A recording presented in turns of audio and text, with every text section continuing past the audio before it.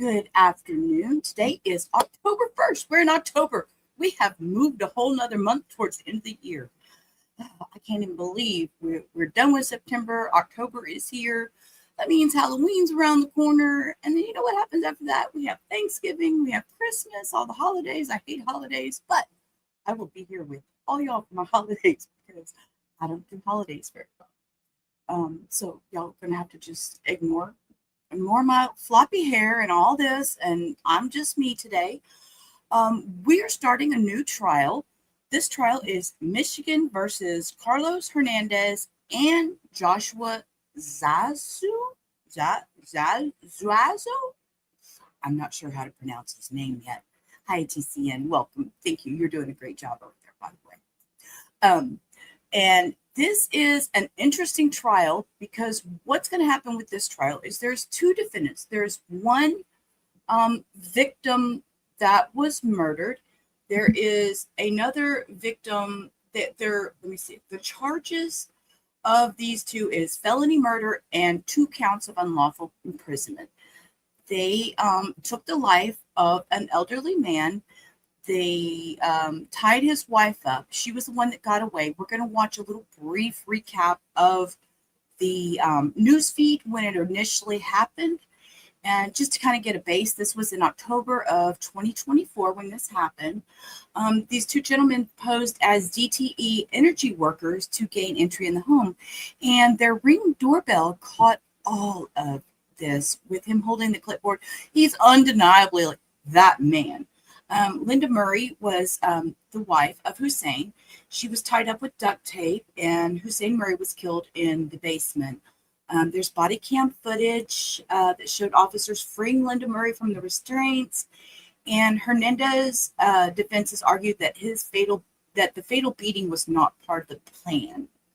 Hernandez also has some prior convictions. In 2006, he had a third-degree criminal sexual assault conduct and a 2012 conviction for attempting to possess a weapon while incarcerated.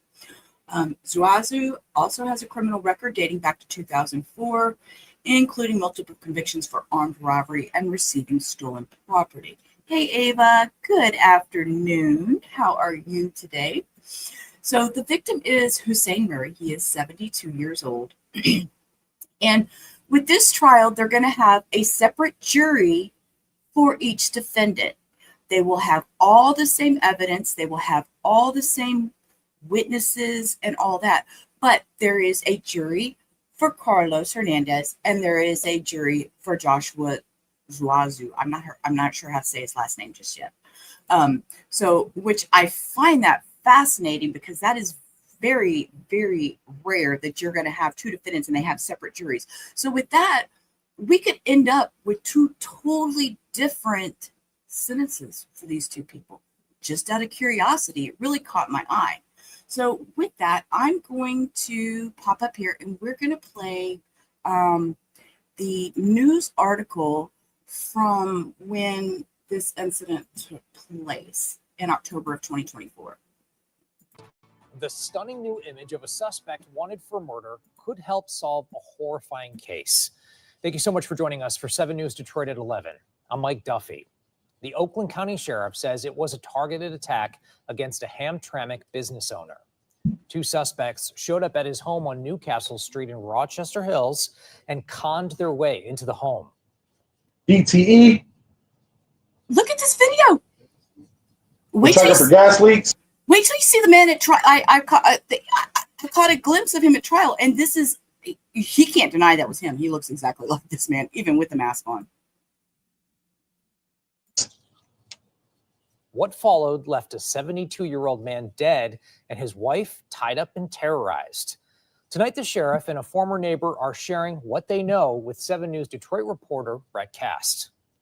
Well, law enforcement has been here most of the day and now into the night, finally securing that critical footage showing the suspects behind this brutal murder. Or DTE. 2 men posing as DTE workers investigating a gas leak. We're checking for gas leaks. Knock on a Rochester Hills front door. Their car even had a DTE placard on the side, but soon after being let in, they allegedly murdered the homeowner in his basement. He was found again deceased in the basement. We're not sure exactly the cause. quite frankly, because there was so much blood. Sheriff Michael Bouchard says the suspects first visited Thursday night, but came back Friday morning. On that second visit, the 72-year-old homeowner took the suspects downstairs, and then the suspects came back upstairs alone, tied up the victim's wife, and searched the home for roughly 20 minutes. A loving guy, owned a business, cared about his neighborhood and his community. Shouldn't have been a target. He was, I believe he was in the jewelry business, if I'm not mistaken. And that may have been part of the motive, they were saying. Target of this. No one should ever be a target of this. Records show the business he owned is a jewelry store in Hamtramck. Okay. A sign outside the store said it was closed for a family emergency. The sheriff says they're investigating whether owning the store made him a target by thieves looking for cash or jewelry. We believe this was very targeted. It wasn't random. They're not just knocking on doors and doing this. But when I started hearing the details of what happened, it was very disturbing. Austin Rogers grew up across the street and says his dad is friends with the victim. He was a nice guy. He was, always doing yard work. That's when I would see him. Always wave, say hello. The sheriff's department sharing this crucial piece of evidence, hoping someone recognizes the suspects, while a neighborhood is still reeling from what happened. A utility person walks up to your door. You're inclined to trust them, especially if they have a truck out there that says DTE. And DTE says before visiting your home, they'll always give you a heads up either by phone, text, or email. They say you can always ask a worker for photo identification. And whenever in doubt, make sure to give DTE a call and they can confirm if that worker is legit. In Rochester Hills, I'm Brett Cast, 7 News, Detroit. We will follow any new developments in the search for the suspects in the murder in Rochester Hills. You can find updates on air and on WXYZ.com. Okay. So we are going to switch tabs.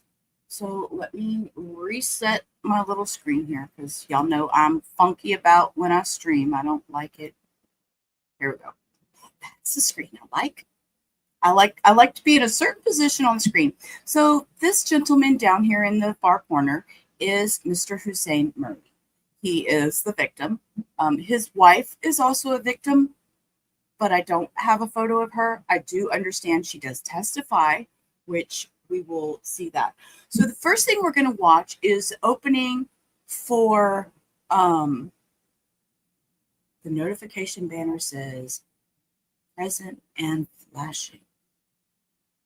What? Present and flashing? Did I type something wrong? Look, Ava, you got me all looking now. Let's see. Oh, stays present. Oh, I've read that wrong. See, stays present and flashing. Yep, that way everybody knows what's going on. Oh, see, look, I'm all over the place reading today. Okay, so with this, what's gonna happen is there's gonna be 2 openings. So we're gonna have one opening that is for Carlos Hernandez, and then you're gonna watch a separate opening that is for Joshua Zuazo, or however we're going to say his name. We'll figure it out when we get to him. So the first one we're going to watch is Carlos, I believe. And then they'll do a second opening, and then they get into the trial. And they've already had jury problems that I've noticed this morning. So this trial is already a train wreck, and it just started. So with that, we're going to get rolling. 91945XC. Good afternoon, Your Honor. May it please the court. John Petrofest of Angels Bureau on behalf of the people. Good afternoon, Your Honor. Paulette Michelle Lofton on behalf of my client Carlos Hernandez, who's standing next to me. All right, so tell me your name. Carlos Hernandez. Okay, all right, we're ready for openings. Yes, Your Honor. Pleasure and the jury.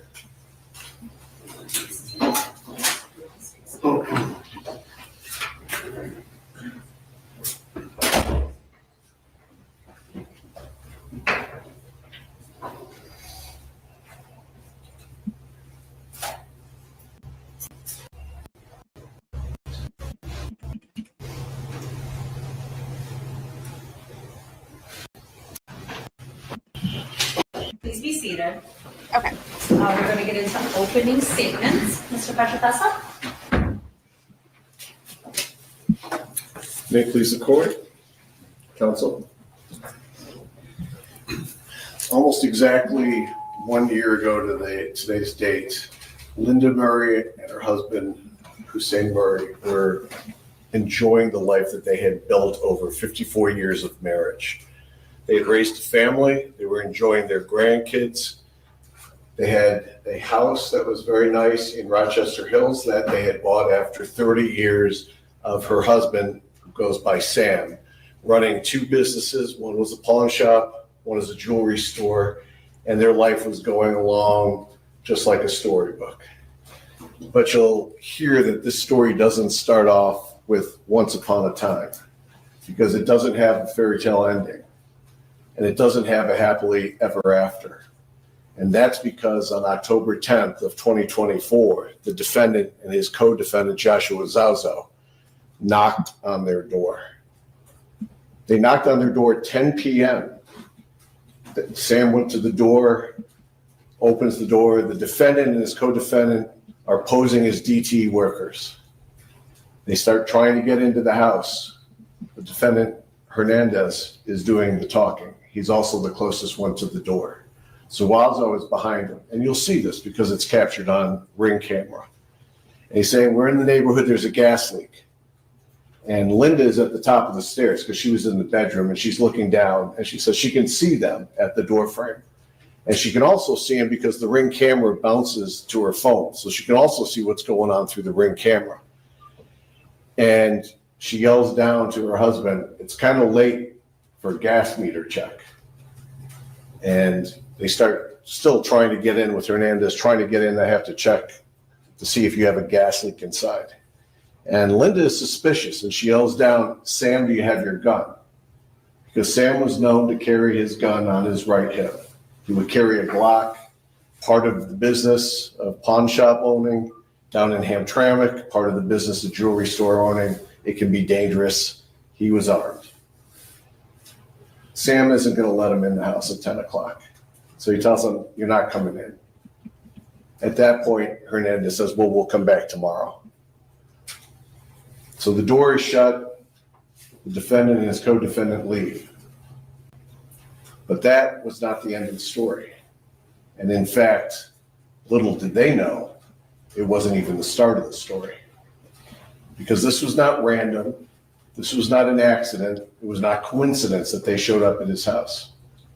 This was targeted, and this was very well planned. And you'll hear through the witnesses that way before October 10th, defendant Hernandez had been putting this in the works. You're going to hear that a year earlier, that in fact, we have the receipts as the investigation progressed, that in fact, Hernandez had been to that jewelry and pawn shop, that he had pawned items at that store. We have those receipts. We also will show that he came back in February of 2024 to pick up his items. And you'll also hear how he specifically asked to meet with the owner when he was there to pick up his items that last time. And in fact, one of the witnesses was there when he was introduced to Sam, the owner, face to face. It's a business where people carry cash. It's a people may keep things of value at the house. So what Hernandez does at that point is he puts into work posing as a DTE. He goes out, orders signs that say DTE to put on the sign of a vehicle. We have that video of him at the store ordering it, picking it up, him and his wife, Amanda. You're going to hear that, in fact, they didn't use, he has a white Jeep that he came up from Texas with. And he would come up back and forth from Texas with his wife, Amanda, back to Michigan, because Amanda's mother, Danielle, lives here. You'll hear they had a white Jeep, but they're not putting that DT sticker on the white Jeep. Instead, they're using a stolen vehicle, a stolen SD 250 that was stolen about 10 days earlier. That's what they're going to use to get there. And in fact, also other indicia of being DT as they try to pose as DT agents as they come in. Then you're going to hear that, in fact, the next morning, about, again, 10, 11 a.m., you're going to hear Linda had gone to a doctor's appointment. She had gone by herself. She had gotten back home. Sam's car, which was an older Audi, always in the same spot, very visible from the road. The Audi was also visible at his store. He would park where anybody could see. That's an Audi. That goes with Sam. So you could tell that Sam is home. Well, when Linda gets back in, Sam has just finished cooking food for his employees. It's a Friday. He's planning on going in about noon, and he's bringing food to feed them. So that's on the kitchen counter. When Linda gets there, she starts cooking breakfast. And then there's the second knock on the door, which changes everything. And again, it's defendant Hernandez and defendant Zuazo at the door. Again, Sam is armed with his Glock on his waist. But this time, they talk their way into the residence. And as they come in, Linda will tell you that she recognized them from the night before. She's already testified about this at preliminary exam. She's already identified both of these guys at exam under oath. She'll say, I'll recognize them. It's the same guys from the night before. As they come in, she was maybe 10 feet away from the door, and they want to check the furnace downstairs in the basement. And this time, they're starting to go downstairs. She'll say that there's a weird segment where defendant Hernandez says he has to go back to the truck. So there's about 67 seconds when he's out of view, but she doesn't think he actually went out of the house again because the alarm when you go in and out didn't click. So she doesn't think he actually ever left a second time. And then Zuazo is kind of lingering off to the side. At that point in time, Sam is going to show them down into the basement where the gas hooks up inside. And you'll hear Sam is leading the way downstairs, and behind him is Zuazo, and behind him is defendant Hernandez, who closes the door. And that's going to be the last time Linda ever sees her husband alive. She'll say that at that point she went back to cooking. Probably another 10 or 15 minutes she's trying to cook and finish breakfast. She doesn't hear anything. She doesn't hear any commotion downstairs. She'll tell you that her husband, Sam, was not a quiet guy. You know, he was a naturally loud talker, but she doesn't hear anything. But instead, she'll tell you that defendant Hernandez comes up from downstairs. And when he comes up, and you can see he's a big, imposing guy. When he comes up, he says, "Where's the money?" "What? Where's the money? Where's the safe? Where's the jewels?" She's like, "I got cash in my purse." And she says she had about $300 cash in her purse. And she'll say, "We don't have it safe. There's no safe." "So what about the jewels?" And she'll say, "The jewels are in a safety deposit box. I got costume jewelry upstairs. That's all I got." At that point in time, she starts saying, "Where's my husband? Where's my husband?" Hernandez doesn't answer. Then you're going to hear Zuazo comes up from downstairs. And she says, "Where's my husband?" And Zuazo says, "He's sleeping." And at that point in time, she sees blood on the front of Zuazo's shirt. She starts screaming. She's getting upset. So Hernandez hauls off and slugs her in the face. And you'll see the left side of her face and how it's bruised. He then puts her against the wall. So "You're going to stop screaming." And she says she'll stop screaming. At which point in time, he puts her in the kitchen and starts to bind her with duct tape. And when he binds her with duct tape, he starts going through her purse. He wants the car keys. He wants the cash. He goes through a kitchen drawer. And Zuazo at this point in time, he doesn't flee and go out the front door. Instead, he goes upstairs and he ransacks the upstairs of the house looking for anything of value. And she'll tell you, he took stuff from the house, but it was nothing of great value. He went through my jewelry box. He took my jewelry box, costume jewelry. It wasn't worth anything. And that was gone. And then you'll hear in the upstairs, where Hernandez never goes, there's a blood swipe on the wall. She's now bound. They take her cell phone, they take her cash, and they finally leave the house through the garage. And she could say, "I heard it around a few minutes." They went through the garage.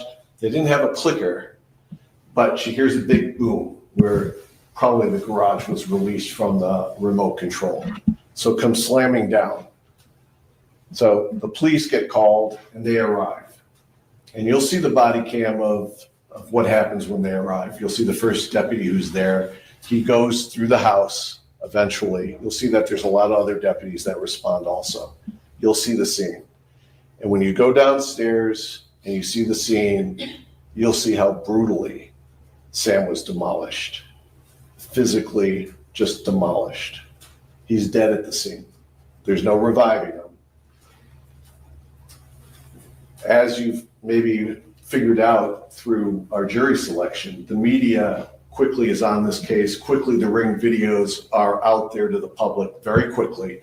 And very quickly, Hernandez and Zuazo become suspects and of interest to the sheriff's office very quickly. And you're going to hear what Hernandez did after he leaves that scene.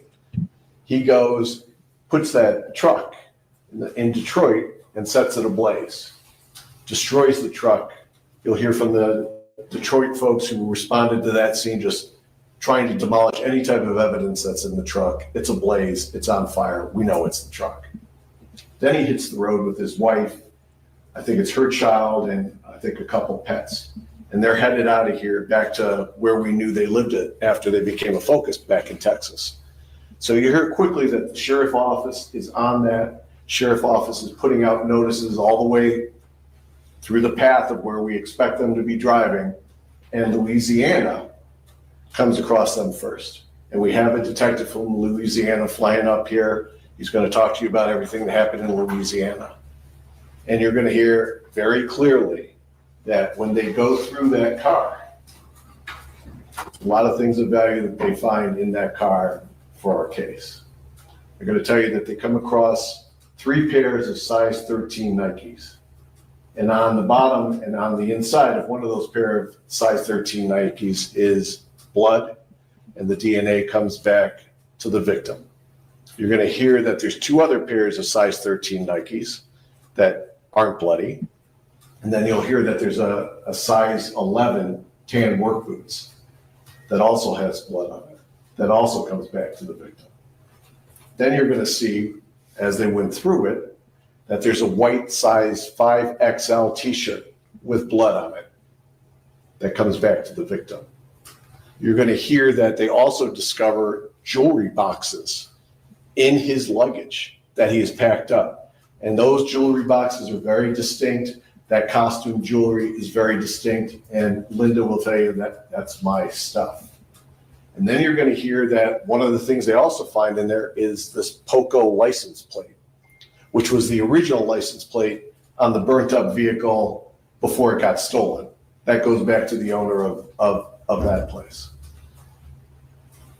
So you'll hear there's a conversation that takes place between the investigators and defendant Hernandez down in Louisiana. He'll play that for you. And then you're going to hear all these parts coming together to show you that not only was there DNA on the items that were found in Louisiana, but the crime scene folks also processed the actual basement crime scene. And you're going to hear that both defendants' DNA are found inside that basement, inside that crime scene, on pieces of duct tape that were used. And I think it's not going to be easy to watch. There's no 2 ways to say it. The pictures are not easy. The story is not easy.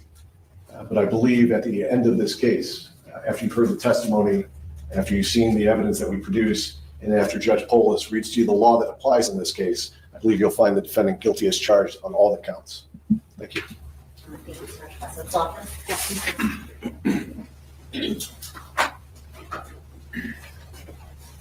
Good afternoon. Ladies and gentlemen, you do not have an easy job ahead of you. As we discussed in voir dire, you will be presented with unpleasant facts, photos, and testimony. You will have to set your feelings of sympathy aside and function as that machine that we discussed again in voir dire. You must take the facts, the testimony, and the evidence and apply it only to the elements of the crimes that Mr. Hernandez is charged with. Now, in an opening statement, it's our opportunity to introduce you to the people you will either hear from or hear about. This is extremely important because you as juror members have to determine who did what and why. The prosecutor and I will stand up here and argue our own theories of how the events unfolded, but ultimately you make the final decision. Now, as you've heard in your preliminary instructions and the prosecutor touched on, my client is charged with 1 count of first-degree felony murder. And because the elements are so important, I want to go over them now. To prove this charge, the prosecutor must prove each and every one of the following elements beyond a reasonable doubt. Remember, not just 1 or 2, but all.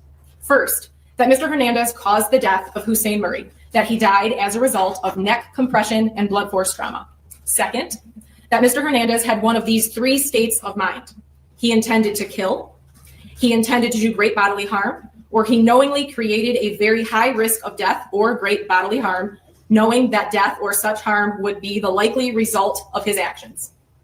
Third, that when he did the act that caused the death of Mr. Murray, that Mr. Hernandez was committing or attempting to commit or helping someone else commit the crime of larceny.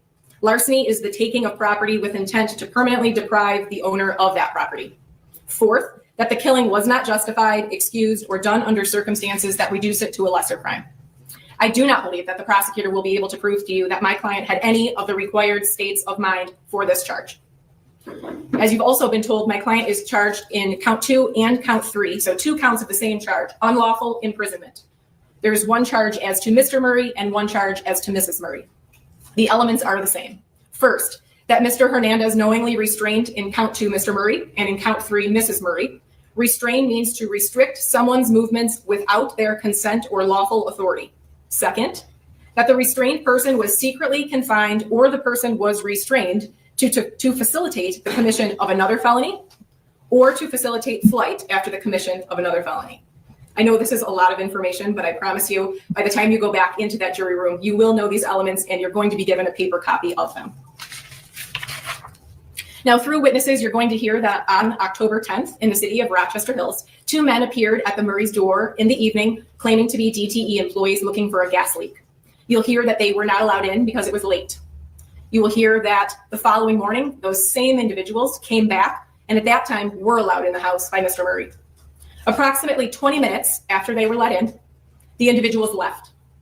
You will come to know that Mr. Murray was found deceased in the basement and Mrs. Murray was wrapped with duct tape and she was able to call 911 a few minutes later. Now, from the testimony, the videos, and the photograph, it will be clear to you that Mr. Hernandez was one of the individuals inside that residence on October 10th and October 11th. I will not insult your intelligence and try to convince you otherwise. But what I will convince you of is that the unfortunate death of Mr. Murray was never part of the plan, never even part of the discussion between Mr. Hernandez and the other individual. It will be clear to you that Mr. Hernandez did not take part in the beating of Mr. Murray. I do not believe that the prosecutor will be able to prove that Mr. Hernandez had any of the 3 required states of mind that must be present for felony murder. At the close of this case, it will be clear that there is only one verdict that is consistent with the law and consistent with the evidence that was presented. It'll be clear to you that the prosecutor is not able to prove by any standard, much less beyond a reasonable doubt, that my client, Mr. Hernandez, committed the offense of first-degree felony murder. And at that time, I will stand before you again and ask you to return a verdict of not guilty on count 1. Thank you. All right, thank you, Ms. Lofton. All right, ladies and gentlemen, so as we discussed, we do have another jury that's currently not here. They'll be back tomorrow morning at 8:30 for us to start openings in the code. Okay. So with that, we're going to switch over. This is day 2. This is going to start. This will be the second jury that comes in, and they're only going to hear for Joshua Zuazo. That's that name, Zuazo. I can't pronounce that name. It just is not flowing from my tongue. So, but they're going to step in first because they had a jury problem. So we're going to listen to their jury problem first, and then we'll get to their opening statements and carry on. Good morning, Your Honor. May it please the court, John Petroff, son Andrew McCarroll on behalf of the people. Okay. Good morning, Your Honor. Michael McCarthy, P301, appearing on behalf of Liz Joshua Zuazo. Mr. Zuazo is standing to my left at the counsel table. Okay, tell me your name. Joshua Zuazo. All right, good morning to everyone. So I do want to bring in the juror who came yesterday at 8:30 in the morning, even though they were instructed to come back today at 8:30 in the morning. I don't know if you heard about this, Mr. McCarthy, but one of the jurors came in yesterday morning, buzzed, and said, I want to talk to the judge. I need to talk about why I can't serve. I, of course, staff stepped the individual away, said you must return today. I'm going to bring that person in individually to question them as to what their concern is at this time. Okay? Thank you, Judge. Yeah. Just that Mr. Professor did tell me that. Okay. Yesterday. there's video media. They need to be instructed not to show the juror who's coming in face or record or photograph that juror. Understood. I think everyone knows. Okay. Will that juror be in the jury box? Yes. Yes.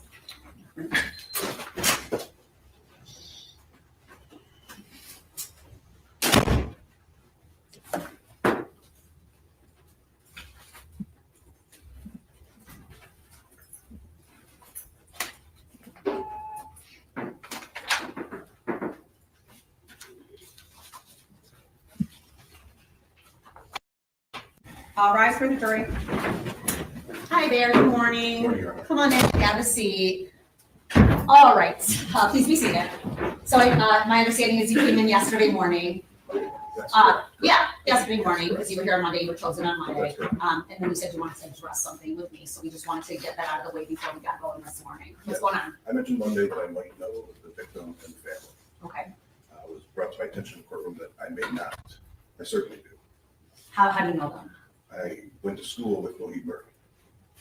His brother is a religious advisor in my community. Okay. All right. So, and I know we talked a lot about this during voir dire, and the lawyers asked a bunch of questions regarding it. So my recollection is you went to school with him 30 years ago. Correct. You did not have any communication. You have not had any communication with him over the past 30 years. With the exception of his 40 under 40 celebration. Which was when? 10 years ago. 10 years ago. Correct. All right. So it's been quite some time. His brother is a religious advisor in my community. It's hard to pin down what interactions might be determined there. Well, I mean, when was the last time you had any interaction? A year. Okay. And in what capacity when you say interaction, coming and going? Or? Religious advisor. Okay. All right. So, I mean, at this point, you've been sworn in as a juror to serve. So I'm going to let the lawyers ask questions, but it's pretty complicated at this point to let you go. Understood. So what I'm going to need from you is confirmation that you're going to be able to set that aside and listen to the evidence only and make a decision based on evidence only, not any prior past relationships or personal knowledge you have of what could potentially be the victim's family here. Okay, I stated Mohib when we read the list of possible people who testified here. The prosecutor mentioned that I do not know the victim. When I heard the victim is when it sank in. I didn't claim to maybe know the victim personally, but the family members certainly. Well, what changed between that, like overnight? Because you were here for a long time on Wednesday, so what changed? When you read the charges and I heard the victim's name, Linda. Okay, so how do you know Linda? She's my friend's mother. When you say friend, though, this is an individual you haven't seen in a decade? I'm not trying to put you on the spot, we just really need to. I own a business in the city of Troy, and he's an attorney in the city of Troy. Have you used him for work? No, not personally. I haven't hired the firm. Okay. All right, Mr. Petrofessa, any questions? Just briefly, Judge. We had a discussion Monday on this topic about, I think you said you may know the victim at one point. Yes, I said I may know. Okay, and when we talked about it a little bit more, I think we. Why did they take the sound away? That's not very nice for them to take the sound away in the middle of talking. Have gone to high school with a family member, and I think that's where we left off on Monday. If that's not my determination, but sure. Okay. Thank you, Judge. And let me just follow up on that. So you don't, the person that you went to school with, did you ever hang out at this person's house? Yes, I played basketball on this driveway. Okay, so you knew mom and dad? We were on the same basketball team. Okay, Yes. so you knew his mother and father? Yes. Like in passing his acquaintances, like someone's parents, right? Correct. Okay, and you feel like that, like realizing that that's your affiliation with the family now, that you could no longer be fair to the defendant here then? Yes. Okay, all right. Mr. McCarthy, do you have any questions? I do. Why they keep muting it? Mr. McCarthy's got questions, but we can't hear what his questions are. I thought it would be interesting to hear them do this to the juror and find out what the heck happened here. So evidently he knows the victims from family members. His brother is a spiritual advisor in the community. And now they sidebar. And it's still no sound, so I don't know what they decided with that. We'll get the rest. Thank you.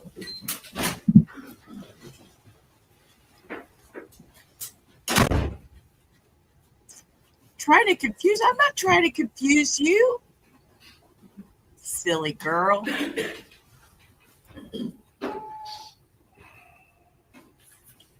This is Joshua Zuazo. When I say Zuazo, for some reason, I think, oh, hello. Turn around and look at that camera, sir. I think of the movie Lion King. I didn't know Zuazo. Wasn't that like one of the hyenas or something? Or was it the bird? The bird. Zuazo. It was from Lion King. I swear. Y'all, I'm not crazy.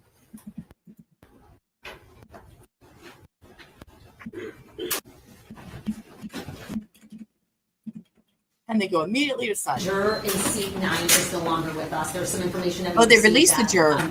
No Okay. longer allows you to serve on this jury. That should not affect your opinion or how we move forward or any of the voir dire process that we had.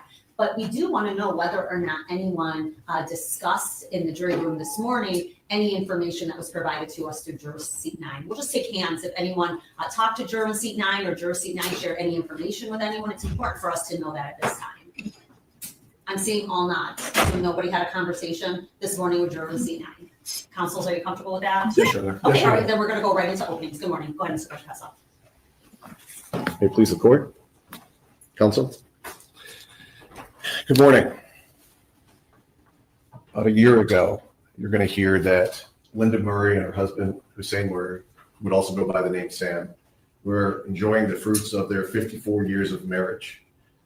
They had raised a family. They were enjoying grandkids. Her husband, Sam, was still working on a regular basis at the two businesses that he had run for almost 3 decades. Down in Hamtramck, he had both a pawn shop and also a jewelry shop. And he would still go there on a regular basis. And you'll hear as the testimony comes in that life that they were living and were expecting to continue to live came to an abrupt end starting on October 10th of 2024 when there was a knock on the door. And that knock on the door was at 10 p.m. And that knock on the door was with this defendant, Joshua Zuazo, and his co-defendant, Carlos Hernandez. Little did they know when that knock on the door came that their fate was about to be changed forever. And there was no going back. Linda Murray is going to testify this morning, and she's going to tell you that there was a knock at about 10 o'clock. And she's upstairs getting ready for bed, and her husband, Sam, is downstairs. And when that knock comes, they had a house that was set up with Ring cameras.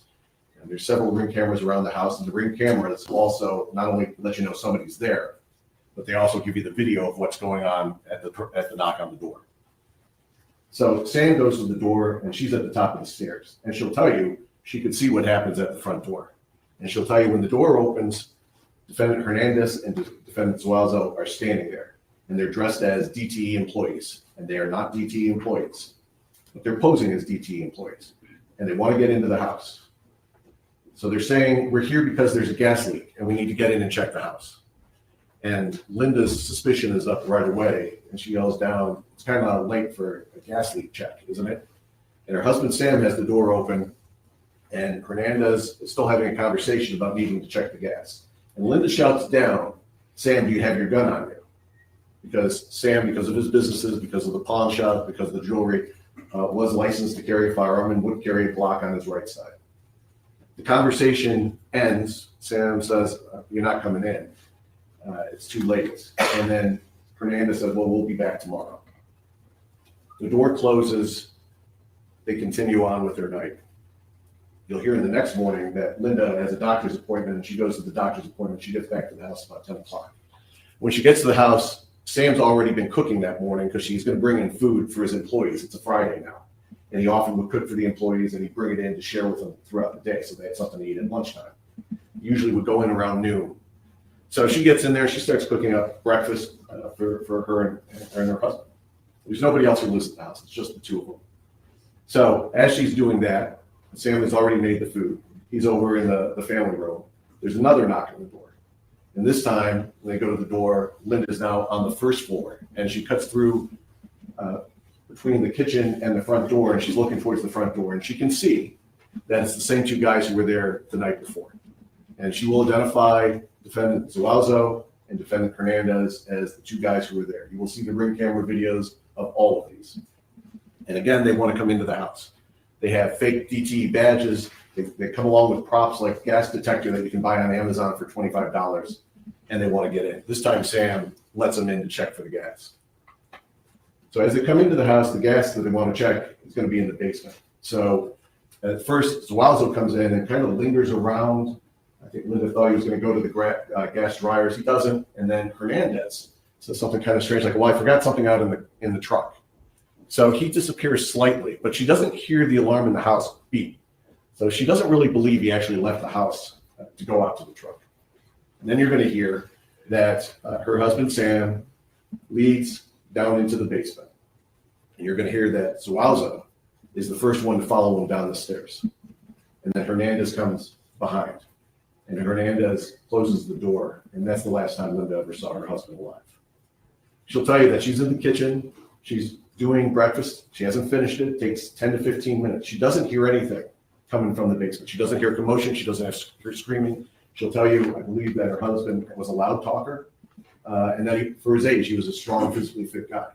She doesn't hear anything. So as the door opens, up comes Hernandez first. Hernandez now, and you'll see the pictures between the entry exit to the basement is very close to the kitchen. Hernandez is there, and he starts saying, "Where's the cash? Where's the safe? Where's the jewelry?"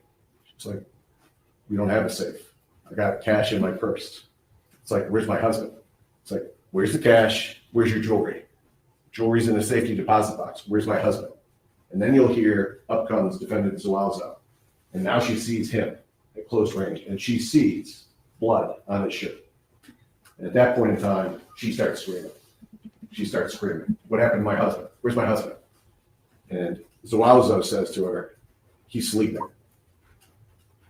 Then you're going to hear Hernandez, who is a huge human being, I think he's like 6'5", 450 pounds, hauls off and punches Linda on the left side of the face. She's then pushed by Hernandez. "Are you going to shut up?" She said, "I'll stop screaming."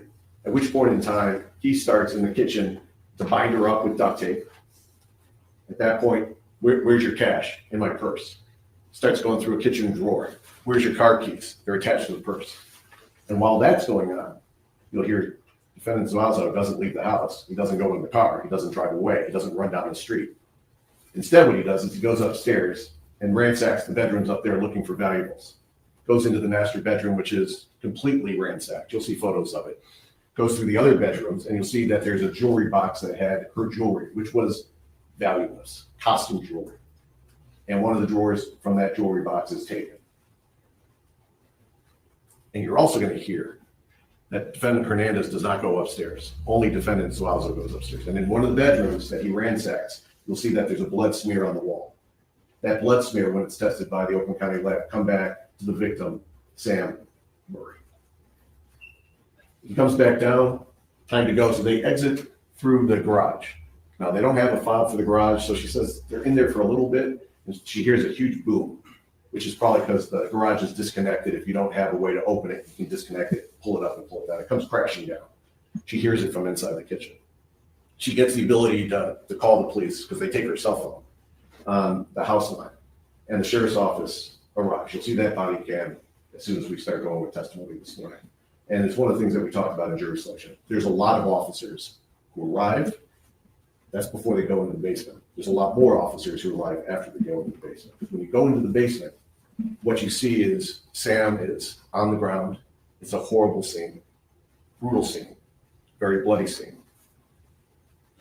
The Emmy will tell you about the damage he sustained down in that basement, but you're going to see that his hands are duct taped, his feet are duct taped, they're also zip tied, other zip ties there. You'll see that the gun that would have been on his right side was gone, never found. And you'll hear what a brutal end to his life happened on that October 11th. You're going to hear how the investigation, because the sheriff's department with the Ring camera smartly and quickly released it to the media. And the media put it out on TV immediately, which was a great thing because they start getting tips. And as you'll see, it's not hard to see, defendant Hernandez sticks out physically. So the focus quickly turned onto defendant Hernandez and also defendant Zuazo. You'll hear from a witness who worked with him. He said, "I saw the video. I recognized him. I recognized what he was wearing from. That was what we used to wear at work, and I recognized his voice. So I knew who that was." So the sheriff's office quickly gets on to trying to track down where they are now. What is happening with the defendants at this point in time? Well, they're trying to destroy evidence. So you're going to hear that truck, which was a stolen truck that was stolen about 10 days before. You'll have that witness come in and say that the truck was in front of my house. It was our work truck. I went to bed at 11. It was there. I woke up at 5. It was gone. So he'll come in and say how that truck was stolen. One more layer of trying to get away with what happened on October 10th and 11th. I didn't know there was a stolen truck. That the plate that was on the truck was actually stolen from DTE itself. So if anyone was to have run it, say, is this a DTE truck? It would have actually come back to DTE because that plate was stolen. So that truck is taken down to Detroit. It's set on fire. You'll hear how the Detroit officers responded to the blaze. There's actually a photo of the truck on fire as that piece of evidence is trying to be destroyed. So the sheriff's department quickly starts, there's a thing called the flock system. It's used to be a few places, now it's every place. Pretty soon, you're not gonna be able to drive without them being able to track your plate if they want to, because it photographs the plates. And they got him, Hernandez, going south. And they're also aware now that they've started their investigation that Hernandez has another residence that he uses down in Texas. So they put out a bulletin all the way down the trip, what they expect to be to Texas, and Louisiana on October 12th quickly comes in contact with him and pulls him over. They conduct a search warrant, and what you're going to hear they find in the vehicle that Hernandez is driving is the original license plate on the stolen truck that's designated POCO, because I think that's the company's name. That's in there. You're also going to hear that there are size 13 shoes, 3 pair of size 13 shoes. And on one of those pair of 13 shoes, there's blood. And when the lab tests that blood comes back to the victim, Sam Murray. You're also going to hear there's 1 pair of size 11 brown boots, not size 13, but size 11. There's also blood on that. Those boots also come back to the victim. Then you're going to hear that there's a bucket hat found in that, a bucket hat that is identified by witnesses as the defendant wearing on prior occasions. And then you're going to hear that as the investigation continued, the lab that was processing that scene comes up with DNA of both defendants on different items that were found at the scene and in the basement. As the case progresses, you're going to hear evidence that throughout this course of events, which started way before October 10th and 11th, because as the investigation now focuses, you're going to hear that, in fact, defendant Hernandez had gone to Mr. Murray's store almost a year earlier, back in October 2023, and he had pawned items there. And he's going to be identified by witnesses as being the guy who they remember coming into that store by his size he stuck out. They also have the records of his pawn slips. And then you're going to hear how he came back in February of 2024 and was also at that store. This time at the store, horrible, horrible detail. But he actually asked to be introduced to the owner. And he was introduced face-to-face to the owner, Sam. And you'll hear that Sam would park his car at that building, open to the public. You could see his car, it's an older Audi. You could see that he can park his car outside the house in the driveway, so you could see if he's home or not home. So this was not random. This was not an accident. This was targeted. They did not give up after the first time, where a lot of folks might have said it didn't work. They may call DTE, they may call the cops. I'm not showing back up tomorrow. That doesn't happen. They're back on October 11th to finish that mission. And that mission was also planned by getting false DTA stickers for the side of the truck.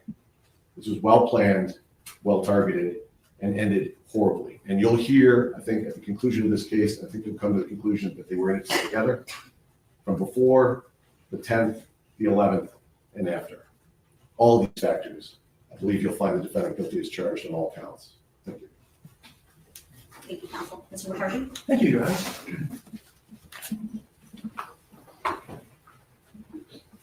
Good morning. The first thing I want to do this morning is to extend Mr. Zuazo's sincere thanks to each and every one of you who have set aside the business that you would have been attending to this week had you not been summoned to the Oakland County Courthouse to serve as a juror. And he has known about this case since the 18th day of October last year, when he was in custody and brought before a judge and advised at his arraignment of what the charges against him were. Very serious charges. First-degree felony murder for the death of Mr. Murray, and the unlawful imprisonment of Mr. Murray, and the unlawful imprisonment of Mrs. Murray. So since that day, the 18th day of October in 2024, Mr. Zuazo has been looking forward to this day. He didn't know when his trial would begin. He didn't know who among his fellow citizens would be summoned to the Oakland County Courthouse to serve as the triers of fact, the people who will determine the truth in this case.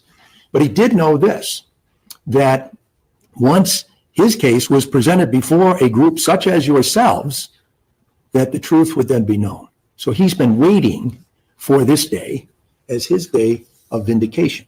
And it is for that reason that I extend his sincere thanks, as well as my own, for you all serving as jurors in this very serious matter. Now, the questions that you have to determine are all focused on Joshua Zuazo. You don't have to make any findings of fact as it affects the co-defendant, Mr. Hernandez. And that is as it should be. There's a separate jury that will deal with the facts associated with him. But because the allegations are that the two men worked in concert, or that at least this, and this is what I am prepared to concede today, is that Mr. Hernandez did not work alone. His jury will have to determine the facts regarding his case, but you sitting here taking in the evidence are not going to have any question in your mind whatsoever that the first person at the door to try and enter the Murray home on the night or during the night of October 10 of last year is Carlos Hernandez. As Mr. Petrofessa said just a few moments ago, and you all will see for yourselves in a little while when both juries are assembled and the testimony begins, he is a distinctive individual by his size. He's 6'5", or I read in one report 6'6". When he was arrested in October of last year, he weighed 450 pounds. I don't know exactly what he weighs in at this time now, but the fact of the matter is a very big individual, certainly one who stands out. And you'll see the ring videos, you'll have a feeling for a very good eye view of. Sir, I'm offended. Stop talking about people's sizes. He's very distinguished, very noticeable, but we don't need to call him out on his weight and all that. I'm embarrassed. Of who the first person is. The question in this case is one of identification as to all of you. Now, I understand what Mr. Petrofessa said, that he intends to present evidence, that people do, that would show that Mr. Zuazo is that second person. Your job is to determine whether he is correct, and has he proven that allegation of identification beyond a reasonable doubt. In the law, depending on the seriousness or the type of case there is, we have different measuring sticks by which different juries determine what is the truth. In a criminal case, that measuring stick is the highest burden of proof in the law, proof beyond a reasonable doubt. You can't have, and Judge Polis has already given you a description of what a reasonable doubt is. She's going to instruct you on it again at the end. But I ask you to keep that in mind, because what your job as jurors is to scrutinize the evidence, listen carefully to it, and come to a conclusion that you are convinced is the correct one. Either that the people have failed to prove, or they did prove beyond a reasonable doubt. It's a serious obligation. And I'm sure when you received that summons, whenever that was, it said you had to be here this past Monday to serve as jurors, or at least potentially serve as jurors, you looked at it as not a wonderful opportunity to do some public service or civic duty, but as an interference in whatever it is that each of you would have been doing this week. But now, because you have taken that solemn oath that was administered to you on Monday afternoon, your job is to determine the truth. That's what a trial is. It's a search for the truth, and you all are the truth finders and determiners. So just along those lines, I want to tell you that if you let your mind wander while we are all gathered here together and start thinking about those things that you would be doing this week had you not been summoned and sworn in to serve as a juror, while the testimony is being presented or exhibits are being displayed, the evidence in the case, you're going to miss something. If you go this afternoon at lunchtime and have an excellent meal somewhere, and when we get into the afternoon session today or tomorrow or Friday or however long this trial lasts, and that meal starts to settle and your eyes become heavy and you start to drift off, you're going to miss something. Don't let that happen. This is serious business. And that oath that maybe went in one ear and out the other has real serious implications. And the reason for all that is, and the reason why it's so important that you listen, is because in the end, when all the evidence has been presented and the arguments of Mr. Petrofessa and myself have been presented, and Mr. Magaro, and Judge Polis has concluded, giving you her final instructions on the law, 12 of you will be chosen to go back into the jury room where right now you can talk about anything except this, the only reason why we're all here together, and then begin your deliberations, your discussions about what the evidence is. And that's where paying attention is essential, because you can't honestly participate in those discussions if you weren't paying attention. And the way and the reason why, and even as wonderful as the United States is, we didn't come up with this idea of 12 people on a jury. That goes back to the Old English common law, and it's been around for centuries longer than the United States has existed. And the reason it's done that way is because 12 people of differing life experiences and just knowledge of life in general sit down, they listen to what the evidence is, and then they all tell their different perspectives, and they engage with one another and come to a determination of the truth. And that's, while I am cross-examining witnesses and listening carefully to everything that goes on during the course of the trial, while Mr. McGarrell and Mr. Petrofessa are examining witnesses and doing exactly the same thing, you all will be sizing everybody up. One of the things that Judge Polis has already instructed you on, and she's going to instruct again, I'm pretty confident, at the conclusion of the trial, is listening to the witnesses. And I'm not going to say that any person who comes into this courtroom and takes an oath to tell you the truth, because I know who these witnesses are, and I've read what they've said in the past, and I have an understanding of what I expect you all are going to see. I'm not going to tell you that anybody's a liar. But one of the instruction you get on listening to witnesses is people can give testimony about what they think they saw, say it honestly, because that's really what they believe, and still simply be wrong. I am not a very good mathematician. I had trouble with that when I got to trigonometry. But I understand that, we all understand 2 and 2 is 4. But a person can add up a column of numbers and get the wrong answer, think they're right, they answered it on their test paper because they thought it was correct, and simply be wrong. This information that you're going to hear during the course of this trial is traumatic, and it's disturbing. And as you sit through it, you are going to be traumatized yourself to a certain extent, because you're going to see some photographs that are pretty rough to look at of Mr. Murray, where he was found by the deputies that went to their home, the Murray home, and started their investigation. You're going to see Mrs. Murray testify. She herself is a victim of a crime. There's no question that this happened. It's a question of who did it. And the identification is the issue as it affects Joshua Zuazo. But you're going to see terrible things. Then it's hard to do that. And it's especially hard to do it when you're the trier of fact, because unlike anybody else, you are obligated to use cold-eyed calculation to determine the truth. You can't let sympathy or emotion enter into your decision-making about what the facts actually are. It's a hard job, and I don't envy you. And I know what all it is that you're going to see during the course of the next few days. So I can tell you right now from the beginning, it's pretty tough stuff. And that certainly wasn't something that you planned on having happen to you when you opened your mail on the day that your jury summons came. But I'm confident in each and every one of you. I don't know if you noticed, but I actively participated in the jury selection that we conducted on Monday. And I can assure you, if I didn't have that confidence as a fairly well-experienced attorney, you would not be occupying the seats where you find yourselves today. Now, I'm going to have, and I want you to just keep a couple of things in mind regarding this issue of identification. Well, the ring camera makes it really clear who the big fellow is. It doesn't really identify Mr. Zuazo. And there'll be quite a bit of questioning about that.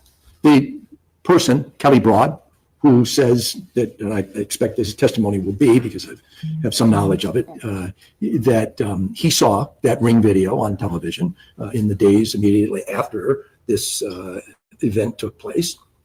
And he came forward and he made an identification of Mr. Zuazo. I will have a series of questions for him, and I ask you to listen with keen interest there, because that's a really important thing. He's an essential witness in this case for the prosecution to establish that Mr. Zuazo is the person. And the question will be, and the one that I will raise in the end in my closing argument, is whether Kelly Broad is correct. This is an important and serious matter, and you want to see justice done, and I get that. But justice and retribution, they don't equal the same thing. And your job as jurors is to find what the real facts are and to make a determination regarding whether the correct person has been, and that is Joshua Zuazo, has been identified as the second man involved in this case. It isn't that it didn't happen. It isn't that it isn't a terrible crime, or they are all terrible crimes. But the question for you, as Joshua Zuazo's jurors, is whether he is the second man. And is he responsible for any of the crimes that were committed on October the 11th? I thank you for the attention you've paid so far. I know you'll pay attention during the course of the trial, and I look forward to getting my next opportunity to speak with you when I present my closing argument on behalf of Mr. Zuazo at the end of the evidence presentation. Thank you, Your Honor. Thank you, Mr. McCarthy. All right, ladies and gentlemen, so I'm going to send you back to the jury room for about 10 minutes. When you come back the next time, we will have both juries in here. All right, so what we're going to do is we're going to kind of swap between where you sit.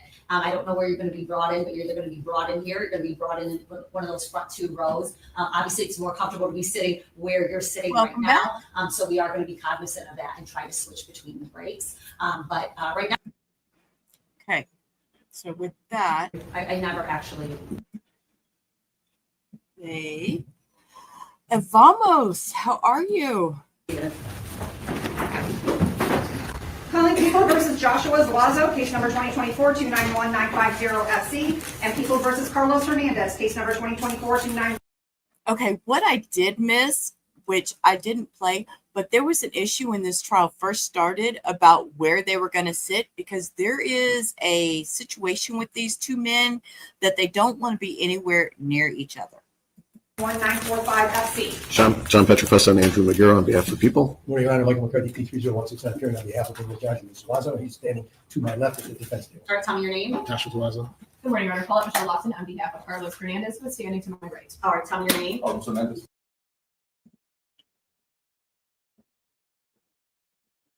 Let's watch this real quick. This is what I was talking about. Oh, wait, I have to stop it and restart it. Hold up.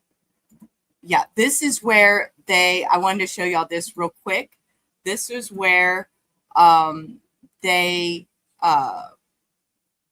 were discussing the seating arrangements. This is very interesting. Anything else for the record at this time? No, Your Honor. Your Honor, I know I did discuss with your staff the placement of the tables and the placement of Mr. McCarthy. It would be my preference for safety for all that the co-defendant be seated farthest away from my client. I don't anticipate there's going to be an issue, but I definitely don't want there to be an issue. Okay, so logistically, where would Mr. McCarthy sit then? Here. And are you going to sit on the other side? Yes, sir. And Mr. McCarthy, though, takes issue with sitting there? I was not present, but I believe so. We just happened to have a off-the-cuff discussion about sitting and where we like to sit. And Mr. McCarthy yesterday said he always likes to sit closest to the podium.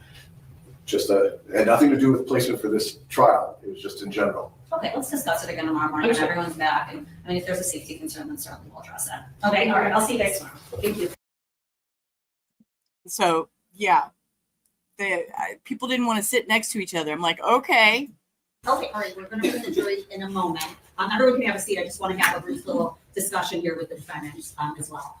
So I've heard some chatter that there might be some upsetness between the parties here. I just want to make it very clear to you that if there's any obstruction of justice whatsoever that I find, you will quickly be taken down to lockup and you will watch your trial go on without you being present in this courtroom. You'll just watch it through a screen and not be here. And if you want to test that out, try me. Okay. All right. So very clear. I don't expect anything like this to happen. We've been together for the past few days. I've not seen anything like that, but I'm just making it very clear. I will exercise my right to do that. Do you understand? Do you understand? Yes. Okay. All right. Let's bring in our jury. Yes. We had just a few issues if we could place them on the record prior to the jury coming in. Sure. Go ahead. Your Honor, the first issue, my client's wife is listed on the witness list, I believe now, only of Mr. Zuazo and Mr. McCarthy. She is in the hallway. She does wish to come in and observe her husband's trial. It's my understanding that the prosecutor is objecting to that, and I wanted to make a record of that. Sure. What's your position regarding that? I absolutely don't believe she should be in here. I think we need to make a record on her anyway for this because her name appears on my witness list. Her name also appears on Mr. McCarthy's witness list. So this court, understanding the implications from the attorneys about her involvement in this crime itself, had asked for some counsel to discuss matters with her. We reached out on last Friday to Scott Kozak, who has been in touch with her. Mr. Kozak has received some discovery regarding this, had conversations about her involvement with me, and I believe with some of the other attorneys also. And what we received on Friday was a communication indicating that she would not testify because of potential criminal liability. Am I reflecting that correctly for the record? You are? Yes. So she would essentially take the fifth. Yes. And do we still believe that to be the case? Well, she's outside. If you want to put her on the record for 30 seconds, we can. I don't believe Mr. Kozak is with her though, so she doesn't have her counsel. Well, she hasn't asserted her fifth yet, so the court hasn't appointed her counsel. As soon as she does that, then, and if she is asking for counsel, I'll do that. So I think she was appointed counsel through an order.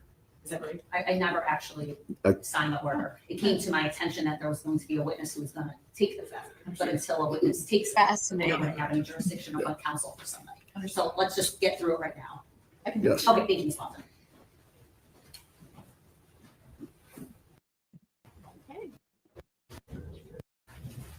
You could just stand right there. I'll be able to hear you. Tell us your name. Amanda Ileana Hernandez. Okay, all right. I'm going to get you sworn in because we have some questions for you. Okay, it's our understanding that you want to be in the courtroom, but you're potentially a witness. So we're just trying to figure out whether or not you're going to actually be called in this case. Go ahead and raise your right hand. Do you swear to tell the truth, the whole truth, nothing but the truth, so help you God? Yes. Okay, put your hand down. So you understand that you've been subpoenaed to be a witness in this case? Yes. All right, and it's my understanding that you would be planning on asserting your Fifth Amendment. Is that correct? Yes. All right, and is that something you plan on doing then? Yes. Yes, all right, Mr. Peckinpah. And you've had conversations with the attorney, Scott Kozak, before Yes, this? I have. He's actually tried to get me taken off the witness list, but he can't get in touch with Mr. McCarthy.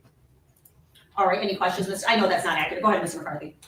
Well, Any questions for the witness on behalf of I Mr. think Zuazo? the fact that she's stating that she's going to assert her rights under the Fifth Amendment and remain silent, that satisfies me. I'll strike her name from the witness list, and I have no desire to have her testify, given my understanding of the evidence that would implicate her. What's your position? The position is that she still shouldn't be in here for several reasons. First of all, she's still a potential defendant, and she still could be potentially charged. I don't want her having access to testimony of what's going on. Secondly, She's a potential defendant and can still be charged.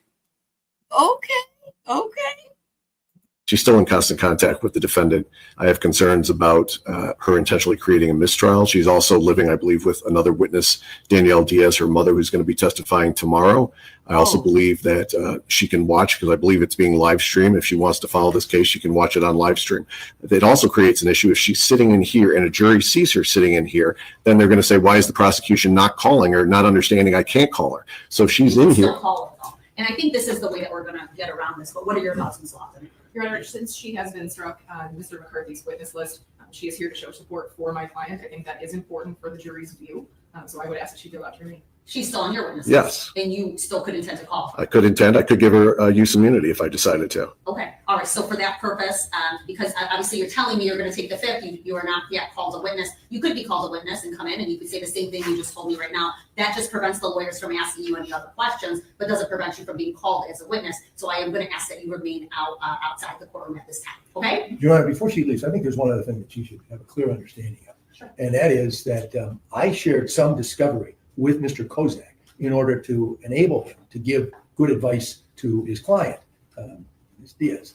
Now, she could very easily be charged in this case, and I don't want her to lose track of that because, as I understand it, when there's an ongoing investigation, which I believe as it affects her, there is, then the subject of that investigation is not entitled to have the information being gathered by the prosecuting authority. And that is the case that she finds herself in right now. So I think that she has to be removed from the courtroom and be outside of the courtroom the entire time. Okay, unless she's otherwise called as a witness if the prosecution changed their cease mind. to exercise that. And at this time, I will in fact sign an order appointing Mr. Kozak to be your counsel moving forward until at least the end of the trial. Sound good to everybody? Yes, sir. Okay, all right, we ask that you wait out in the hallway. Thank you. Your Honor, the only other matter, I am objecting to an exhibit, which is a video that will be coming in through, I think, the second or third witness, but we thought it appropriate to do it now, since the jury has not been brought in. I am objecting to exhibit number 16. That is a body-worn camera of one of the first responding officers that makes his way into the residence.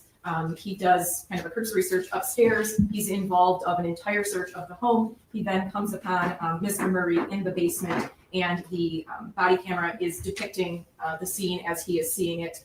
I do believe under MRE 403 that it is overly prejudicial and also needlessly cumulative. We're also hearing from that officer. We're also seeing pictures of what he is seeing. So not only are we having testimony and pictures, we're also now seeing a body-worn camera. And for those reasons, I'm asking that the body-worn camera, Exhibit 16, not be allowed. But what, I mean, that argument, wouldn't it be, I mean, I hear arguments from the defense asking that body-worn cameras be shown. So, I mean, it's only applicable sometimes, but not others. That's your position? I think due to the graphic nature of what he comes upon, I think it's overly prejudicial. Okay, overly prejudicial. What's your position regarding that? Your Honor, all evidence presented doesn't correspond to their position be prejudicial. That's not. Okay, so I was trying to figure out why Amanda could be in trouble. And it said, and what I come up with says Amanda Hernandez is mentioned as being with Carlos Hernandez when he fled. There's no indication in these reports that she's facing any charges or is part of the ongoing trial. So that is what Google told me. So interesting. So we may find out about that in the trial that she was with him. So The test. It's just if it's substantially outweighed. At this point, it's going to depict the scene when Deputy Copeland shows up. It's going to depict the victim, the state she was in. It's going to show clearing of the house. It's going to give information and context to the jury what the scene was like when they showed up. The pictures that are going to be in there are going to be through the crime scene investigator with the placards and things like that afterwards. We're not playing the full body camera, which will be over an hour. It's been edited down to 28 minutes. Mostly, the video is going to show versus the testimony of Deputy Copeland. So the video is going to depict far more than what Deputy Copeland is going to testify to. I'm going to ask her a few questions and then play the video because that's going to show what happened that day. Okay, do you join on that objection? Yes, in the test for 403 is not overly prejudicial, it's unfairly prejudicial. And its unfair prejudice outweighs the probative value of the evidence. So I join in the motion brought by Ms. Lofton, but I'm making that distinction because that's the actual language of the rule. And it is, I submit in agreement with her that the presentation of that body-worn camera would be more unfairly prejudicial than probative because you do have the witness who can tell you what he saw. And in response to your question regarding people objecting or wanting the body-worn camera, I submit that those instances where defense counsel asks for that is because it records the statement made by a particular witness, which may be different than what it is that the officer remembers from what it is. I mean, not always. I mean, there's a ton of scrutiny regarding whether or not there's a body-worn camera if it's not played in trial. This court is always, if it exists, I'll play it because it's going to give the best description of what that officer was able to view at that time or any conversations that happened in and around that. I mean, the evidence here in and of itself is prejudicial. We've got information here that is read to the jury that they're going to hear evidence of a felony murder that involves detailed injuries that, I mean, rise to a level of just inhumanity. I mean, the evidence in and of itself here is prejudicial. So I have a hard time thinking that the body cam video shouldn't be shown because it's overly or unfairly prejudicial, as pointed out, pursuant to 403. Prejudicial evidence is allowed unless the court finds that it is rises the burden to the defense and causes it fairly prejudice and being less than probative. I think it's probative. It's going to be admissible. So 16 is in. Any other objection? No objections and nothing further back to the jury. How about people? Any objections to anything? No, Your Are there going to be any other objections that I should expect in trial? Other than potential just questions or anything like that? I think that's where we're at right now, Okay, yes. same with the people? Yes, sir. Okay, all right, then let's bring in our juries. juries, that's kind of odd. Have two juries. I mean, I'm just like flabbergasted by this. I've never watched a trial with two different juries.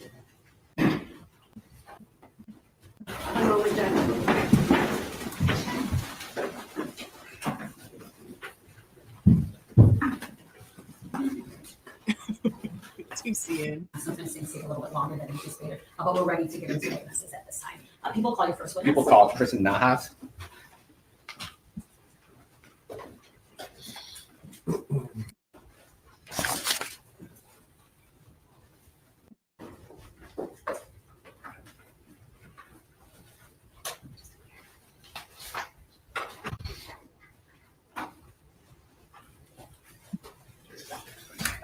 All right, good morning. If you could just get into that witness stand, stay standing, raise your hand, I'll get you sworn in. Do you swear affirm the information you're going to provide today is the truth, the whole truth, nothing but the truth, so help you God? Yes. All right, thank you. Please be seated and tell us your name. Kristen Nahas. Your witness. And ma'am, please spell your name for us, please. First and last? Yes, please. KRISTINNAHASS. Okay, thank you. And where do you live? I live at 3759 Newcastle Drive, Rochester. Okay, and how long have you lived in that subdivision? 11 years? Okay. Do you remember back in October 11th of 24, did you have to talk to the police that day? I did. Okay. And do you recall about what time of the day did you have to speak to the police? Probably around 12:15. Okay. And what did you talk to the police about? I told them what I had seen that morning when I went out for a walk. Okay. And you went out for a walk that day? I did. Okay. And what time did you leave the house to go for a walk? I left at 11:15 to walk my dogs around the block. Sunny. It was a beautiful day this week. Okay. So you left your house about 11:15 to walk the dogs. I did. Okay. And while you were out walking your dogs, did you observe anything that caught your attention? Yes. The first thing was it was very busy. Sorry. Busy. Okay. Immediately, the houses, down from me had a lot of action. The dogs were kind of excited about work crews, a lot of trucks, a window crew at another house 3 doors down. So the table saw out in the driveway and people working. It was, exciting for them. They were distracted. The dogs were distracted. Yes. But almost immediately, I heard a squeaking noise, like a fan belt, of a vehicle that was going so painfully slow. It was kind of annoying. Everything going on, it was maybe 5 miles an hour. And it was, as it passed me, the pickup truck carried on down the street. Okay. And when you saw this truck, what street were you on in your subdivision? I was on Newcastle. I was only 2 doors down from my house. Okay. So you had just started your walk and Just took the walk. and a lot of stuff is going on, but you see a truck. I heard it first. You heard the truck first. What type of truck was that? It was a pickup truck, a white pickup truck. All right. Did anything about that truck that caught your attention besides it going slow and the noise? Honestly, it was the noise. It was obnoxious almost. Okay. And so when you heard this noise, that truck caught your attention, and what did you do next? It rolled on, so nothing. I carried on with my walk. Continued maybe another couple houses down. Stopped, let the dogs take a sniff, and then I could hear it coming back up the street, the other direction toward me. Okay. So I want to just orientate a little bit. Are you familiar with the Murray's house? I am. And do you know where they live? I do. Okay. And were you friendly with them? I was. Okay. So in relation to where you live and to where the Murray's house is, can you describe to us where that is? 3 doors down on the opposite side of the street from my house. Okay. So when you left with your dog that morning to walk, were you heading in that house's direction? I was headed toward the man's house. Okay. And so you testified that pretty quickly you heard this truck. I did. Okay. And when you saw this truck, was it coming from behind you or towards you down the street? As I left my house to start the walk, the truck came from behind me and passed me down toward the street. It passed me and it passed the Murray's house and it disappeared around the bend. Okay. And so while you're walking, that truck goes past you and the Murray's house at that time? It did. Okay. And about how long after you saw the truck, heard that noise, does that truck come back around? Within a minute. Okay. And when that truck comes back around, do you hear it first or do you see it first? I heard it. Okay. And I looked up then to see it. Okay. And when you looked up, you see that truck come back around again. What did you observe, if anything, of that truck at that time? The first response was annoyance. Basically, this as slow as you could be, almost advertising, hey, I'm casing your street. It felt that way. It would feel that way to most people. So when you observed that truck, were you concerned at that time or was Yes. it okay? Did you see any markings on this truck? I did look up to confront the driver and initially looked at the face, the window was down and was prepared to just kind of hold my hand up and say, how can I help you? Okay. Did you do that? I looked up and I looked at the driver and at the same time I saw the DTE decal on the side of the truck. It diffused me completely. So when you saw it may have been utility company, you were no longer concerned? Yes, it occurred to me that, they're just looking to do service somewhere. Okay. And at that time, you said you were going to stop and confront the driver. Did you observe anything about that driver at that time? At that time, not necessarily. And so after easing your concerns about what you observed about this truck, what did you do next? I carried on around the block, fairly short block. I was back to my house within 12 minutes, probably. And I went home with the dogs. Do you recall about 11:15 you left and about a 12-minute walk, you'd say? Yeah. Okay. Do you recall how many people were in the truck? Yes, there were 2 men in the truck. Okay, 2 men in the truck. There were. Okay. And when you see this truck the second time, does it continue driving at the same slow pace or does it stop or what does it do? At the moment that, as I mentioned, that I felt like I was going to intervene and I saw that they were actually pulling up to the curb. I was taking a picture of my dogs to send my daughter at school. So they're on a leash. I have my phone out, and I'm taking a picture. And in that picture and at that moment, I can see my dogs looking over my shoulder as they're pulled up to the curb and actually getting out. I could hear them. Do you recall what curb they pull up to? Do they pull up to Murray's house or is it another neighbor? I didn't actually turn around and visually see, but sensing that they were directly behind me, it would have been the neighbor just to the southeast of Murray's house. The tall. Do you ever see them exit the truck? I didn't see them, but I heard them get out, feet at the ground, doors shut, start to get things out of the back of the truck. Okay. And is that as you're walking around the block? I was standing, the dogs were sniffing. I hadn't quite walked away yet, and I could hear them start to, but I assume it's getting their beard. Excuse me, I didn't hear the last thing you just said. That they started to, I heard them exit the truck. I heard them shut it and get into the back bed of the truck and access gear, in my mind, buckets, maybe 5-gallon buckets. But you don't recall anything they're wearing or any description of those In people that the truck? moment, no. But When you say in the moment, it didn't necessarily register to me in the moment what they were wearing, which became interesting to me after the fact. okay. So you go back home, and is there some point during the day that the police arrived to the Murray's house? Yeah, I feel like shortly thereafter, the dogs were new to me, so we spent a lot of time in the yard, and there was immediately action in the street. I feel like by maybe noon, I'm just using my memory, but the neighbors were out. It was obvious that something serious was happening, and I would guess it was probably a half hour. Sorry. I'm sorry, I think it was about a half hour later, so I estimate noon. Okay, and when you see this commotion of the police outside, do you go over to that residence to Yes. speak to them? Okay, and at that time, do you speak to the police and tell them what you observed that day? Within the course of a few minutes, one of the neighbors had said they think there was some. Well, objection to any hearsay about whatever a neighbor said. I'm going to offer for the truth of the matter, sir, so it wouldn't be hearsay. It's a promise. One second. If there's an objection, you have to wait. I don't know if somebody said something, why isn't it for the truth of the matter, sir? For the effect on what I heard, I don't know what she's about to say. I don't know what this neighbor said. It all depends on how that evidence has been offered. Then I would suggest that you heard what the neighbor said. What did you do next, rather than hearing from the neighbor? That's fine. Thank you. Yes. Yeah, you go down to where the police are. Is that a yes? Yes. Everything records. We have to say it's all right. So you go down there and you tell the police. You hear something from the neighbor and you go down to the police. Is that correct? Immediately prompted me to engage with an officer. Okay. And when you speak to this neighbor, does it jog any sort of memories from that morning? Viscerally, yes. Pardon me? Viscerally. Okay. What memory did that jog? It occurred to me, it was a short sleeve weather day. It wasn't, it was warm, and immediately realized that the driver of the vehicle, I believe, was wearing a balaclava, the style where the whole face is cut out, and a hoodie with the hood up.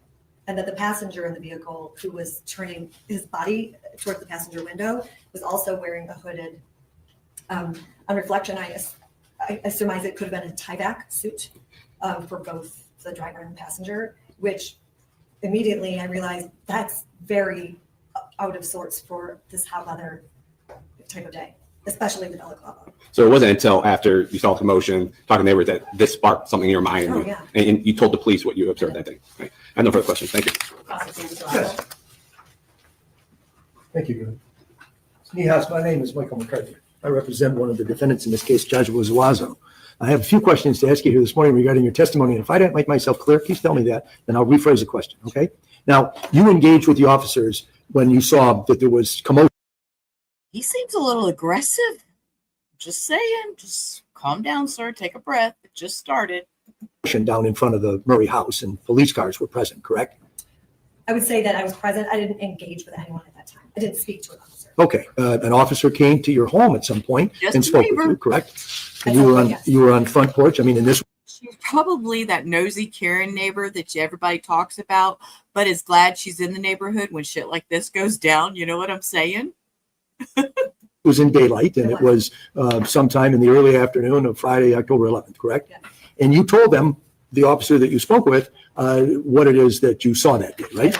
And would that name Officer Bowie ring a bell with you? Okay, so you spoke with Officer Bowie, and then you also told Officer Bowie that you would give him a written statement, correct? I did. All right, and you've had an opportunity to see that written statement before you assume the witness stand here this morning? I did. Okay, you've read over it. I know that you, in your statement, you identified the driver having this balaclava mask, and also that he was a man with an olive complexion and little to no facial hair to note. Direct quote from you. Yeah. Then, and you said that he had a light-colored, hooded, possibly Tyvek material with a Alte Viz orange balaclava with the entire face exposed.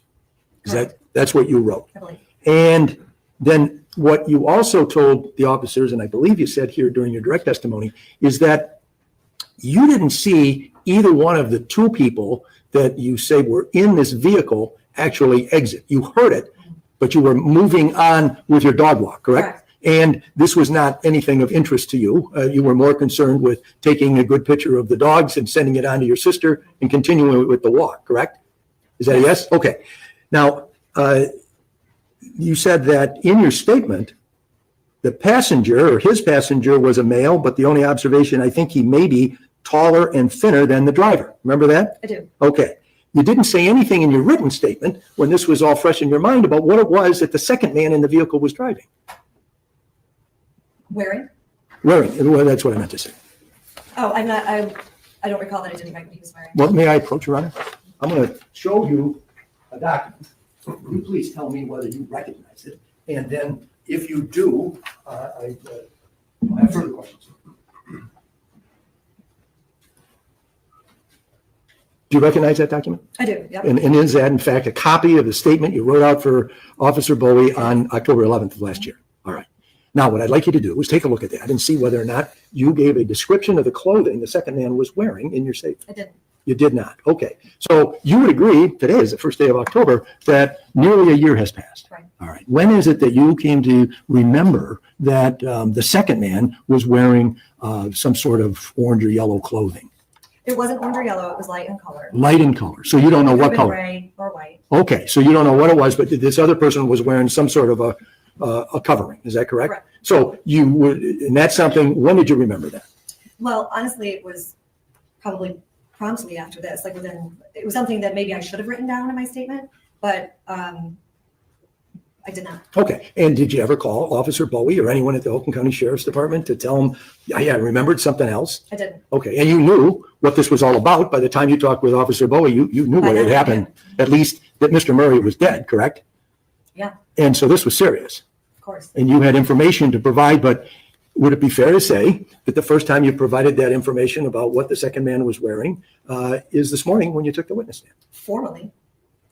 Well, I mean, formally you're under oath, but what I'm asking is, it's the first time you've shared that with anybody in law enforcement, the prosecutor's office, any detective was in open court here this morning, correct? I can't honestly answer that because I was at the pre-trial day back in maybe November last year. December the 17th? I'm not sure what the date was. It was one of the pre-trial dates I was subpoenaed for. And there was discussion about that date. I may or may not have mentioned it, but I can't honestly say it was never mentioned. Okay. No one asked you to write anything more, Nothing correct? more, right. This was Okay. within minutes Okay. of the incident. So and I get that. And things can happen. Your memory, you start thinking about what all you saw and you want to add something to it, but you didn't take, and the officers did give you some identification information about how to get in touch with them, right? And so you could have done that, but you did not. You went somewhere to court, either in November or December of last year. You discussed the case a little bit further. You may have told it to someone that day, but you're not positive, correct? Because there's no recording and you were not called as a witness that day. That's right. Okay. But to summarize, what it is that you actually did see was this truck being driven by a man in a balaclava mask who you say has olive skin and little or no facial hair, correct? Correct. And the passenger was wearing some sort of light colored clothing, correct? And he was maybe taller than the driver Yes. and thinner, you said, in your statement. Yes. Okay. This is all you taking a glance, correct? Well, in addition, the passenger his body was turned away. So from the orientation of someone from their side view, You couldn't see. appeared to be thinner. Okay. You couldn't see very much, correct? There are limitations to what I could see. Correct. Thank you. May I approach? I have no further questions. I like her style. Thank you. I mean, she's on point with that. Thank you. Good morning, ma'am. I just have a few more questions for you. Okay, I'll try not to ask the same questions that have already been asked. As you described the person that you said was in the driver's seat, I know we've gone over, you said olive complexion, little to no facial hair to note, correct? Correct. You also then described a high-vis orange balaclava mask. What does high-vis orange mean to you, just so that the jury is clear? It's like a safety orange. Maybe that would be like a hunter's jacket. That is high vis, meaning high visibility. Okay, and that is the mask or the hood that this person you saw had on, correct? Correct. I have nothing further. Oh, hey, redirect. Briefly, Ms. Niles, there's some question in the cross-examination about the height difference. I'm sorry, I put recross state, but I totally forgot we had the other defense attorney that had to cross. So that was my mistake. You never saw them step out of the car and stand next to each other? I didn't. This was just from the belt line of the window, like the height of their head, essentially. Okay. Inside the cab of the. Okay, thank you. No further questions, Your Honor. All right, thank you. You may step down. Your Honor, may this witness be excused? Any objection? I have no objection. No No. objection, Your Honor. You're excused. It's going to be wild trying to keep up with the different. Whoa, that went blurry. Y'all refocus y'all's camera. Keep up with that there's two defendants, so they're gonna have two crosses.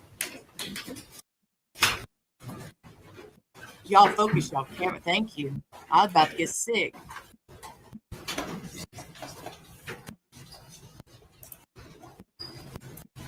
About the truth, so help you God? All right, thank you. Please be seated and tell us your name. Deputy Tazra Copeland. You're with us. Thank you, Your Honor. And Deputy, can you spell your first name and last name for us, please? Sure. First name T-A-S-R-A-Y. Last name C-O-P-E-L-A-N-D. And Deputy Copeland, where are you employed? Oakland County Sheriff's Office. And how long have you been with the Sheriff's Office? 21 years now. All right. And prior to your employment at the Sheriff's Office, do you have any other law enforcement experience? No. And Deputy, what is your current title right now? Patrol officer. And where are you currently assigned to? Rochester Hills. Okay. Substation. And I want to direct your attention to October 11, 2024. Were you also assigned to that particular substation then? Yes. Okay. On that day, did you receive a dispatch about a potential robbery occurring in Rochester Hills? Yes. All right. And where were you, if you recall, when you got that dispatch? I was in the area. Can't tell you exactly where when the call came out, but I know it's close by. Yes. I'm having a hard time hearing. Can you just raise your voice a little bit? Yeah, absolutely. All right, thank you. So you were in the area? Yes. Okay. And was that while you were on the road? Correct. Okay. And on that day, were you in a fully marked Oakland County Sheriff's Office patrol car? Yes. Were you alone or with a partner at that time? No, I was alone. Okay. And when you received that dispatch, do you recall about how long it took you to head over to that location? It was less than 5 minutes, if I recall correctly, because I wasn't that far when I heard the call come out. Okay. And when you arrived on scene, do you recall where you parked your vehicle? I parked one house down. And, The actual home. and were you the first deputy to arrive on scene for that dispatch? Yes. Okay. And what was the first thing you did when you arrived on scene? Walked up to the home. I remember knocking. I believe there was a ring doorbell or something. No one answered. Then I started to walk around to the side of the house. Then I called for the dispatcher to have the person, if they were still talking to them, to open the door. And did that person open the door? Yes. Okay. And on that day and time, are you equipped with body-worn camera? Yes. Can you describe to us how that works? Well, you hit the button to record. So it records everything the moment you press the button. And that day and time, October 11, 2024, when you arrived to that house, was your body camera working? Yes. And that day and time, did it record the events that you observed? Yes. At this time, the people are moved to admit People's Exhibit 16. All right, so there previously was an objection to 16. The court did find that it was otherwise proper pursuant to 403. Both defendants' objections are noted for the record. Okay. Thank you, Your Honor. Yep, 16 is admitted and you may publish. Thank you, Your Honor. There's going to be volume associated with it, so I don't know how loud we can make it. Okay, well, is it clean on both then? It should. Okay. And Deputy, I'm going to play your body-worn camera. It may stop from time to time, ask you questions, but most likely we're just going to play it all the way through. Okay. Okay. And let's just make sure he can identify it as well as being his own. Yes. So which monitor am I going to look at? I think what you see on your screen should be what everyone else is seeing. We're not Okay. seeing, it is not working right now. It was working earlier.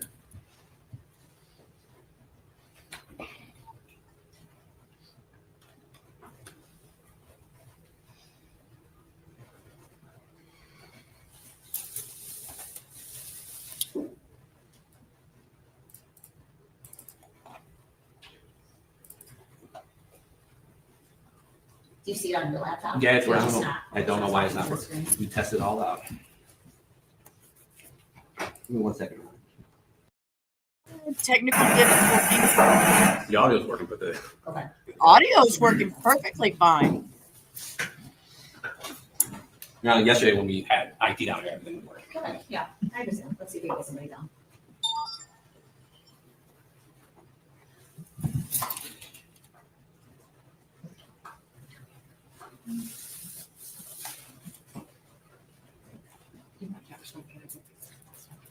We might have something here that can.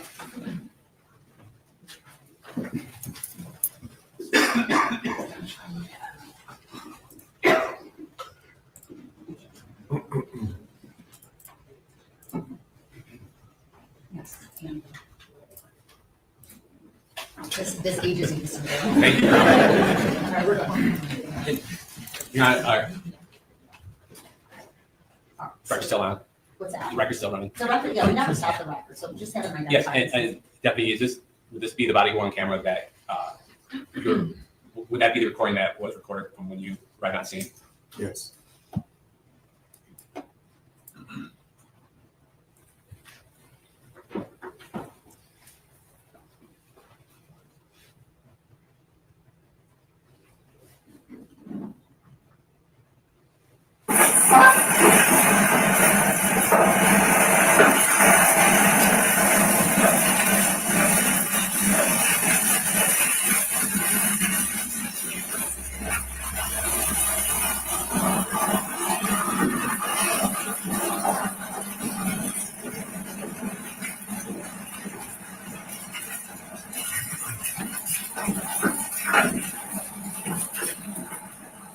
That comes back to Hussein Murray. Looks like he's testing all the phone numbers.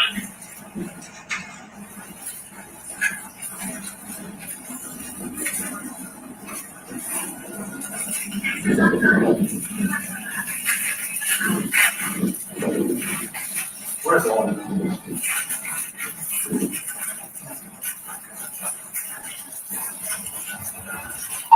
All right, no one's asking before I can walk around.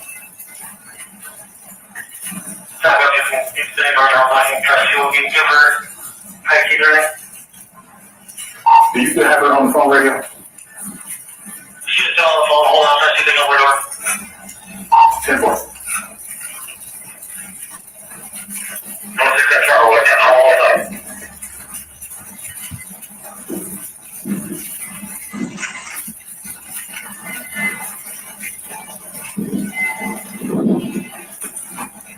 They have ring cameras, so like ring cameras all over.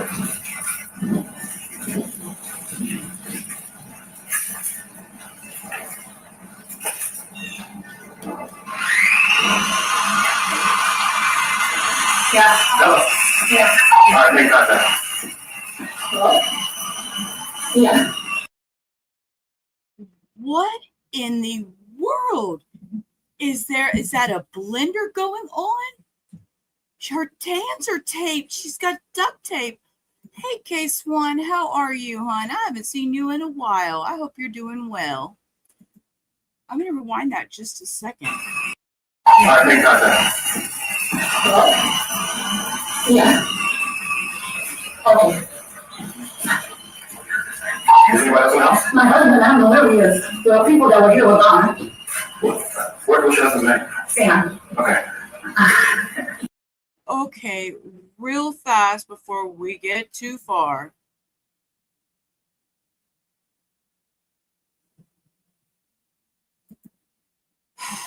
Okay. Okay, that's okay. I always wanted to try to check the house. She has duct tape around her wrist. I don't have a. The victim has duct tape around her wrist. Now I want you guys to go over his house and look for the husband.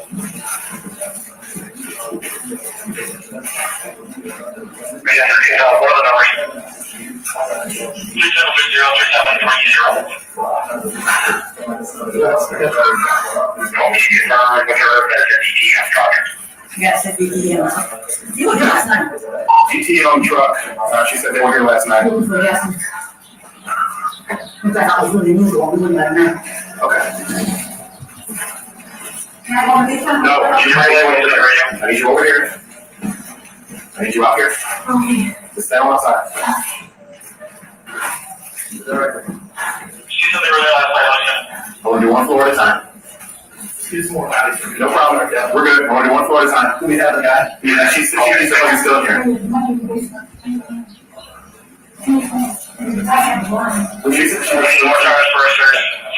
She said that they left already, but they have ring cameras. She opened the door with her side up with duct tape.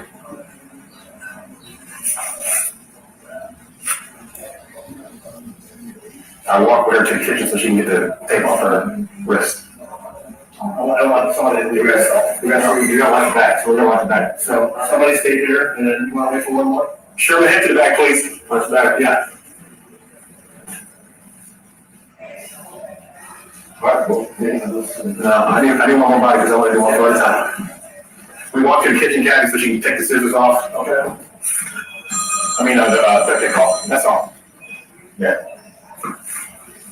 I don't know if you guys got. Take that. Okay, take some left. Or maybe you go for him. Well, it's a pretty large house, so whoever can get over here. Good morning, Mary. Copy. I'm going to be one search area on the hills of the area, inspect the area, but I'll try to get a couple open away. You said it was a DTE vehicle, ma'am? Yeah. Was it just a label or the whole truck was marked DTE? It was moving a truck. I absorbed the outside. Okay. Let's go. They need to sit here and watch all this. Let's do that. Wait. Yes. We're gonna need more bodies. Yeah. Please. Victims give a description of a possible DTE vehicle that's marked with DTE. White color. So, we walk down there, Gabby. What do you see over there? Yeah. We walk down there. They got an open area, like a living room / family area. And then this is dining area.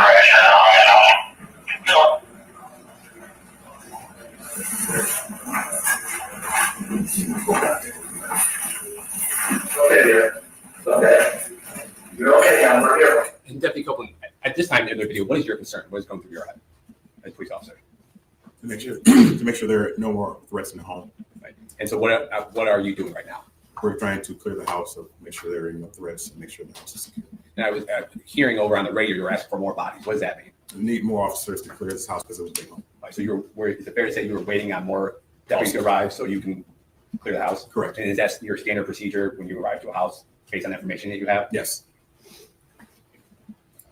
I got all that. Yep. Yeah, we already walked through here. Yeah. All right, we're good here. Yep. We're already in here. Yeah. Stay in the door. Yeah. We're just gonna come through no cross. That's fine. Stay in the door. Move on here. They got an open area up top. And all the way here. Okay. And I got a basement here. Yeah, I see the basement. Yeah, understood. Okay. It's too fucking open. She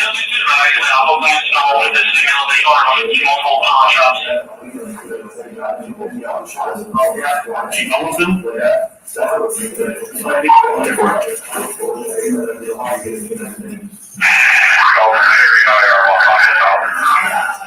All right, you're good. We may want to try to do a flock for this possible DTE vehicle. All right. The other thing is I need to take them off the front porch, so whoever gets here, let's get her away from the front porch. You point to cover, you guys don't have to step points.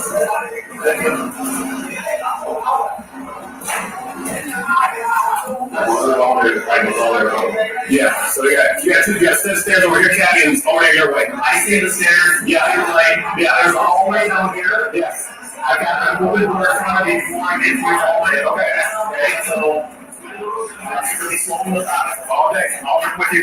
We got some tape here too. Get some more bodies. Yep, no wait. We got time. We got time. We're good. Yes, that's duct tape too. Yeah, we will keep easy bags. Are we going down there first?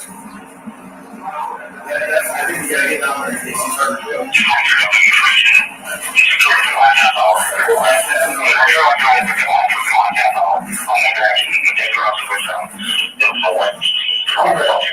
He took the case road down with her. What's up?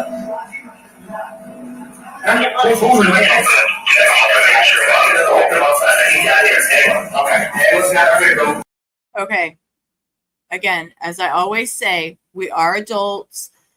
I do not know what they're going to show. They're going to go into the basement, and I do know that this is where his body is located, was in the basement. So we're adults. They may show some horrible pictures. I do not know. Oh, I just got okay. She just told me she thinks he's in the basement. We still searching anyway, so we're good. I'm looking. We want that first. I'm looking, guys, when you get here, please.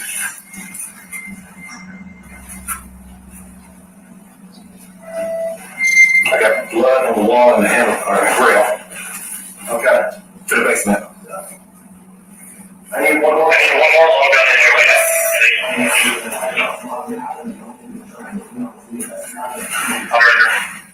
Mark's out front, so okay.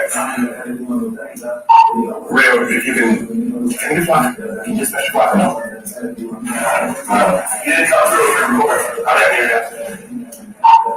So if anybody has flight capability, we need to see if we can figure out this vehicle, which direction is going, if they do have a kidnapping going on with this.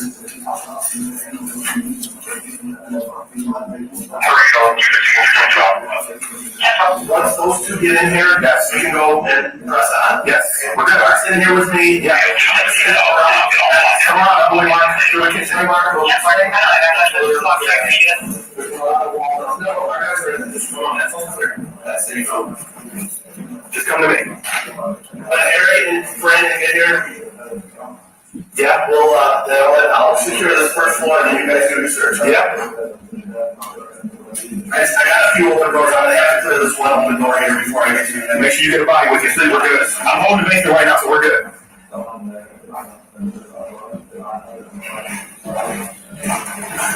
You come with me.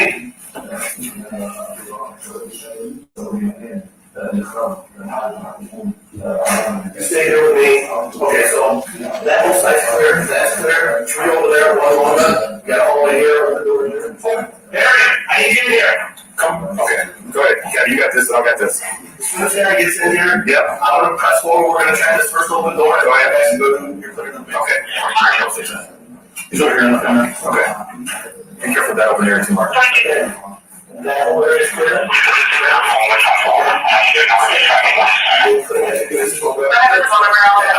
pushing forward to this door. Okay, I'm moving, so you're good. Clear.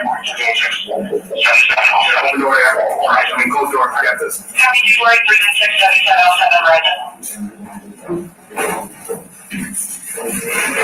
What I had with the pawn store is figure out where they are, just in case they may be taking this guy to the pawn store. We got ice? Okay, we got ice. I'm going to just come off this. What is this? This response?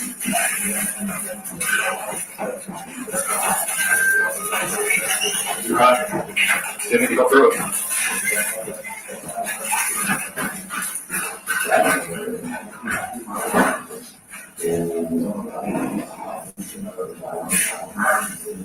Sheila is in the area.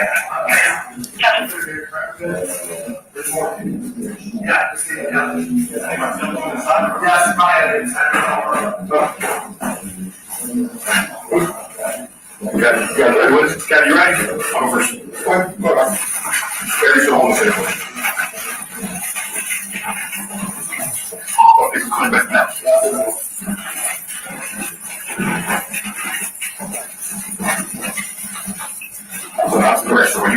Okay, now they're finally getting into the basement. It took them forever to get down there, but they're getting into the basement, so be prepared. Oh, and they turned the camera. Okay. You got one down. You got one down. We gotta go. Everybody dead? I got you talking. If you were talking, please go. Go 6. We got one down. Shot ahead.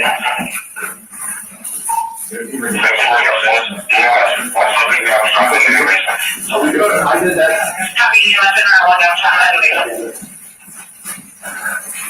Okay.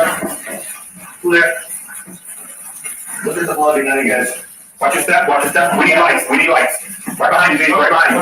Let's get everybody relax. You hold this. Let's get what's all. Harry, clear upstairs. Yes. Everybody relax. We're good. Yes. We're Harry. We're clearing upstairs now. Everybody stay back. Where are you gonna go? Is everything clear? Yes. Okay. Hey, hold on 1 second. This one has a. Go ahead. You get that off this way. I got you. Let's go. Where we go? Yeah, we're here. I got here. Go down.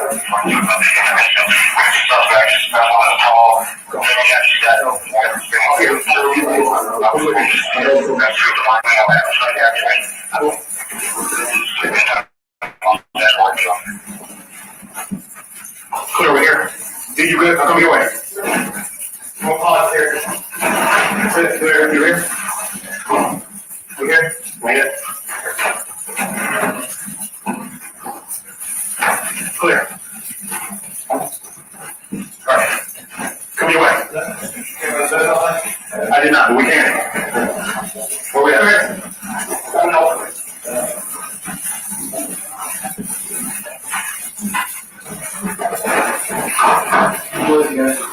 I got a continuation over here. You guys check this room?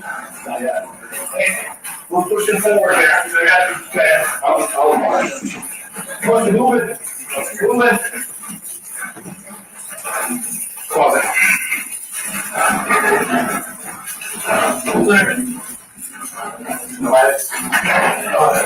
We already over here? Yeah, we did this first. In the garage. Garage. Clear. Let me do this on please. House clear. Sit fire. Sit here. Okay. Mark, we're coming back for you. We're clear. Where's she at? Hangman, check there. If she has access to the ring camera, please.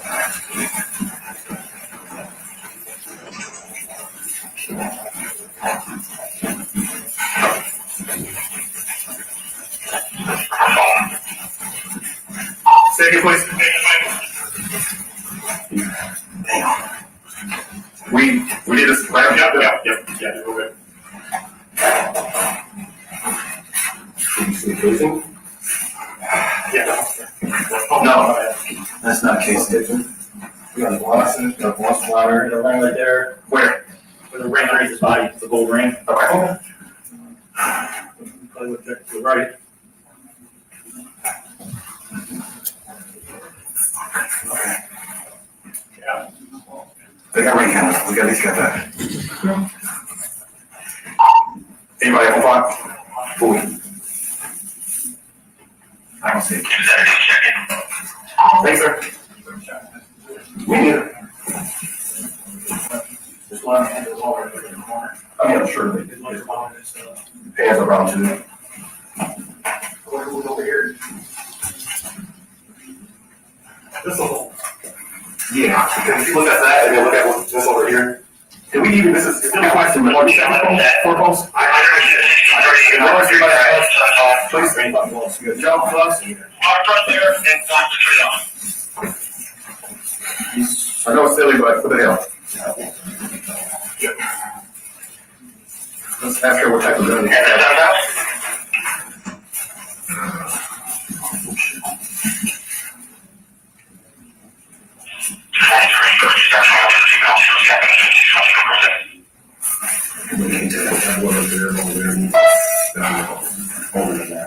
We also have zip ties right here that they might use.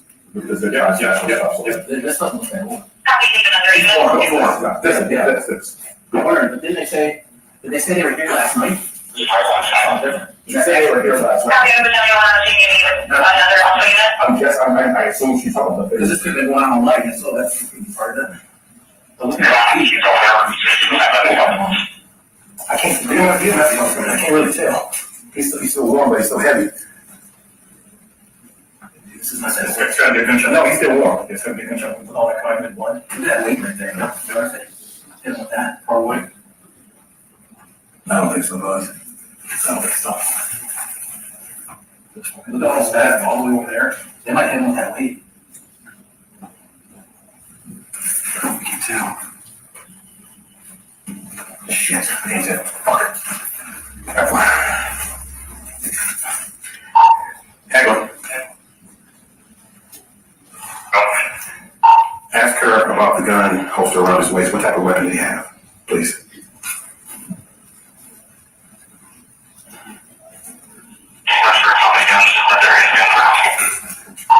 I understood that there's a holster around his waist with no gun. Just trying to figure out, does she know what type of weapon he had at the time around his waist?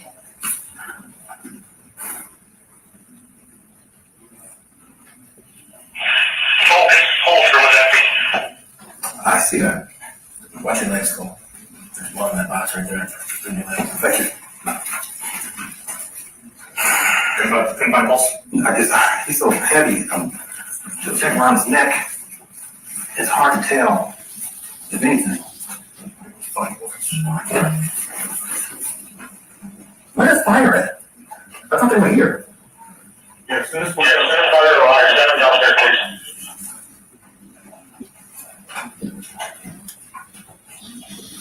You just said that we're waiting on fire. What is that? We waiting for the fire department to come check them out. Would that also include EMS? Yes. Still breathe.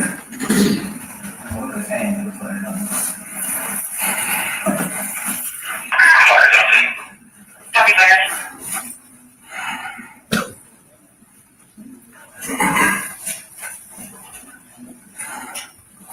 Who was the last homicide? The one with the son chopped up the mom and dad? That was in the trunk? If you two need to go, do what you gotta do. I'll hope the fire gets here. All right, we'll wait for my rifle. Let's go. And then I can go. I'll hold it. So bring some more police when we get a chance. Since I'm primary, so.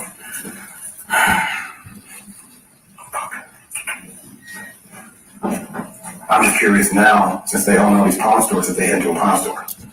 There's a ring laying around. Is that a ring laying around the ground already? There is. There is. So they've spotted jewelry, is what he just said. There's a ring laying on the ground. It's all over. It is. Like I said, he's still warm. He's still warm. So He got hit with that weight right there. See that weight underneath him? I do. I wonder if he got hit with that. Because I don't see no showcasing. And there's spattering all over his.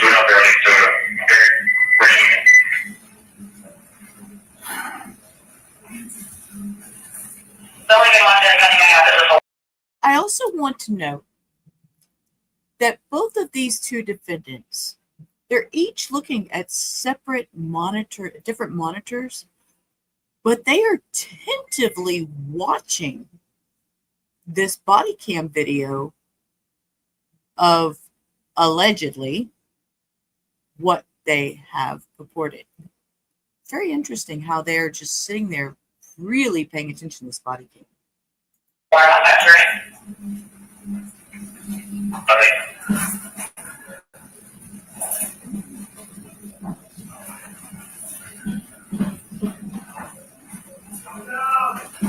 Copy. Shit, it's on the fucking camera. And I say that because usually when I watch these trials, when the body cams come on and they start like showing the victim and the situation, the defendants always like look down or start squirming. These two are steadily watching this video, and I just found it very interesting. I'm sorry, go ahead. When you get distracted, I check for pulse. He's still warm. I check for both pulse. I didn't feel one. Feel free to check over me. I'm good. We don't know for sure if you got shot. Leave it that way. We don't know. So we can read this cause that. I touched his neck. I touched what you got to try. Let's make sure you try to save him first. Yeah. Touch whatever you got to touch. I don't care. I touched his neck and his first out.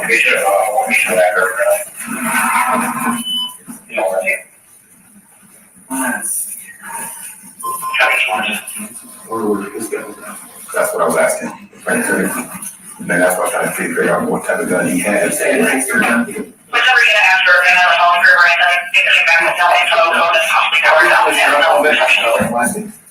Yeah. Pretty close. He's still warm. He's not. He's not going to bring the stretcher down. He's still warm. He's still warm. It just happened. I checked his neck and his wrist. I didn't feel nothing for the pulse. The same.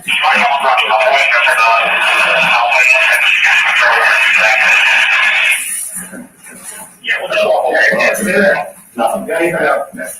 There's no help in the ring. You got a picture in the ring. It's TV here. Hold on, that is. If they're going to transform, just take a whole bunch of pictures real quick. Yeah, well, we got all the pictures. We'll get all the pictures here. Yeah, I got you, but so far nothing. It's nothing. He's fine. No, all thing I checked was his neck for pulse and his wrist. That's it. And I can use right, does she have access on her phone? And the thing came back from her now.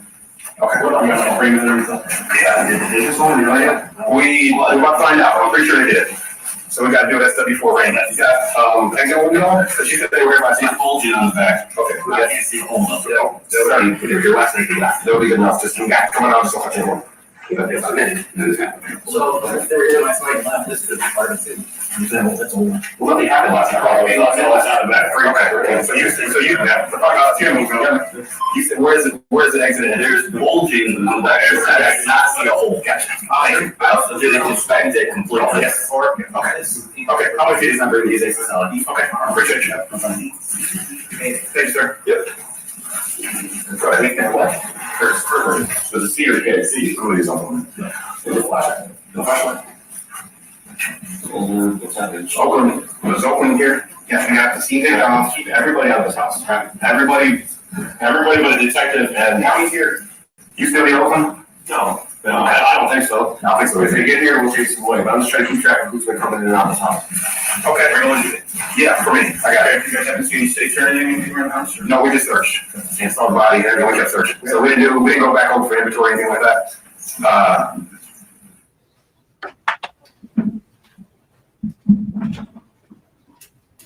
Less noisy? Probably, yeah. I'll do that because I figured it'd be like that less noisy than what we hear down here. Yeah. If we can do this, this footprint right here. You step on this? Okay. So that's either, no. Mark did not go that way. Mark went this way. We did do anything. Well, this is his shoe right. Right, just trying to match the ring. Because there's no footprint right here, but this is his shoe. It's not looking, it's not matching. It doesn't look like it's his shoe right. It's not matching, yes, sir. Take your camera off and get a whole thing before we get too many hands on fire. Understood. Just take a nice little video. Understood. Good. See, come on. They're gonna get a third one out. Yep. Pretty much. Before we start taking everything on. It looks like that's how it's all connected with that hello.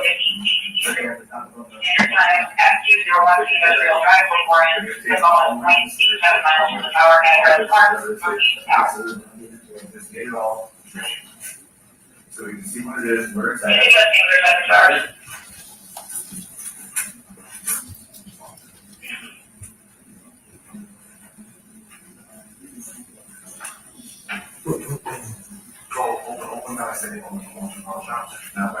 I heard that already, but I don't know how they know and who they know. So that's right. Well, again, this is a cover. Of course, they bring you okay, top shops and looking for something specific here.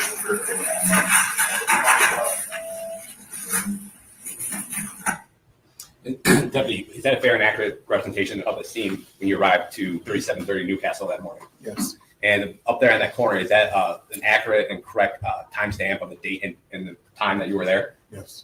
And I know I have a few more questions. I know in the video you noticed that he had a gun holster on his waist. Yes. While you were there on scene, did you ever recover or find a gun in that house? No. I have no further questions. Thank you. Thank you, Aaron. Deputy Copeland, my name is Michael McCarthy. I represent Joshua Zuazo. I just have a couple of questions to ask you here this morning. If I don't make myself clear, tell me that. I'll rephrase it, okay? Thank you. Now, this your involvement in this case started on October 11th of last year when you arrived at the Murray house. Is that right? And then your involvement ended when you left that house that day, correct? Yes. You obviously were wearing a body-worn camera throughout your search through the house and finding the body and all of the things that we've just watched. But that was pretty much your involvement in this case, correct? You didn't do it. You didn't interview any witnesses that day, and you didn't gather any evidence, correct? I did speak to the wife. You spoke with Mrs. Murray, right? Yes. And then because you talked to her when she opened the door for you, correct? Yes. But beyond that, and you wrote a report about that, correct? Yes. And she indicated to you that these two individuals had come to the house the night before. Is that right? Yes. And she's the one from whom you obtained the information relating to the DTE Energy, correct? Yes. And but beyond that, that was pretty much what she was able to tell you, correct? Correct. All right. Thank you. I have no further questions. Okay, thank you. Prosecutors Hernandez. Thing one, Cindy. Good morning, Deputy. Good morning. Morticia. I want to go over just a few things. How many minutes from when you were dispatched did you arrive? How long do you think it took you? I know you were on road patrol, but how long do you think? Maybe less than 5. I'm going to make a really rude comment, and please don't come at me for this. He has a look on his face like something really stinks. I don't know. I I have a resting bitch face sometimes. He's got a face that's like something around here stinks. I don't know what it is, but something stinks. And give you that. Okay. And you testified that you were the first officer on the scene, correct? All right.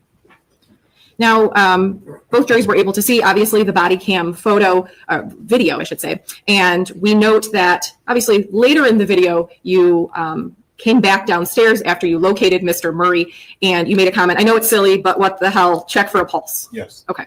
When you arrive on scene, obviously, you don't know what happened, correct? Correct. And you are there to determine, one, if there are any people in the house that could be a potential threat to yourself, correct? Correct.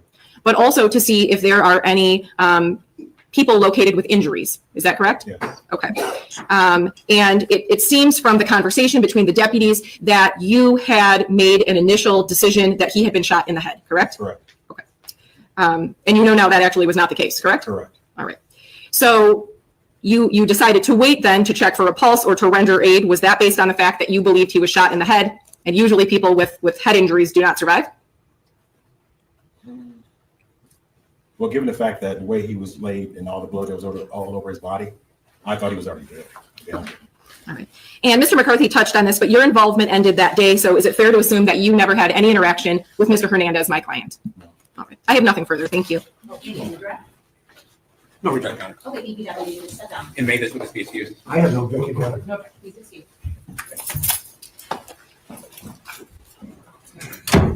People's next witness. People call Valerie Myra.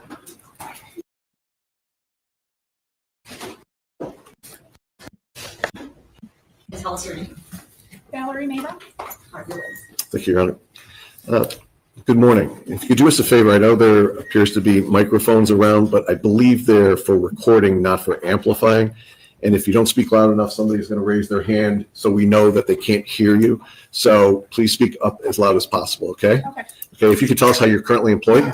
I am employed as a forensic lab investigator for the Oakland County Sheriff's Office, where I have been for 8 years. Okay. And did you have any specialized training for that position?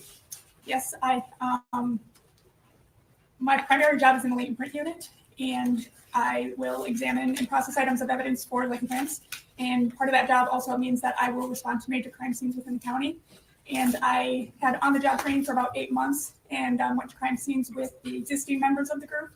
And I also took an evidence technician course and a 40-hour crime scene investigator series course at the International Association for Identification in 2018. So I've had numerous training throughout the years. Okay. And have you been qualified as an expert in the state of Michigan and Oakland County before? Yes. And did you testify at the preliminary examination, in fact, in this case? Yes. Were you qualified as an expert at the time of preliminary examination? I don't remember. Okay. Your Honor, I would tender this witness as an expert in the field of fingerprints and crime scene investigation. Fingerprints and crime scene. Any objection? No, Your Honor, I received the curriculum details from this witness, so I don't have any objection. I did as well. No objection. Okay, all right. The jury shall perceive that witness's testimony as an expert in fingerprint and crime scene analysis. Okay. Before we get to what your involvement was in this case directly, can you tell us, one of the things that you mentioned was about how the Oakland County Sheriff's Office has a special crime scene investigative unit? That's correct. And you're part of that unit? Correct. And when you're called out to the scene of a major crime and that unit is called, are you the only person or are you part of a team? I'm part of a team. We have members from the latent print unit and from the firearms unit that make up that team. Depending on where people are in their careers, sometimes we have 4 members, sometimes we have 6. It all depends. Okay. And part of that team, do you know an individual by the name of Sierra Ramirez? Yes. And does she have a specialty with the Sheriff's Office? Yes, she is in the biology unit. When you do crime scene analysis and you get there to investigate a scene, is part of that taking photographs? Yes. Do you also put placards so you can then reference the evidence that's discovered to track it later? That's correct. Because once something is seen and then it's marked, it travels through the basically chain of being forensically tested after that. That's correct. And by forensically tested, that would include DNA and fingerprints. Yes. Okay. We had a case that occurred on October 11th of 2024. Were you involved in that? Yes. Do you recall where you were called out to? The address? Yes. I would have to check my notes. Can you check your notes? And while you're doing that, do you write a report as part of your duties? I do. That's part of processing crime scenes is authoring a report. And I was called to 3730 Newcastle Drive in Rochester Hills. Okay. Is that location in the Oakland County, state of Michigan? Yes. when you authored that report, did you sign your report at the end? Yes, I did. Okay. I'm going to show you what's been marked as exhibit number 12.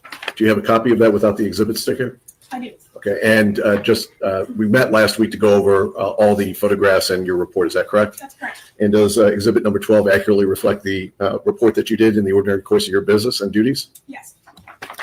Your Honor, the people will move people's exhibit number 12 into evidence. Any objection? I have no objection on behalf of Mr. Zuazo.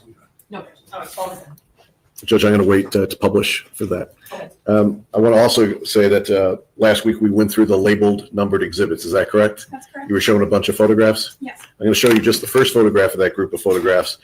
People's exhibit number 1A. Do you recognize that photo? Yes, I do. And does that accurately reflect the front of the house when you arrived that day? Yes. Okay. We had exhibits that we had talked about regarding the photographs that went from exhibit number 1A all the way through 1CC as far as the photographs. Is that correct?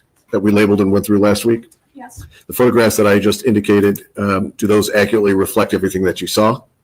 Yes. And there was a second set of photographs that we went through, and they're distinguished because the first set of photographs that are 1A through 1CC are the upper levels of the house. The photographs that we had gone over that are labeled 2A all the way through 2BB, those are of the lower level of the house, which are the more graphic photographs. Do you recall going through those? Yes. Does that second set of photographs also accurately reflect what you saw that day, both on the upper levels and then again on the lower levels? I do. Your Honor, the people would move People's Exhibit number 1A through 1CC and also 2A through 2BB into evidence. You're going to need to say them specifically because the record's going to have to somehow reflect what those all are. Unless you intend on going through them one by one when you do it. We're going to do that once, if there's no objection to them entry, so that way I'm not being duplicitous about going through it twice. But if there's I'm just no, concerned about the record. I see, because I know that you've given me the list, so I know what they all are, but the record's not going to see what we're looking at. You'll just do it that way then? Yes. Okay, any objection to those being admitted? No, Your Honor, I've reviewed these exhibits. Ms. Lofton? Probably. No objection. Okay, they're all in. okay. Now we're going to go through photograph one by one. We're going to start with 1A. It should show up on your screen as it's showing up on these two screens. Okay, do you recognize 1A as the front of the house? Yes. And does that show the awning in the front part of the driveway? Yes. I'm going to show you what's been marked as and introduced as 2B. Do you recognize that front entry of the house? Yes. Did you enter that house through that front entryway? I did. I'm going to show you what's been marked as 1C. I have it labeled, for lack of a better term, as the front staircase. Do you recognize that staircase? Yes. In the house, is there in fact a front staircase, which is in 1C, and then a rear staircase? That is correct. I'm going to show you what's been marked as 1E, the top of the staircase. Do you recognize that photograph? That's 1D. 1D.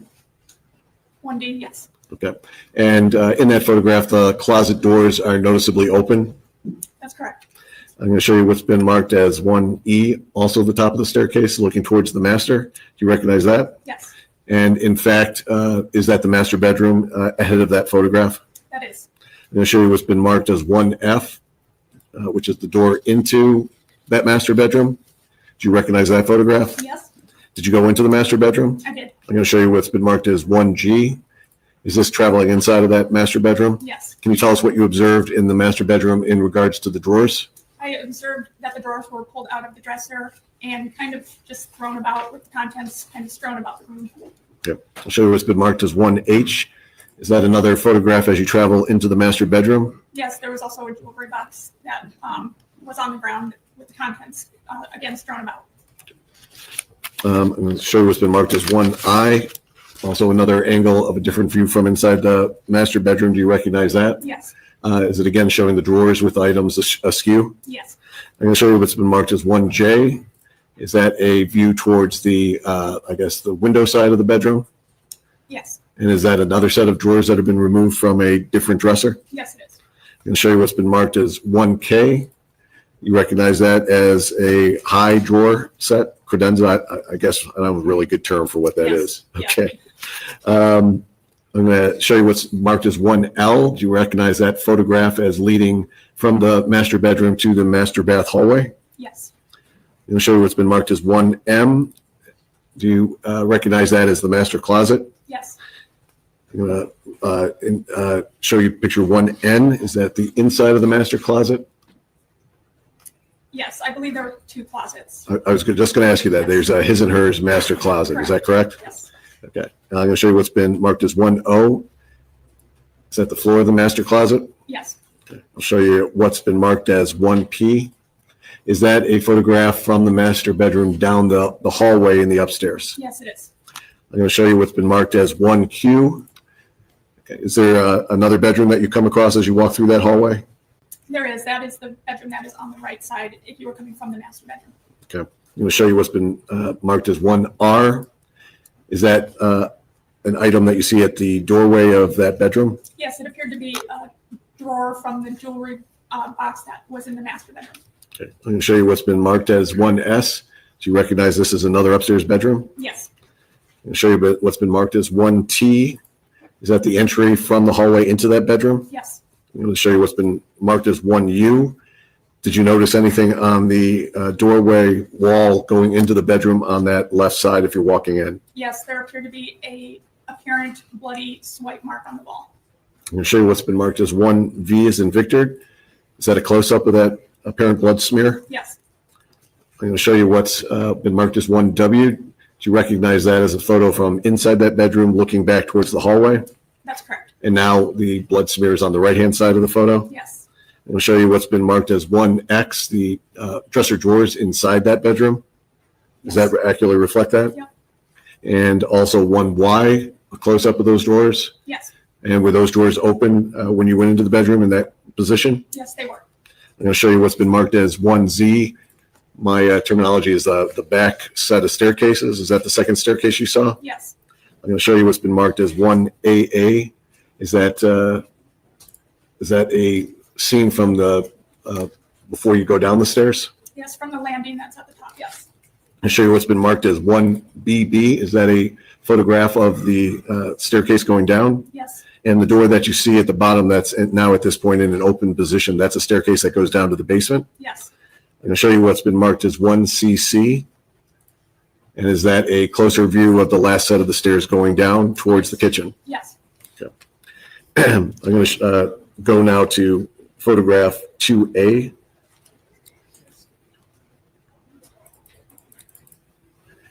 Do you recognize these items on the floor in the kitchen? Yes, they are black pieces of tape. And I'll show you what's been marked as 2B. Do you recognize that as another set of duct tape? Yes. And as far as placards go, this one's been given an exhibit placard of number 2. Yes.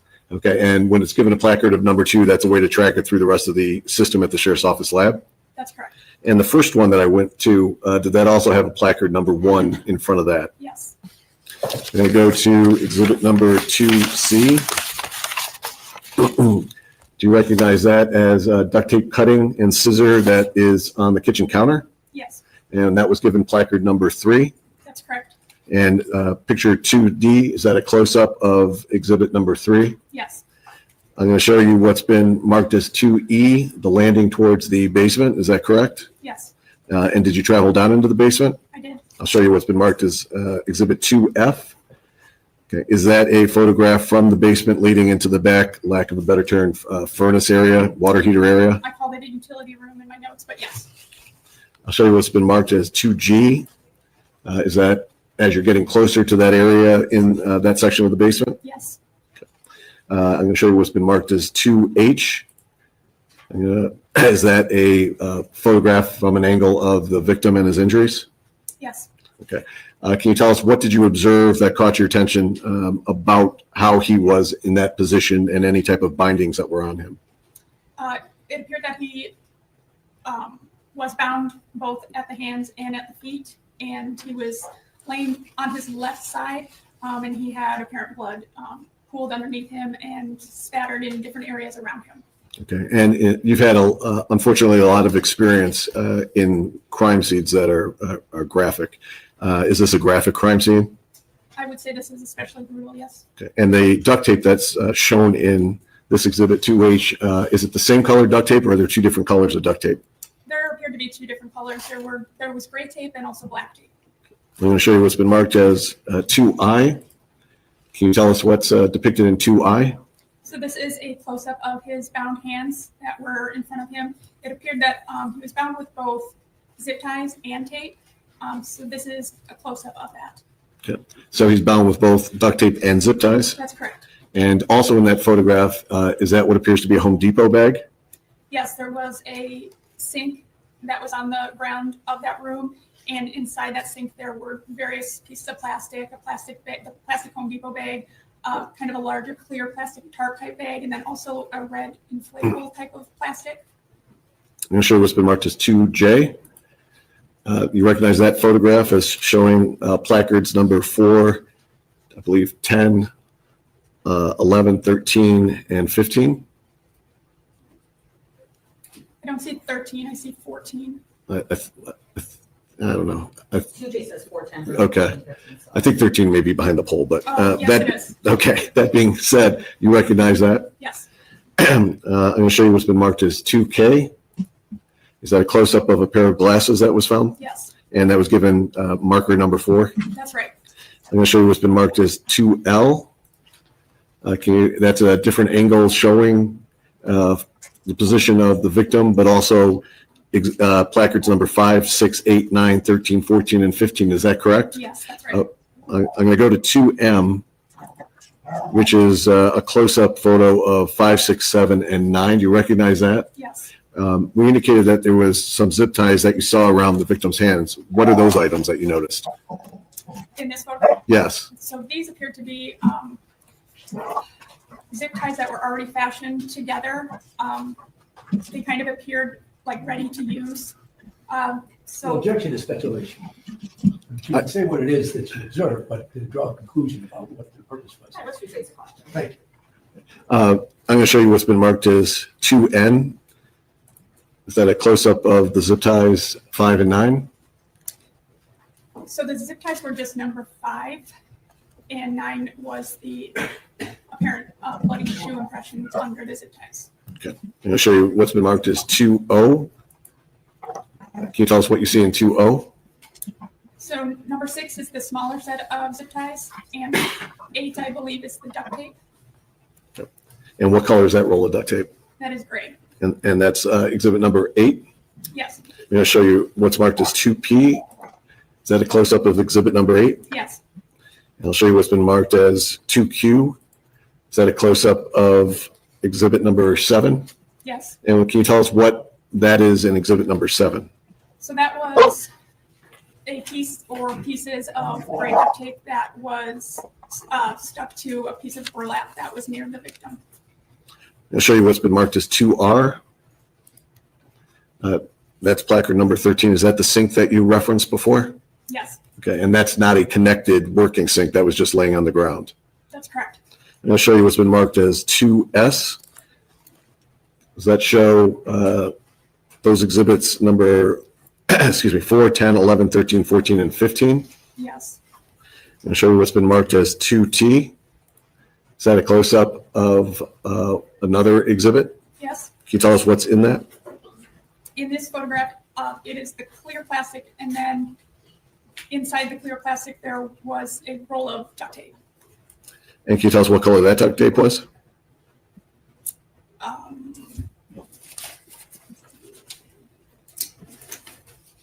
I believe it was gray.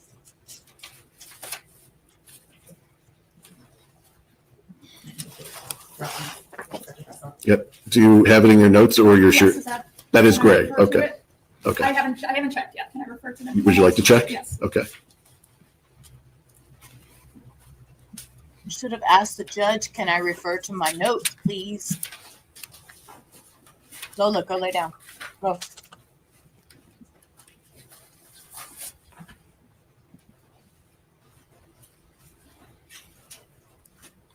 So I guess that is black tape. Okay. 14 is the black tape. Yes. Excuse me. It's the frame of the answer, the form of the answer, I guess. If the witness knows, please tell us, but we don't want to have any guesses put into the record. She knows what she doesn't know. All right, I'll let you cross-examine about it. All right. By way of background, the witness could not recall that she believed it was gray, and started to look through the notes. The court indicated that the prosecutor would have to state as to whether or not it would help refresh her memory. I think she then asked for and that was given, permission was given without objection. After referring her notes, she then testifies that based on the information in her notes, it's black tape. Is that a correct recitation of what occurred here? I believe that it is. I think that's true. Okay, Yeah, it's the yes that I object to. And then you can just follow up on processing. Thank you. I'm going to show you what's been marked as 2U. Is that a placard for the upstairs blood smear? Yes. And that's number 16? Yes. I'm going to show you what's been marked as 2V. Can you tell us what's depicted in 2V? This is a close-up of the victim's feet, and they appeared to be bound with that black duct tape, and he has a shoe on his right foot and his left foot is bare. Okay, and do you come across his other shoe, his left shoe? It was nearby, yes. Is that also in the picture, or is that somebody else's foot that's in the picture when it's being taken? Yes, I think it's someone's. Okay, I just wanted to make sure. I'll show you what's been marked as 2W. That shows placards number 18, 19, 20, and 21. Is that correct? Yes. I'm going to show you what's been marked as 2X. That's a close-up of exhibit number 18 and 20. Is that correct? Yes. Can you tell us for the record what 18 and what 20 is?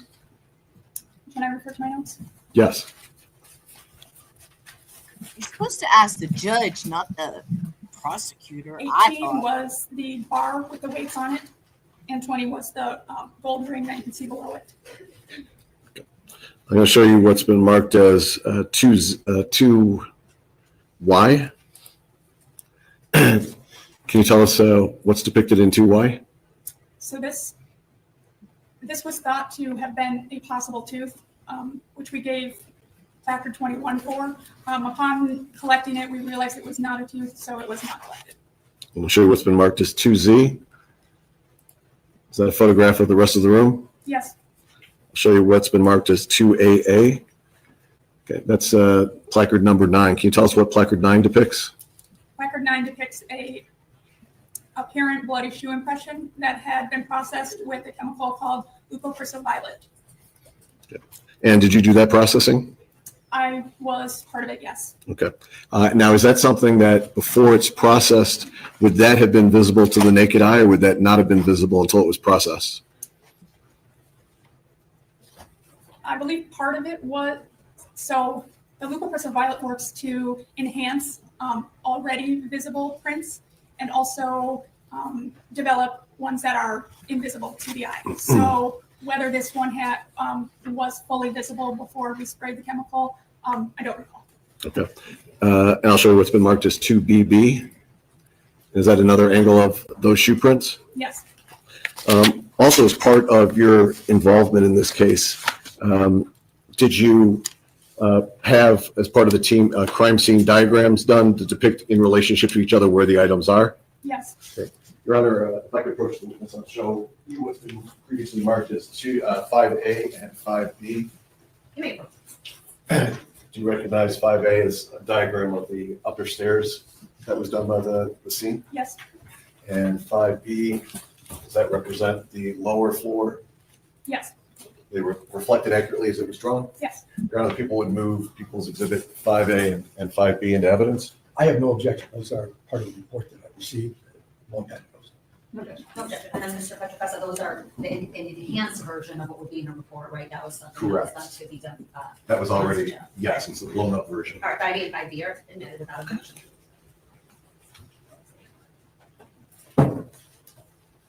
And just finishing up my questions for you, you have a specialty and expertise in fingerprint analysis, is that correct? That's correct. Okay, and did you process the scene to see if you could reveal any fingerprints that were left there by either of the defendants? I did.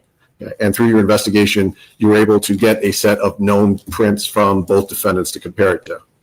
Yes. Okay, so when you did your comparison, were you able to find any prints anywhere you looked that matched either of the defendants? I'm sorry, are you talking about my processing on scene or later at the lab? Both.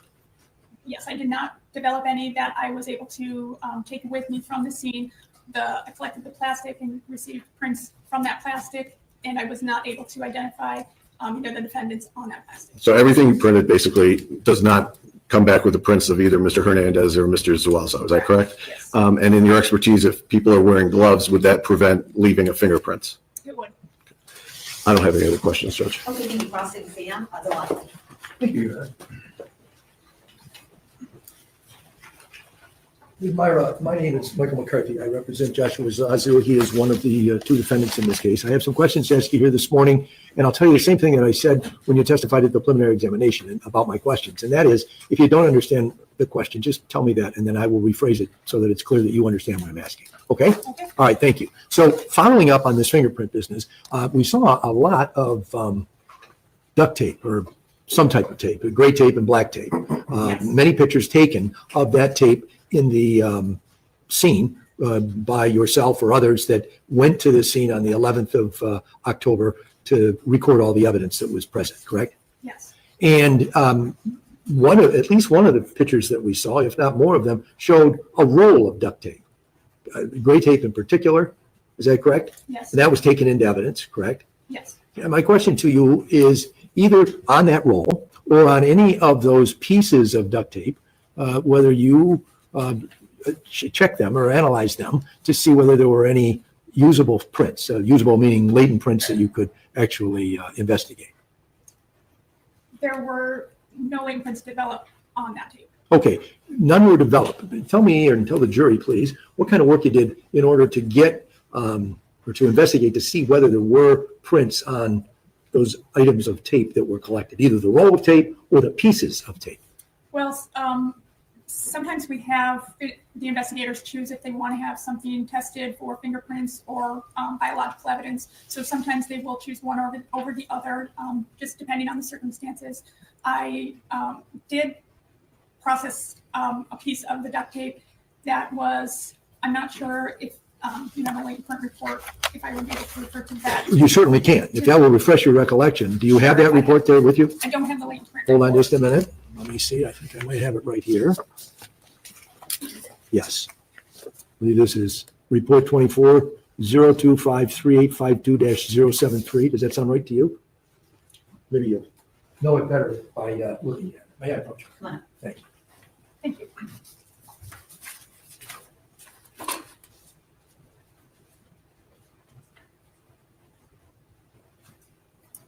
So So first of all, is that your report? Yes. And you recognize it as such? I do. And reading it, does that refresh your recollection? It does. Okay. Now, you remember the question about how many pieces of this duct tape that you examined? Yes. So investigators determined that they wanted me to process the bundle of crumpled duct tape that was used to bind the victim's hands for latent prints, which I did, and I did not develop any comparable prints on that duct tape. Okay. Now, you said you prefaced what you just told the jury or juries by saying the investigators determined that they wanted you to look at a certain bundle of tape. Is that correct? That's correct. All right. So the only thing that you were asked to look at in the way of duct tape was, or that black tape, however you call that, whatever title it has, was the stuff that the investigators told you to look at. Is that correct? That they've asked me to test back in the lab, that's correct. Okay. So, but you were a person on the scene taking photographs and recording on those drawings that you put together. What was there on the scene, correct? Correct. And you've got places, because those two drawings are for the main floor of the house and the basement of the house, correct? Correct. And in both places, the main floor and in the basement, there were numerous pieces of duct tape that you identified when we looked at all the exhibits in Exhibit 1A through CC and 1B through 2B through, or 2A through 2BB, correct? Correct. Upstairs or main floor and down the basement. So out of all that tape that was there, the only one piece or bundle that you examined was the one that somebody else, not you, told you that they wanted to have examined, correct? Yes, that's correct. All right. So you don't have any control over what it is that you're supposed to do when you're back at the fingerprint lab, correct? In terms of what it is you're going to examine. Correct. I'm examining whatever is given to me. Yes. Exactly. And you, even though because not every case that you examine fingerprints on is a case where you were at the scene doing a crime scene sketch and all the other work that you did in this case, correct? That's correct. It's just a coincidence that you were wearing your crime scene investigator hat in the same case that you were wearing your fingerprint analysis hat, correct? Yes. All right. So you knew there was a lot of duct tape there, correct? I mean, you know that. It's relative. There were several pieces, yes. Several pieces and at least one roll. Yes. Is that right? And you said earlier during your direct examination that you wouldn't expect to find any fingerprints if a person was wearing gloves. Is that correct? That's correct. you ever used duct tape? Have you ever used it? Yes. Yes. You know how it sticks on the end? The duct tape sticks, and you got to kind of pry it off the edge of it to pull it from the roll. Yes. You think that's very easy to do when you're wearing gloves? I'm not sure. Thank you. Are Now, you referring to then if they wouldn't have gloves on? exactly. Ma'am, don't answer the question. It's a. Then my testimony was that if you had gloves on, you wouldn't leave. Right. But what I'm saying is, it's hard with gloves on to even pry it up, correct? If you got to use your thumbnail or your fingernail to get it moving, right? Right. Okay. And thank you. Now, you looked at a number of different things, though, besides duct tape for fingerprints, correct? Correct. And you have your report in front of you. Could you just tell the jury what other things you looked at? Thank you, sir. I processed the 3 pieces of plastic that were in the sink. So the larger clear plastic tarp, the Home Depot bag, and then the deflated red inflatable. And there were no fingerprints that were matched up with Mr. Zuazo or Mr. Hernandez, correct? That's correct. And did you have samples? I mean, and those are the ones you're looking for. And you had samples of both men's fingerprints, correct? Yes. And so, at least from fingerprint analysis, there's no evidence in this case of their prints being put anywhere, correct? Correct. I did not identify the fingerprints on that plastic. And as far as all the photographs that were done and all of the work that you did looking through the house and the scene sketches that you made, there's no evidence that you found that put Mr. Zuazo in the Murray's house during your crime scene analysis on October 11th, correct? As it relates to my involvement, no. Thank you. I have no further questions. If I may just approach to retrieve that Thank document. you, Mr. McCarthy. Any cross-exam for Hernandez? Yes. Okay. I'll just wait 1 moment.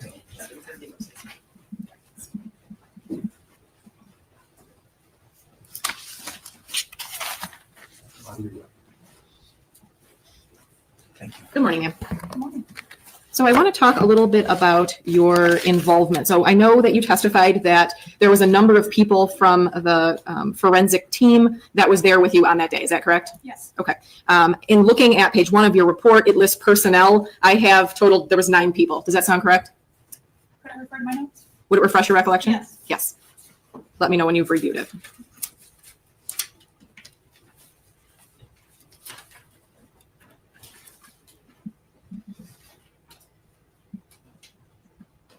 Yes, that's correct. All right. So how is it that you divide up the duties? Do some people, as you stated, you have some specialties in fingerprint analysis and crime scene analysis? I'm assuming other people have different specialties. Is that correct? That's correct. So how do you divide up the duties when you get to a live scene? We're all trained to do all of the processing techniques that we use. Sometimes when somebody comes from a particular unit, they will just naturally do that portion of the processing. So we mentioned Sierra Ramirez earlier. She is from the biology unit. So she typically will do any DNA collection processing that needs to be done at the scene. The other processing items that we do, such as the sketch or the measurements or photographs or note taking, is just kind of divided up. We're all trained to do it all, and we just divide it on who needs something to do at that time. As we get there, we don't all of them get there at the same time. So different things just naturally take place, and the duties are just divvied up, as needed. So on that particular day, were you the one taking the photographs or no? Yes, I was. Okay. Now, when you get to a scene, are you first briefed by the officers that are already there? Typically, yes. Okay. Do they draw your attention to what they have found, or do you just go about your way and find all of the things that you can locate? Yes, they will usually tell us what they have already found or seen at the scene. And then as we go through, we will look for any in addition to what they've already seen. Okay. And who makes the call on what evidence to actually collect, like put in bags and take with you? Who makes that call in this team of 9? That is usually kind of a collaborative effort between the crime scene team and the investigators. Ultimately, it's the investigators' scene, so they will make the ultimate decision of what to collect. Okay. And are you involved in the actual collection of the evidence when that decision has been made? Sometimes, yes. Okay. Were you in this particular case? Yes. Okay. And when you collect evidence, can you describe that to the jury? Is everything thrown in one bag? Is it separate? How does that work? Yes, it's photographed, and then everything is put in their its own bag for preservation purposes and designated with the appropriate information on. Do you use paper bags or plastic? It depends on the evidence. Can you describe that? Usually for biological evidence, we're using paper because it's able to breathe. Things that can go in plastic might be currency or things that don't, things that you're not worried about, mold growth would go in plastic, but typically we're using paper. Okay, and you said biological. Is that some type of blood or liquid substance on an item? Is that what you meant by biological? Yes, that's correct. Okay. Do you know your approximate time of arrival on October 11th? I believe it was 2:18 p.m. Now, you had testified that not only do you take information from the officers as to what they have already found, but obviously you do your own search of the area. Is that correct? That's correct. Okay. So the juries were shown a body camera where the responding officer noticed blood on the wall and the handrail leading down to the basement. I am not seeing that at all in any of your reports. Do you recall, or if you need to refresh your recollection, do you know if that was photographed by yourself or any swabs were done of that particular area?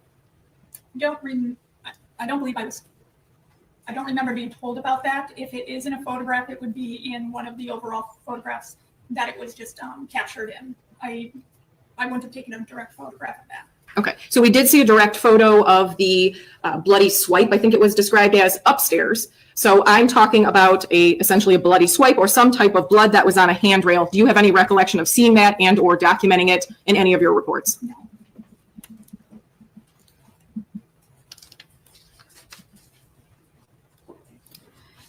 I know Mr. McCarthy spent some time going through all of the items that you tested for fingerprints.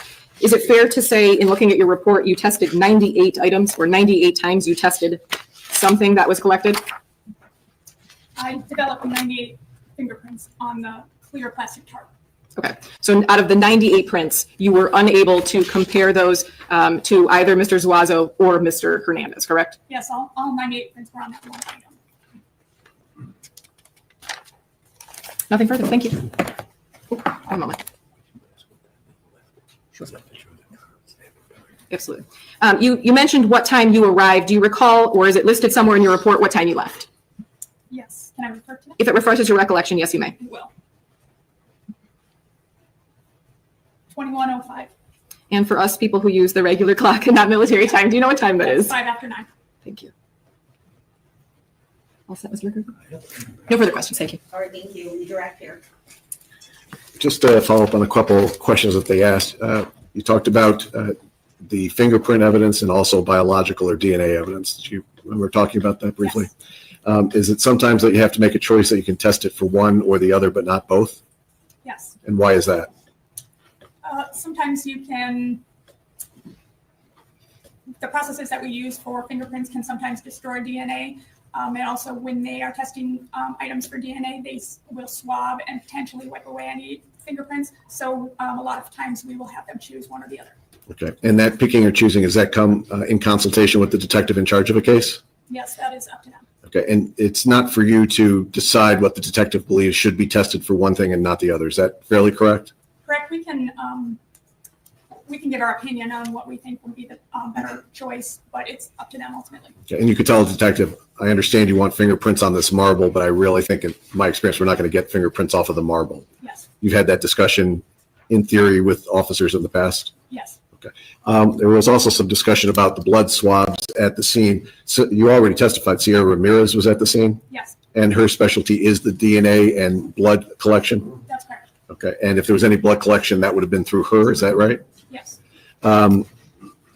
Talked about lack of fingerprints on the duct tape. And that also means that there was nobody else's fingerprints on that duct tape either, correct? That's correct. It Yes. was very crumpled, and if you know what duct tape is like, it's hard to pull apart. So it was kind of just a mass of sticky tape. Okay. Finally, I know Mr. McCarthy asked you a little bit about the duct taping process, I guess, for lack of a better term, with gloves. You're not a duct tape expert, I would guess, but is it also possible to open duct tape where you have your glove left on one hand and you pry it open with the other to open a roll of duct tape? I would think so. Yeah, there's not a single way that you can get duct tape off the roll. Is that right? I'm sure not. Okay. I don't have any other questions, Rich. Okay, all right, you're all set. Thank you. You may step down. So there's one more witness before. No, Judge. I have no objection. No, okay, why don't you guys come up first?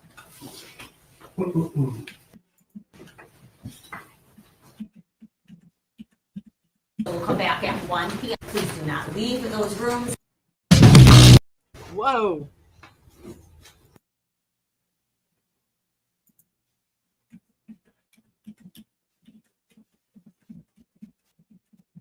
Joshua is presiding. You may be seated.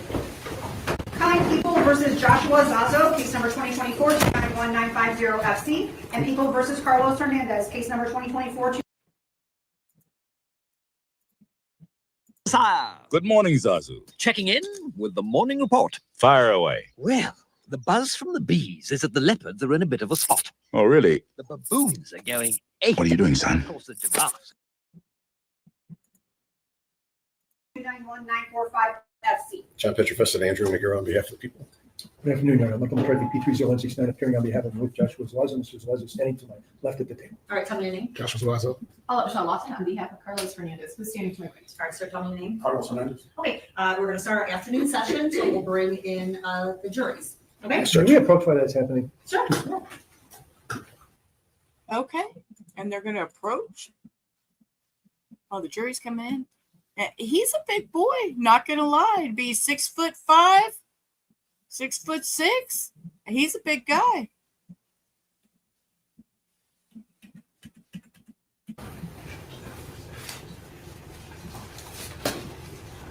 And this man, swap the panels now. Joshua, So, I do too, Cindy. I love I could sit and recite the whole Lion King movie word for word, Shrek word for word, Beauty.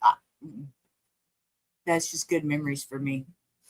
But you see how he looks so angry? He doesn't want to even look at the other guy. He's sitting as far away as he can. I mean, yeah, the other guy, he's a big dude. I wouldn't want to run into him in a dark alley. we just talked about that panel is going to be here, right? Okay.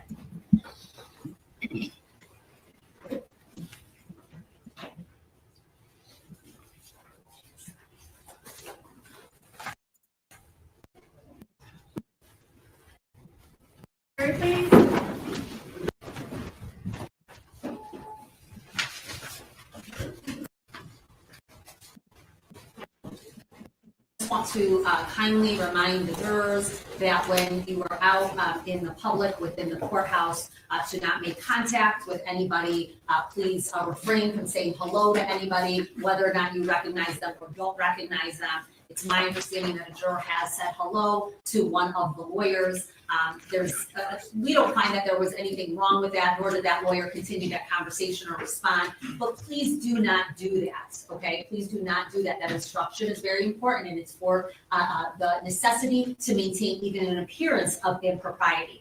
In addition, there are restrooms within your jury room. So I know that we might have staggered the time frame of when you came in today, 8:30 and then 9 o'clock. If you get here early, you are still welcome to buzz the side door. A member of chamber staff will let you into your jury room. Please try to run into you in that situation. Put it in.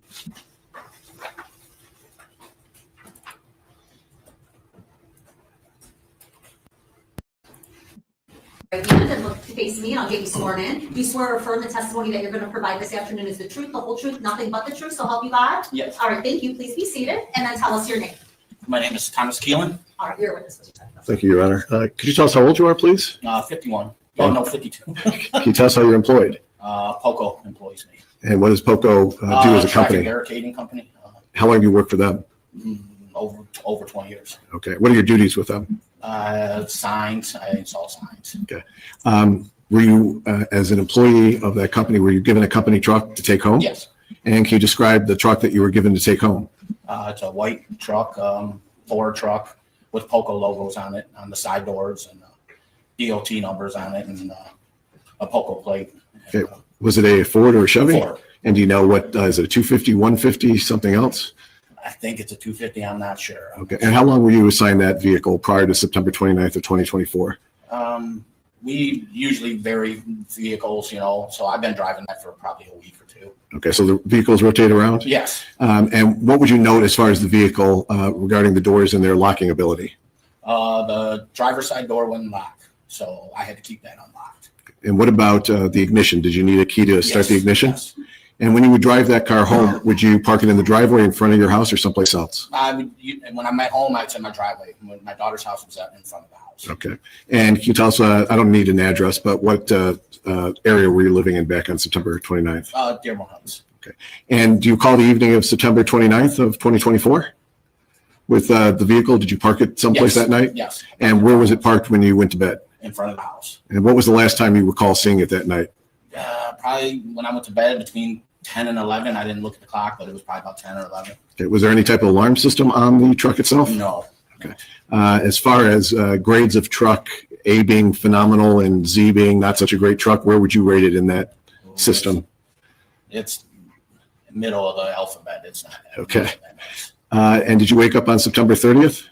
Yes, I woke up at September 30th at about 5 o'clock in the morning. And did you go out to your truck? Yes. And did you find your truck? No, it's gone. Did you call the Dearborn Heights Police Department? Yes. Did you report it as stolen? Yes. Okay, it was his I'll show you truck what's that they been marked used. as People's Exhibit number Q, if I can approach, Judge. We're going to avoid the teleprompter.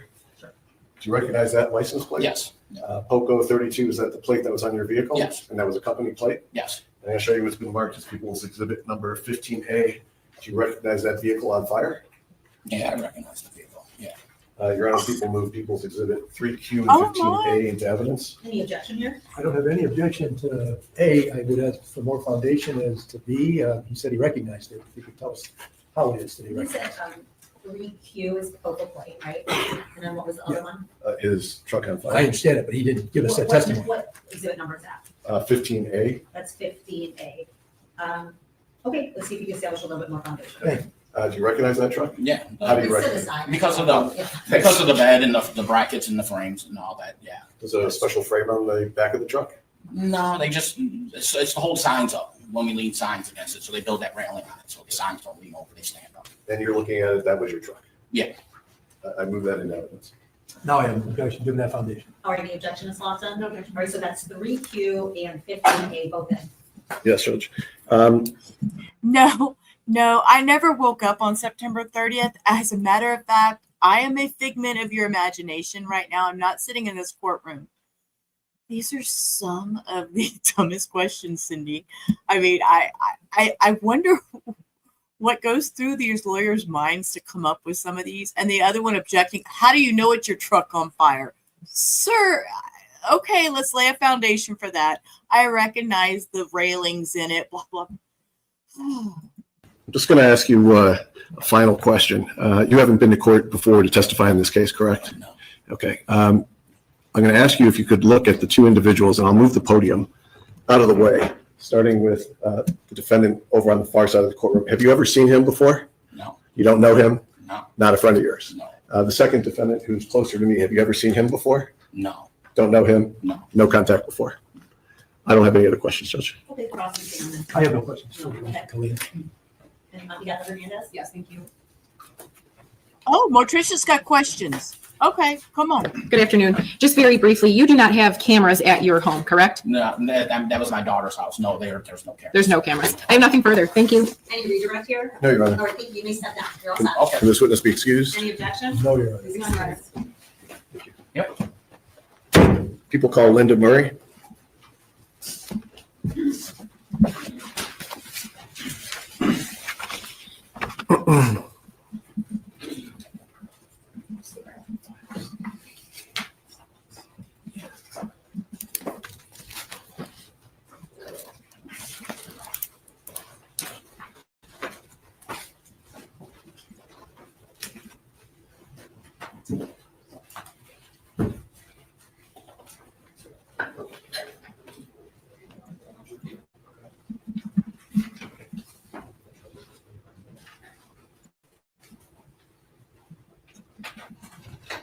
Mrs. Murray, if you could approach this way.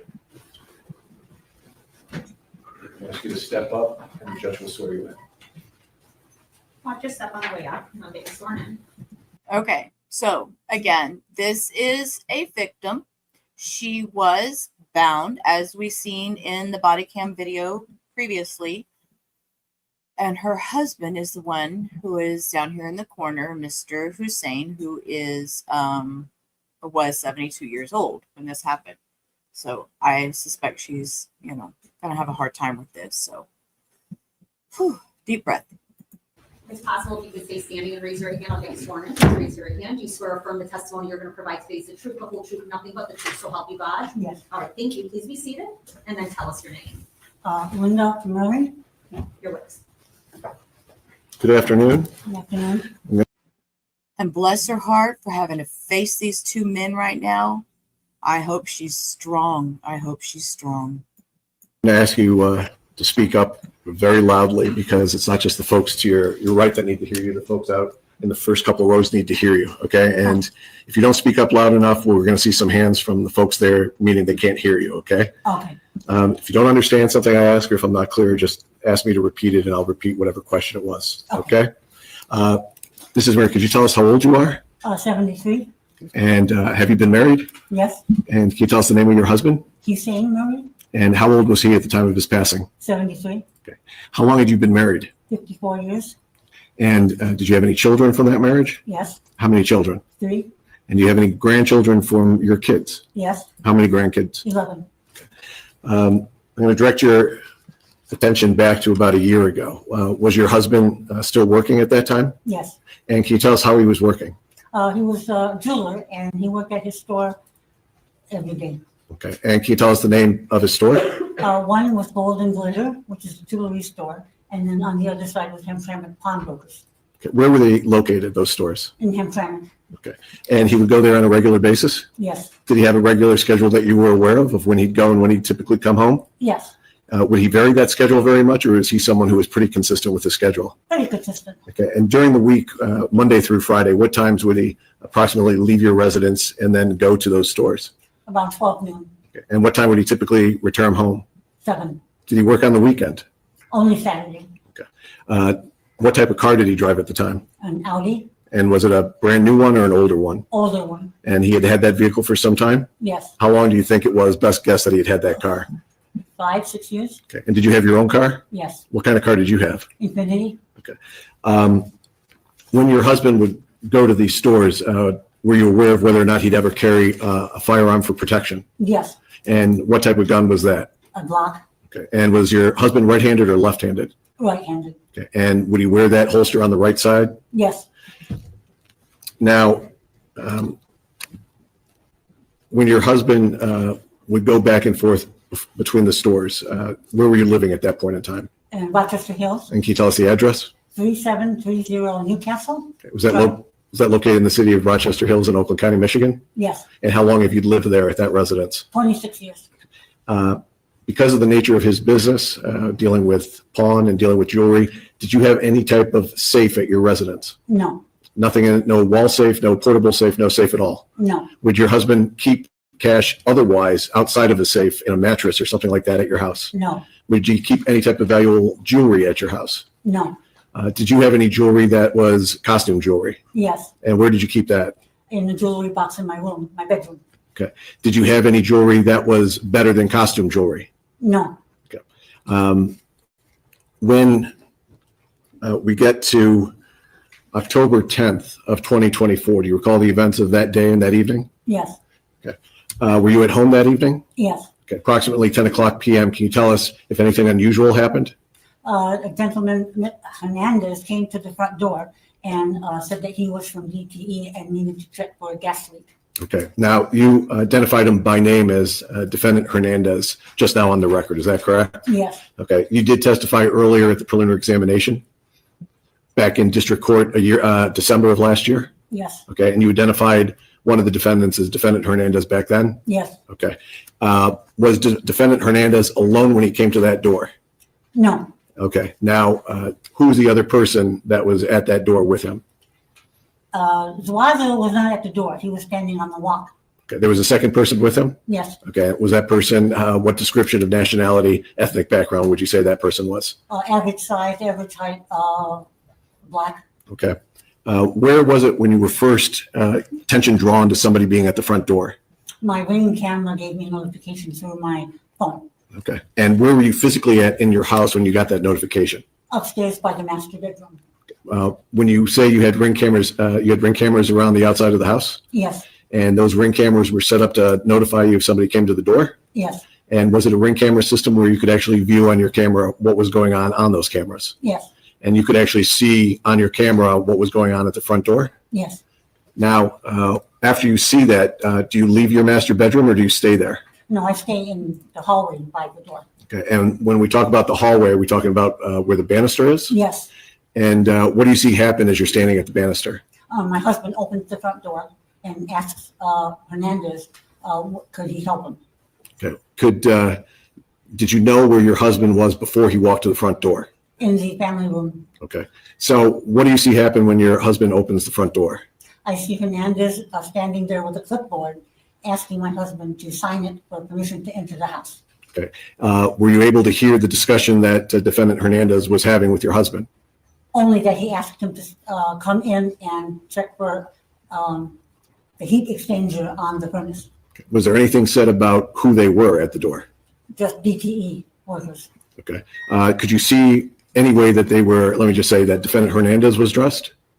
He had a yellow vest on and a hat and a mask. Okay. And how would you describe his size? Very large. What did your husband say to them when Hernandez asked about coming inside? What he asked, well, why? And Hernandez said he needed to check for a gas leak. Okay. Did you get involved in the conversation? Yes. And how did you get involved with the conversation? I asked Hernandez, I said, isn't it a little late for you to be coming to the door? Yeah. Was there any response to that? No, he just said, I'm sorry, I have to check for the gas leak. Did you say anything else in that direction to your husband while they were at the door? Yes, I asked him if he had his gun. Okay. And how loudly did you say that? Loud enough for everybody to hear. Okay. Was the door open at the point in time you said that? Yes. Okay. And what do you see that second person doing when that conversation was going on? The second individual there? At that time, my attention was on Hernandez. I believe Zuazo was still on the walk. He wasn't up on the porch. Okay. Were you able to see the second person from the ring camera? Yes. Okay. What ended up happening when they were at the door after that conversation? They said that they were sorry to bother us and they'll come back tomorrow. Okay. Now, I want to be very specific because we have two different people on trial here. So the word they doesn't help specify. So when you say they, is there one person who says that? Yes, Hernandez. Okay. And what happens after Hernandez says they'll come back tomorrow? They leave. Okay. Did you have any discussion after your husband closes the door about what just happened? I just asked my husband, I said, I don't smell gas, do you? He said no. Okay. Did you call the police? No. Did you call DTE? No. The next day, we're on to October 11th of 2024. Do you recall what you were doing that morning? Preparing breakfast and lunch for the workers. Okay. Did you go any place before you started to prepare breakfast that morning? Yes, I had a doctor's appointment. Okay. And did you go to that doctor's appointment with your husband or alone? Alone. And was your husband at the house when you got back? Yes. And did you drive your Infiniti to go to your doctor's appointment? Yes. Okay. When you get back into the house, where is your husband? In the kitchen. Okay. What is he doing in the kitchen? He was fixing lunch to take to work. And was that something he would commonly do, or is this a special occasion? No, always. Okay. And when you say people at work, approximately how many people would be working at his stores on a daily basis? About 5. So when you come back in, is he still cooking or has he finished cooking? No, he's finished. And this is approximately 10 a.m.? Yes. Okay. As time goes by, is there a knock at the front door? Yes. What happens when there's a knock on the front door? I hear through the ring camera that someone was saying DTE. Okay. So do you go to the front door? Does your husband go to the front door? Or does nobody go to the front door? My husband goes to the front door. Okay. And where are you at when he goes to the front door? In that hallway by the front door. Okay. You're able to see what happens at the front door from where you're at? Yes. Can you tell us what you see happen when you see your husband go to the front door? He opens the door and Hernandez again asks him to sign the clipboard to give him permission to come into the house. Okay, let me stop you there. When you say Hernandez, do you recognize Hernandez as the same person who was there the night before? Yes. Do you see that person in the courtroom today? Yes. Could you please point to and identify an article of clothing that he's wearing? He's sitting to my left wearing a polo shirt. Your Honor, may the record reflect this witness has identified defendant Hernandez? The record reflect the witness has identified the defendant. Was defendant Hernandez there alone or was there somebody else there? No, Zuazo was with him. Okay. Do they come into the house or do they stay outside? No, they come in. Okay. And how close do you get to who you just said by name, Zuazo? How close did you get to him? 5 feet maybe. Okay. And how was he dressed? Just regular, ordinary work clothes. Okay. This is a vest. Throughout this process, were you able to get a good enough look of the second person there to identify him? Yes, Okay. Did you identify him also at district court? yes. I'm going to move the podium for 10 seconds. If you look around the courtroom, do you see I'm not sure if that helped. Do you see the second person in the courtroom? Yes. Could you please point to an identifying article of clothing that he's He's wearing? sitting to the end of the table with a blue shirt. Your Honor, may the record reflect this witness as identified defendant Zuazo. Record reflect the witness has identified the defendant. So what happens once they both come into the house? They start walking toward the basement. Okay. Now, do you have any gas-related products in the basement? Yes, What do you have, as best you remember, that's in the basement that's a gas-related product? 2 furnaces and 2 water heaters. Okay. When they're headed towards the basement, do they immediately go down to the basement? No, What happens? I just get clarification on date, who all we're speaking about in that multiple. Let me rephrase. Does Defendant Hernandez and Defendant Zuazo immediately go down to the basement? no. Okay. What happens before Defendant Hernandez? I don't want to assume he goes down, but what happens before that? Zuazo goes into the laundry room, and I assumed he was going to look for gas leak, but he looked at the wall where I have artwork instead. And Hernandez. Were you with him when he went into the laundry room? In that little hallway, yeah. Okay. And do you have a gas dryer in that room? Yes. Okay. And do you see what Hernandez was doing? He was standing by the garage door and the basement door. There's a hallway that he was standing between. Okay. And does anything happen before they head down, the 2 defendants head downstairs? Hernandez tells me that he forgot his meter and he had to go to the truck to get it. And were you able to tell from your observations whether or not he left the house? No, I don't know if he left the house because the door would have a chime to it when you open it. Did you hear the charm? No, How long would you say that Hernandez was out of your sight after he had made that comment? a minute maybe. Okay. Does Defendant Hernandez return? Yes. What happens after he returns? My husband starts to go down the basement steps. Okay. When your husband goes down the basement steps, does anyone follow him down? Yes, Hernandez does. Okay. And who? No, I'm sorry. Zuazo does. Okay. I just want to be clear. Which of the 2 defendants goes down behind your husband? Zuazo. Okay. And does Defendant Hernandez go down the steps also? Yes. And does one of the 2 defendants or your husband close the door to the basement? I didn't notice who closed the door. Okay. Does the door get closed to the basement? Yes. Where do you go after they head down into the basement? I finish up making breakfast. Okay. And how long do you think that takes? Oh, I was almost done, so 2 minutes. Okay. And after you finish breakfast, making the breakfast, how long would you say that the defendants were downstairs? 10, 15 minutes. People have different tones to their voice. Would you categorize your husband as a soft talker or a loud talker? Loud talker. Okay. When your husband was down in the basement with the defendants, did you hear him at all? No. Did you hear any commotion at all? No. Did you hear any cries out at all? No. Also, folks have different abilities physically as we age. How would you characterize your husband's physical abilities at his age? Very active and strong. He was a strong man? Yes. And he was still a strong man at his age? Yes. What's the first thing that you remember after that 10 to 15 minutes passes while the 2 defendants are in the basement?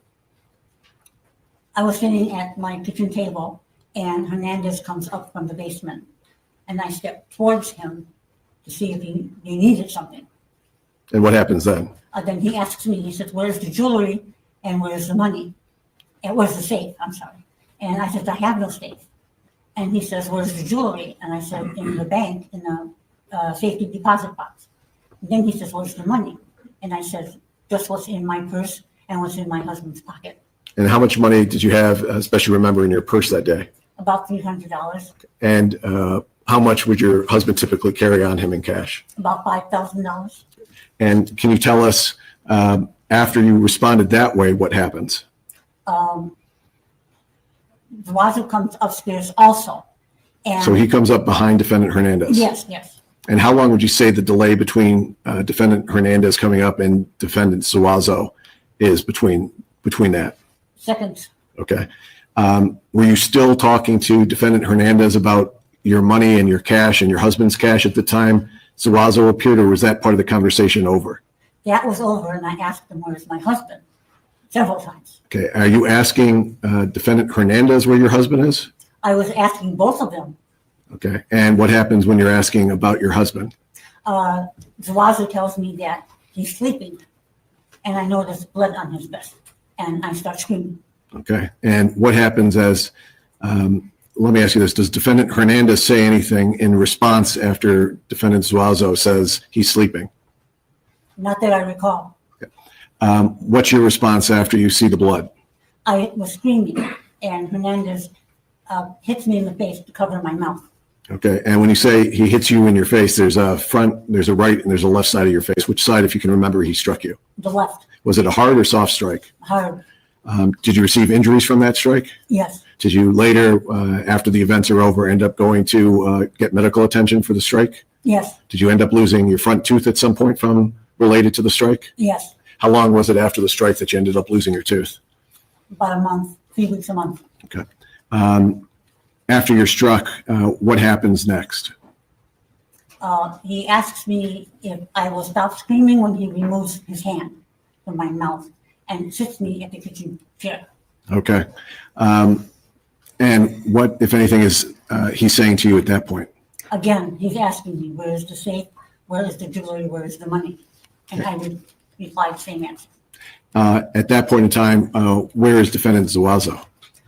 He went up the back stairs up to the master bedroom. Okay. And you saw him go up the back stairs? Yes. Okay. From your recollections of that day, did defendant Hernandez ever go upstairs? No. What's going on as defendant Zuazo is upstairs? What's going on with you and defendant Hernandez? Hernandez is binding my hands and my ankles together. Okay. And is, duct tape. and is that against your will? Yes. Okay. Did you notice if any of your items were taken that day? Yes. What was taken from you? When Zuazo came downstairs, I saw that he was carrying a drawer from my jewelry box. Okay. And that was without your consent? Yes. Was there anything taken from your purse that was without your consent? Yes. What was taken from your purse? $300. Okay. Were there any other items that you were missing after that day? Well, my phone, Hernandez took my phone and put it in his pocket and took my iPhone watch and threw it across the table. Okay. And obviously there was police involvement. Did you ever recover your husband's Glock? Was that ever recovered? No. While Hernandez is in the kitchen, do you see what else he's doing while he's there? He nonchalantly goes to one of the kitchen drawers, opens it, looks at it, and shuts it. Okay. Do you see defendant Zuazo return? Yes, Okay. And after he returns, does he come down the front stairs or those back stairs again? the back stairs. How long were they in the house after defendant Zuazo returns from the upstairs? A couple minutes because Hernandez wanted to put me in the closet, but because I was bound, I couldn't move. So he sat me back in the chair. And what do you mean by he tried to put you in a closet? They wanted me to, Hernandez and Zuazo wanted to put me in the closet and shut the door, I imagine. Okay. And when you say they, I think you then specified, but what were each of those individuals doing at that point? Tell us specifically what was Hernandez doing to try to put you in a closet? He grabbed me by the shoulder and the arm, but then I was really wobbly and he sat me down in the chair. Okay. And can you tell me what defendant Zuazo was doing? He looked a little nervous and was like moving from foot to foot and told Hernandez, let's go, bro. Okay. I didn't hear that quote from the co-defendant. Ms. Murray, can you repeat, please? Zuazo asked Hernandez, let's go, bro. Okay. I'm going to show you what's been. And did they exit the house? Yes. How did they exit the house? Through the garage door. Just 1 second. The fact that she's sitting here talking about this and she's so strong, I commend her. She's a very, very strong woman to be able to sit here and discuss this like she is. Did they go out the garage door, did you say? Yes. How long were they in the garage? 2 or 3 minutes. Okay. And did you still have your Infinity keys? No, Hernandez took my keys. What do you hear coming from the garage? I hear the door slam down, the garage door. I hear that slam. And was any type of remote control clicker for the garage connected to your keys? No. Okay. How was it that you were able to free yourself from being duct taped? Around my ankles, there was a small tab of tape that was loose, and I worked it around until it came off. Okay. And were you able to make a phone call to the authorities since the cell phone was gone? Yes, And how were you able to do that? the house phone. Okay. And did you call 911? Yes, And how long would you say it was after 911 that the deputies arrived? 5 minutes. It was quick. In that 5 minutes before the deputies arrived, did you hear anything or any sounds or noises coming from the basement? No, Did you go down into the basement? no, Okay. And to this date, you haven't seen any photos of the basement. Is that correct? correct. Okay. I'm not going to show you any photos today either, but I just want to ask you just a couple things. Did your husband wear any type of rings or jewelry? Yes, And what kind of ring or jewelry would he wear? he had a diamond jewelry, a ring on his finger, and a diamond watch. Okay. And when you say a ring on his finger, what hand was that finger attached to, right or left? I think it was the right. Okay. And you indicated that he had a nice watch. Was that a Rolex watch? Yes, Okay. Did your husband wear glasses? no, No glasses. only for reading. For reading? Yes. Okay. So let me show you what's been marked as photograph 1EE. It should appear up there. Does photograph 1EE accurately depict the injury that you sustained to your face? Yes, I'm going to show you what's been marked as 1FF. Does 1FF show a side view of the injury that you sustained to your face? yes, Oh, Show you bless your what's heart. been marked as 1GG. Does that photograph accurately depict the injury that you sustained to your wrist? yes, And I'll show you what's been marked as 1HH. Does that accurately depict the injury that you sustained to your shoulder? yes, Round of the people would move those exhibits 1EE, 1FF, and 1GG and 1HH into evidence. Any objection? I have no question. No. Are there? Once the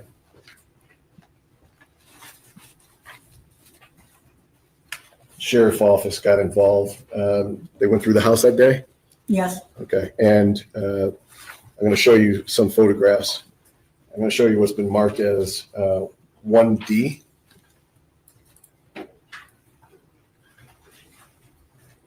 Okay, do you recognize that as the top of your stairs? yes, Okay, you see the closet that's depicted in that photograph as open? yes, Would you have left that closet open when you were in the house? no, I'm going to show you what's been marked as Exhibit 1F, leading into your master. Do you recognize that as your master? yes, Do you recognize that chest of drawers? yes, Was it left that way when you were last upstairs? no, I'm going to show you what's been marked as 1H. It's a different view. Can you tell us what you see in 1H? drawers scattered on the floor Okay. and items on the floor. Okay. I'll show you what's been marked as 1I. Can you tell us what you see in that picture? Drawers on the floor, And 1K? the armoire open. Okay. And the drawers should be inside, but they're not inside. Is that Beautiful correct? armoire and Correct. dresser set. Did you have any type of jewelry box upstairs? Yes, And where was that jewelry box kept? in my closet. Did you notice when you finally went through the house, was that jewelry box where it should have been? No, And can you tell us, do you recall where you found it? it was laying on the floor in the master bedroom. And were any of the drawers missing from there? Yes, one. And what was kept in that jewelry box? Costume jewelry. I'm going to show you what's been marked as 3BB, as in boy.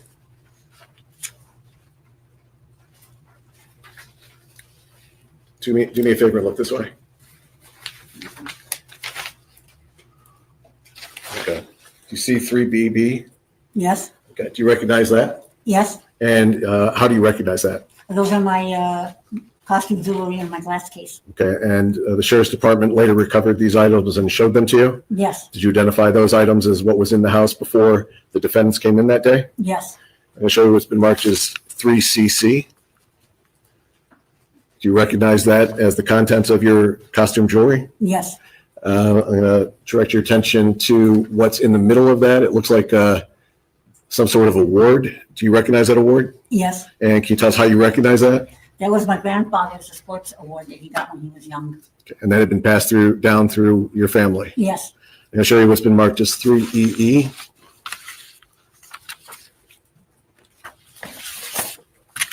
You recognize that costume jewelry as some more of the costume jewelry? Yes.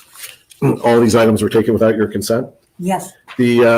As this case has progressed, did you turn over the Ring camera video to the Sheriff's Department? Yes. And you had a chance to review the Ring camera videos both from the 10th and from the 11th of October? Yes. Did they accurately reflect what occurred and what you remember happening on those Ring camera videos? Yes. And you also testified to that at preliminary examination? Yes. Your Honor, the people would move the Ring camera videos that have been designated 5C, 5D, and 5E and request to publish those. Right, before we get to that, did you admit 3DB, 3C, that was just testified to? I don't see that as being in there previously. In the sense. I didn't because the guy from Cato County is coming tomorrow, but I'll move those in today. Okay, and then something, do it as you see fit. I just want to make sure we're not. Unmute, Sheila. They didn't say that. I'm not sure if this was items that was strewn about at the house is what they were showing pictures of, or if that's what they recovered. That wasn't clear to me. Missing something. All right, so the Ring cameras are which numbers? They got renumbered 5C, 5D, and 5E. They were all on 5, just 5, but because of things that got renumbered. Okay, and then the parties have seen the Ring camera. Is there any That is objection correct. to admission to it? No, Okay, all right, good then. And that's 5C, 5D, 5B, correct? Yes. Permission to publish? You may publish. Okay, I will. I don't mind. We'll go back.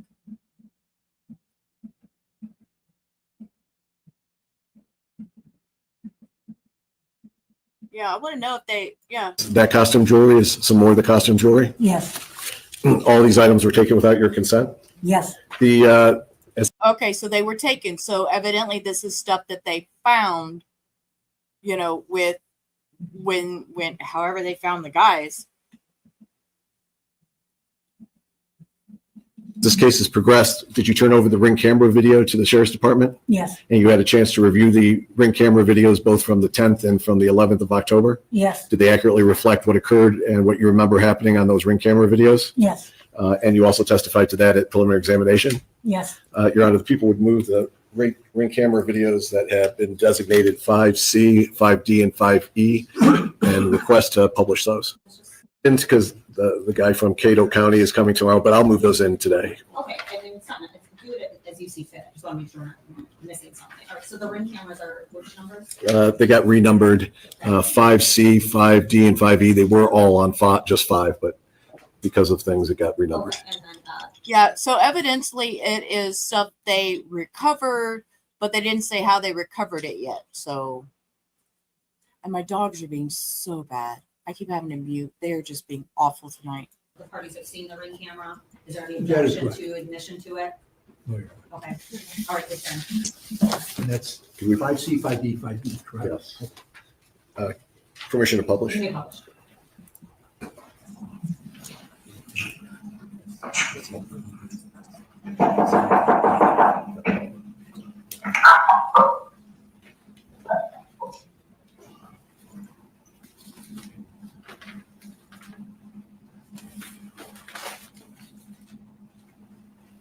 Thanks for stopping by. If you'd like to leave a message, you can do it now. For DTE, we're trying for gas leaks. Went in the restaurant call, but you got registered. Just a minute. In the front door. I don't know. It's DTE. DTE? It's kind of late for you guys to be coming around. I don't think they're working literally. It's DTE. I don't know, I think they're fine. Oh, you got a question. Have you guys had, are you Mr. Hussein Murray? Yeah. Well, next week? Yeah. You gotta check your back, behind the house, for the meter. Thank you.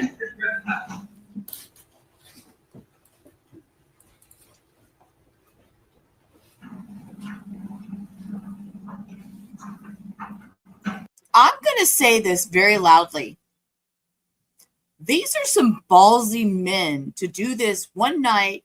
They get rejected and they actually come back the next morning They got some huevos. On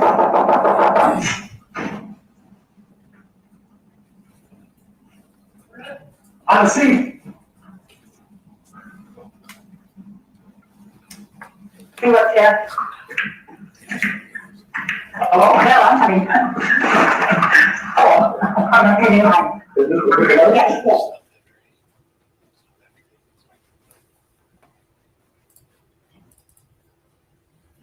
And just for the record, just off C, so just, yeah, indicate for the record that this is call. And I didn't want to bother you guys for waiting, but we had to check the outside. And I didn't want to bother you guys for waiting, but we had to check the outside. Yeah, I understand. I understand. Listen, I did. How you doing today, sir? I'm all right. So, you want to read? What am I paying for? Just to give us consent to check the inside of the home. So what we have to do is we have to check for like cracks in the heat. And this next one is Exhibit 5D. Did you go for that? For the record, yes. And there's also 5E, which is the garage video, which I didn't mention. Any objection, 5E? No, I've seen 5E, so I no objection. Okay, same, all right, sir.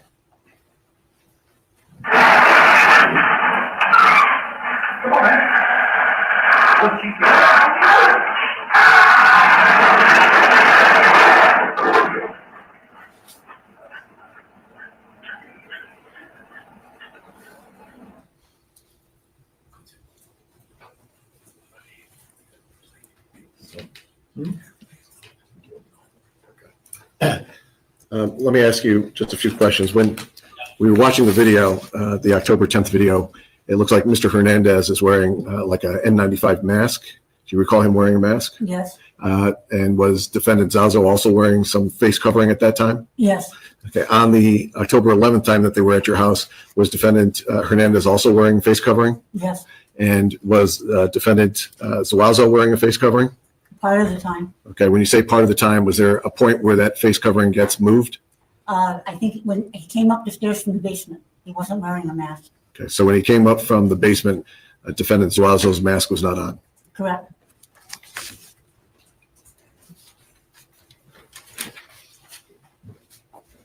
I don't have any other questions, Judge. All right, cross-exam Zuazo. Thank you, Your Honor.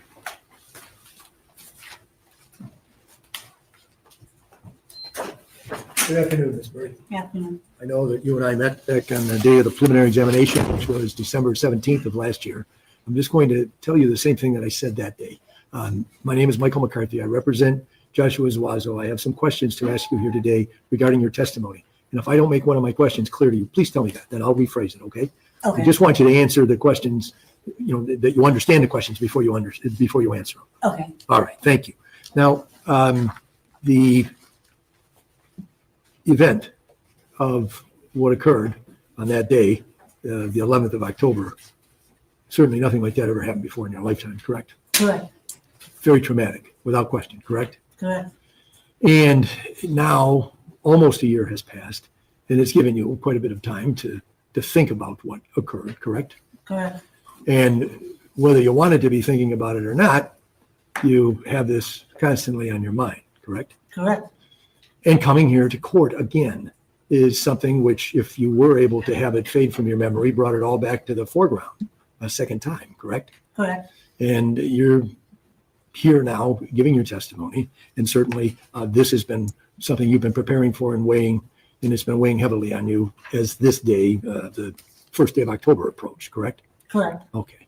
And in order to be able to testify, you had to sit down and speak with the attorneys representing the prosecutor's office, correct? Correct. And you had interviews with Mr. Petrofessa and perhaps with Mr. Magaro, correct? Correct. And you've also spoken with a number of law enforcement officers ever since the first day that this occurred, correct? Correct. They came to your house. Deputy Copeland was the first man through the door at your house. You remember that, right?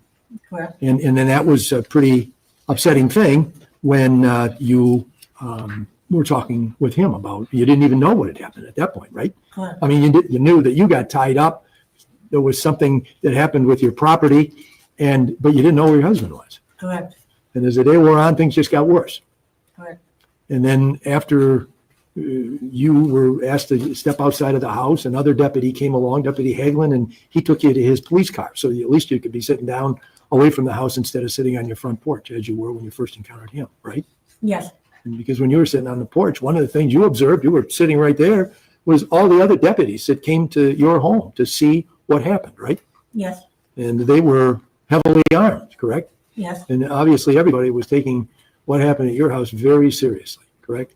yes, All right. And so then you didn't go back into your house. Instead, you ended up going to the hospital, correct? yes. And you had those pictures taken at some point during the day before you got to the hospital or before you got into a hospital bed. Is that right? I'm not sure if it was the same day or the next day, but Okay.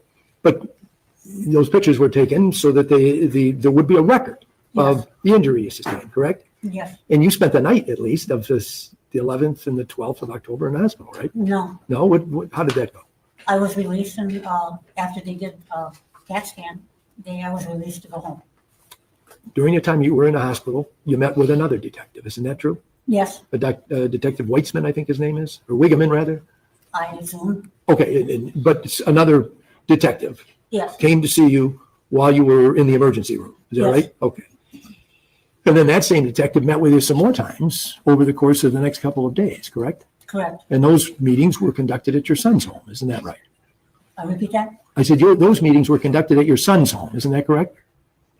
Yes, Okay. And so there was a lot of discussion about this incident at your house in those first few days. You would agree with that, right? yes, And somewhere along the line, you learned what the name of the first person that came to your door was, or had come to your door rather, was Mr. Hernandez. You remember that? yes. Can you tell the jury how it is you came to know what his name was? Police officer told me. Okay. And then at some point, you came to know the name of Mr. Zuazo. Was that right? Yes, And how was it that you came to know his name? to the police officer. Okay. Now, did you learn those names on the same day, or did you learn those at different times? In other words, did you learn about Mr. Hernandez's name and Mr. Zuazo's name at the same time, or were those two separate occasions? At the same time, At the same time. Do you remember when that was? a day or two after. Okay, so somewhere, this occurred on a Friday, so somewhere over that weekend or the beginning of the following week. Is that correct? Yes, Because while you were interacting with the detectives that were working on this case, you were giving information to them. They had questions for you, correct? correct. But they were providing information to you. Isn't that correct?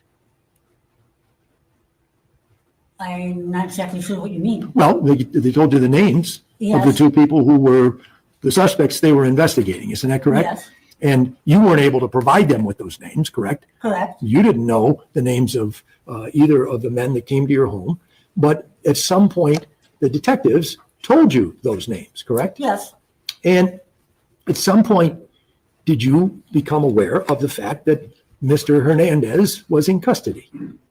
yes, Okay. And that was because a detective told you that, right? yes, Okay. Now, there was some news coverage of this story. You remember that, correct?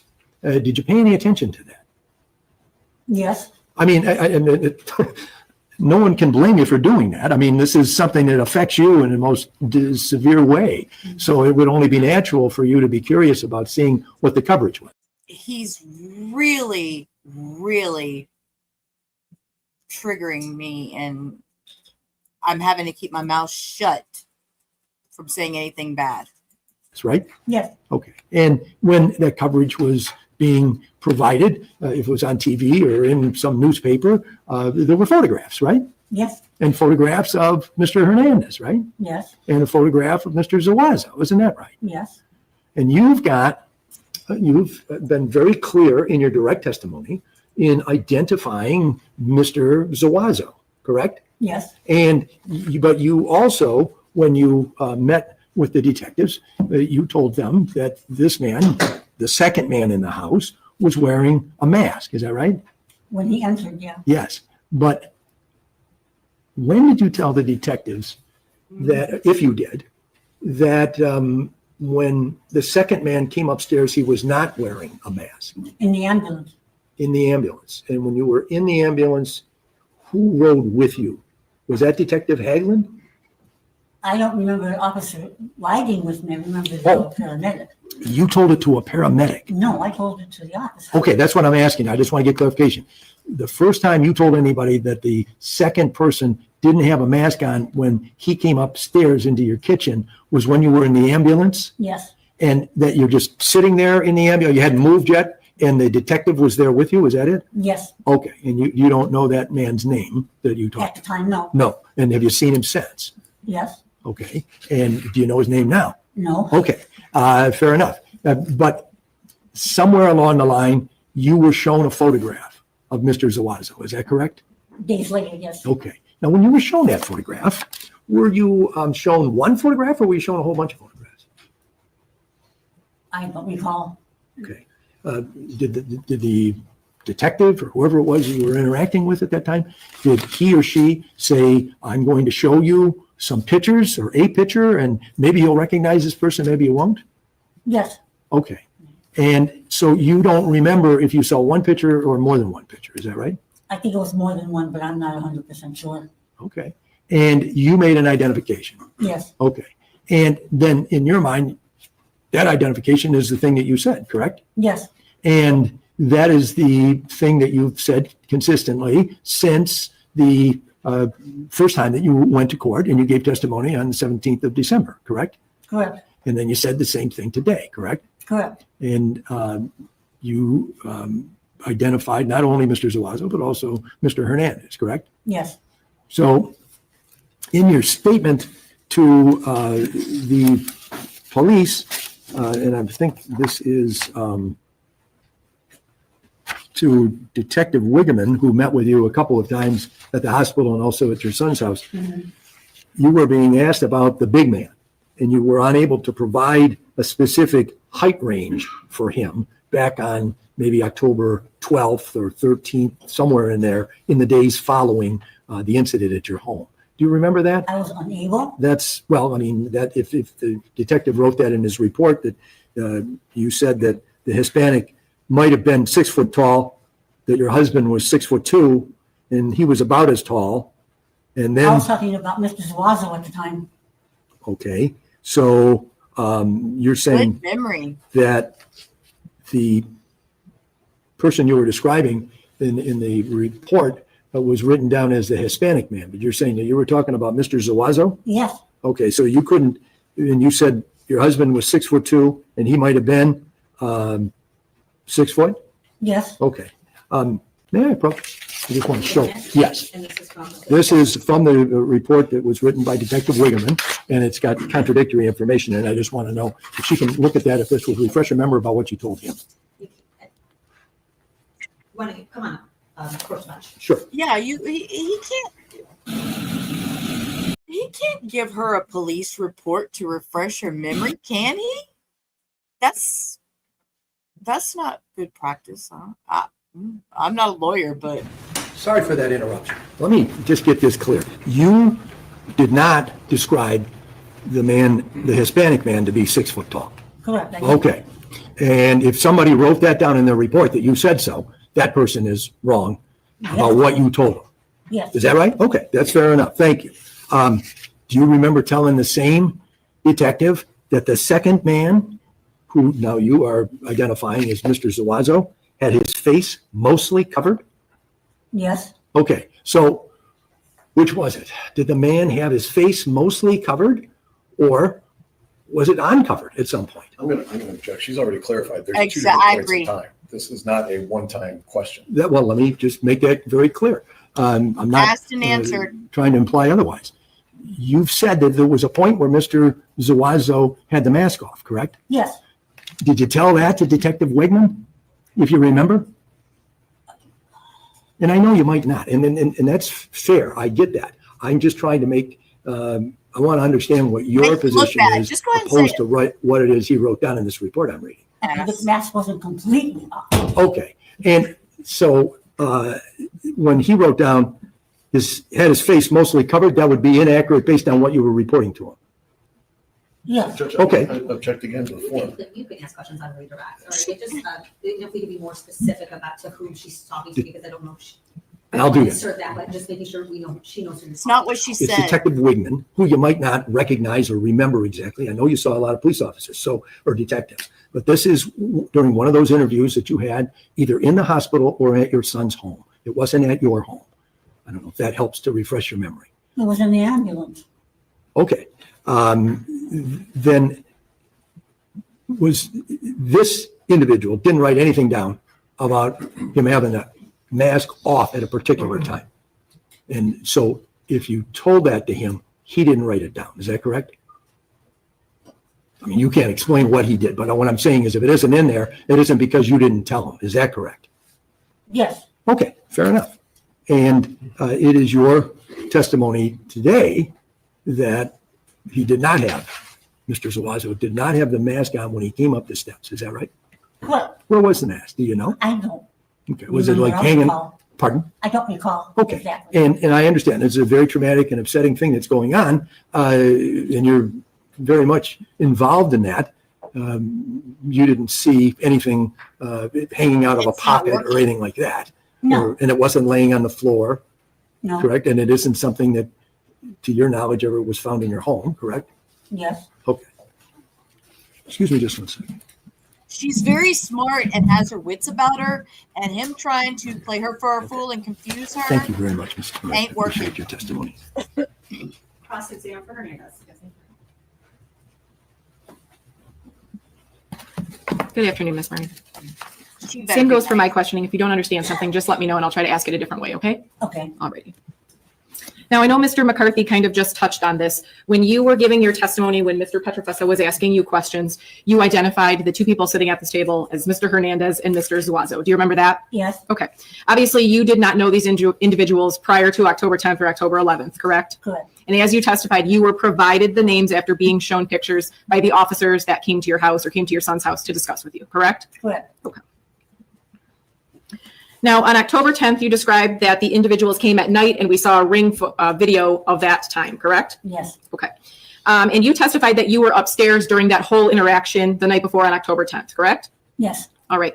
So we can kind of tell from the sound, and I think you touched on this, when someone comes to your door and rings the doorbell, do you get a notification on your phone? Yes. Okay. Are you then able to communicate by talking into your phone to the person that's standing at your front door? Yes. Is that what you were doing that evening, or were you just yelling from upstairs? If you know.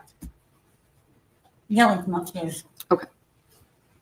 You would agree with me, obviously, you described a much longer conversation and event that we saw on the Ring camera. So does the Ring camera only videotape for a certain portion of time and then stops?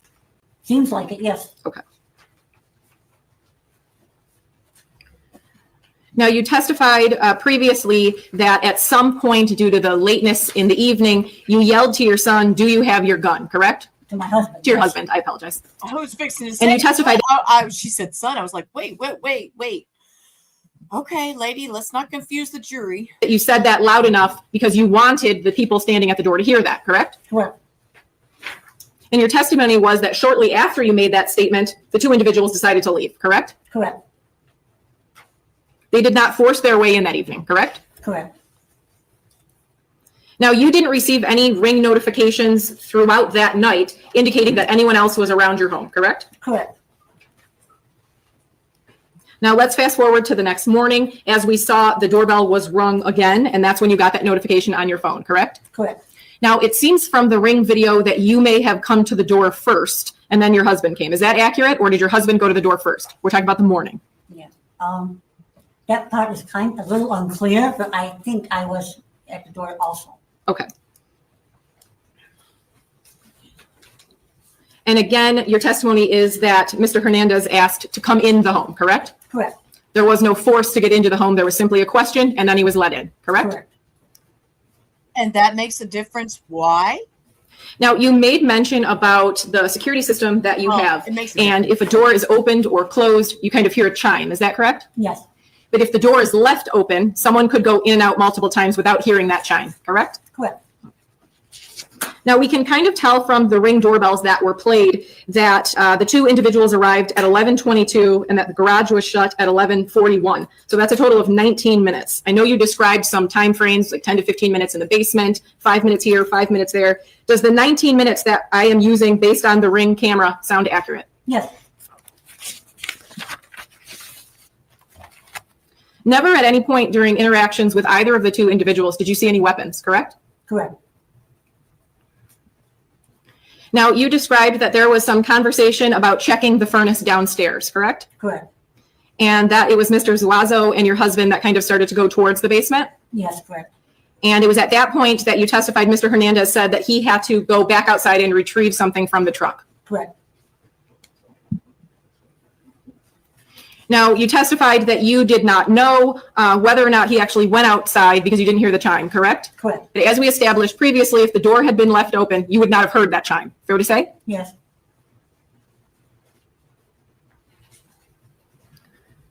All right. Your testimony was that once Mr. Hernandez was back in the house, your husband and Zuazo go downstairs, and then I believe you paused a little bit, and then you also said then Hernandez went downstairs.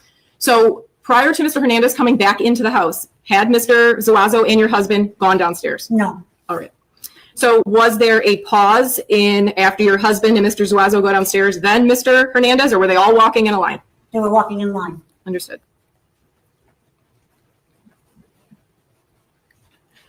Now, you testified that you did not hear anything out of the ordinary in the basement, correct? Correct. And you testified at some point in time, Mr. Hernandez came back upstairs, correct? Correct. Isn't it true that at that time he actually went to check the stove and the dryer with a meter? No, Isn't it true that, in fact, Mr. Hernandez was upstairs for a period of time, more than the seconds that you described, before Mr. Zuazo came up the stairs? no,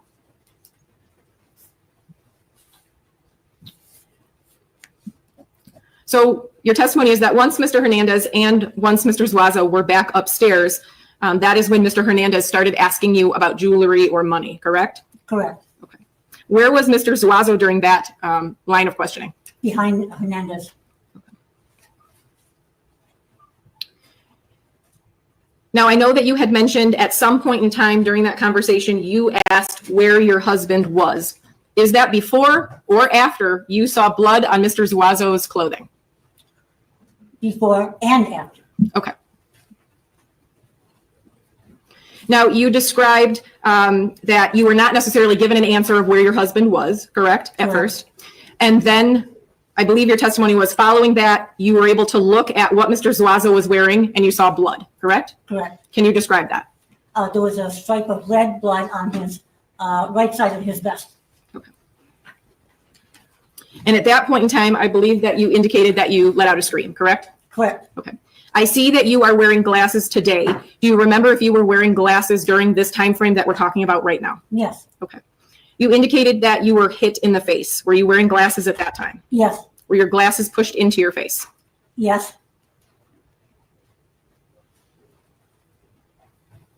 At some point in time, you testified that Mr. Hernandez walked you over to the kitchen table and then you sat down there, correct? correct.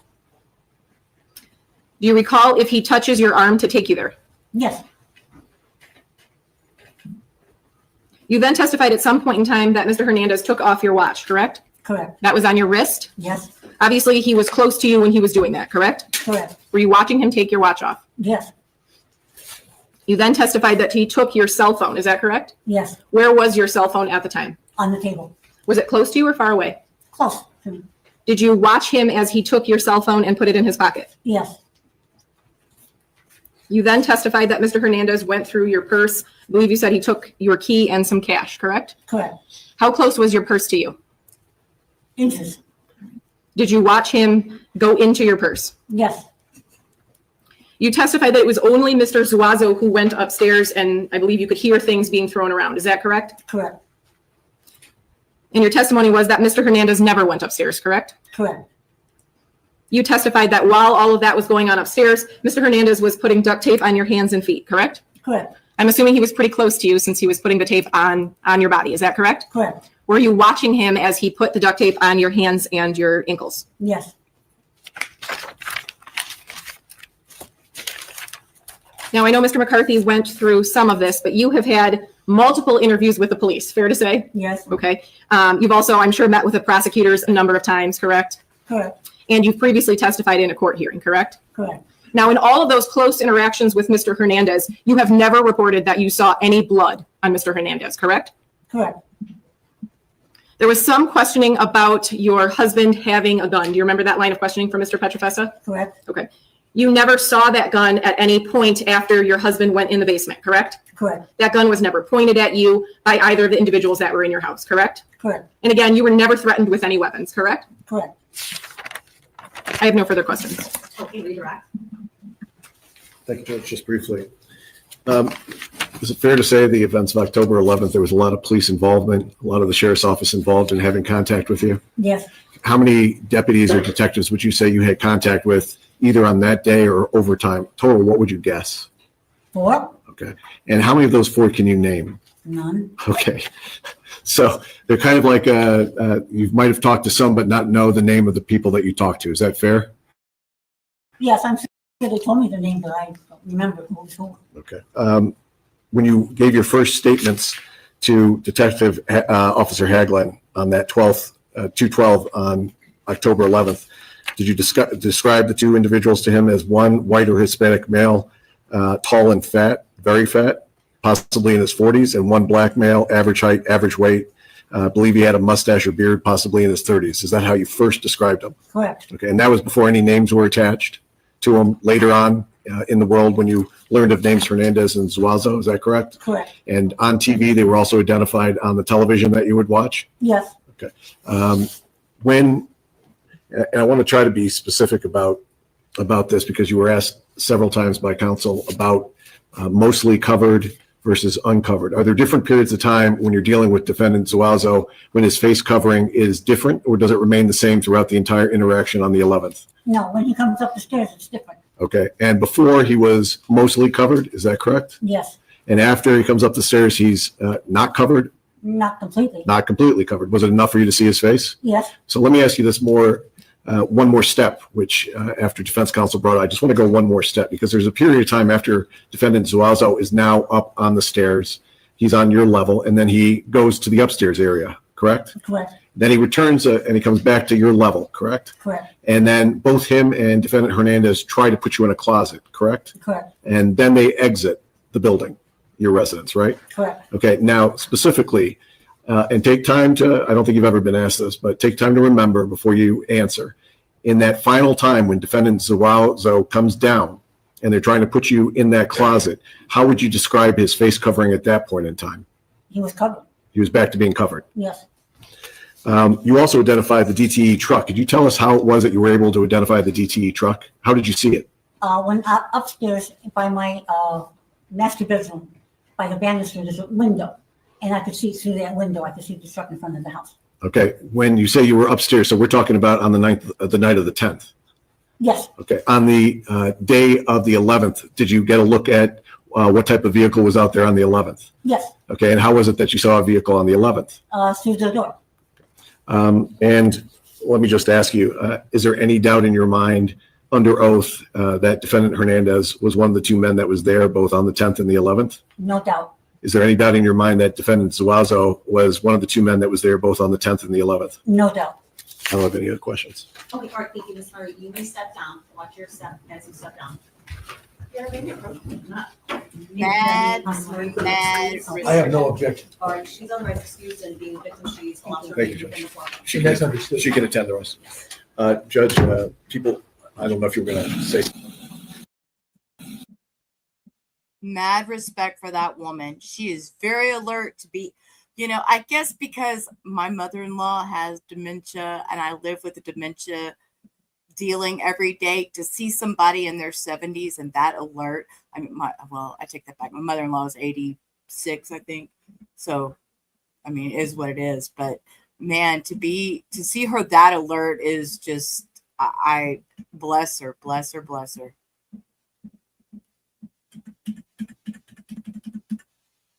What is the matter here? Why are we? Uncle Son.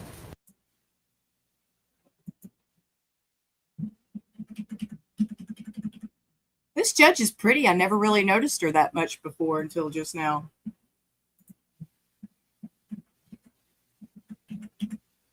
Okay. Okay, Cindy.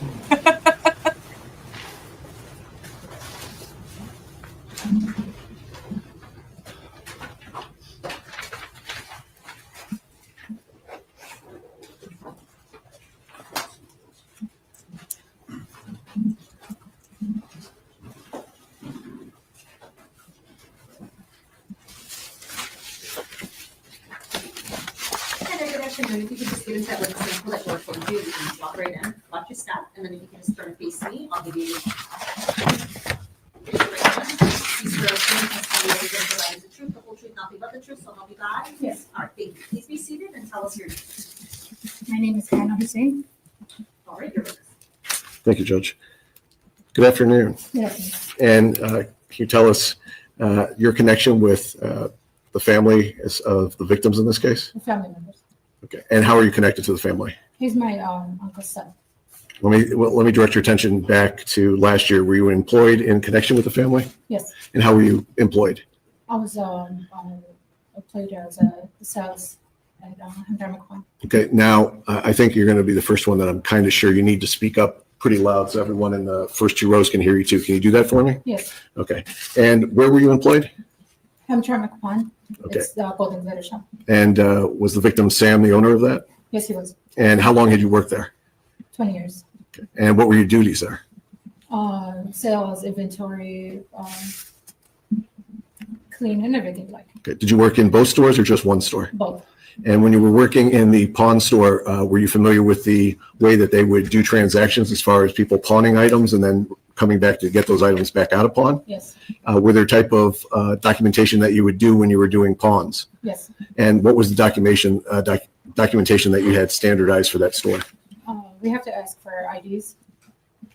Okay. And when you say ID, do you take an individual's driver's license? Yes. Do you take any type of fingerprints? Yes. Do you enter that into your computer? Yes. Are these things just your store policy or are these part of state law? State law.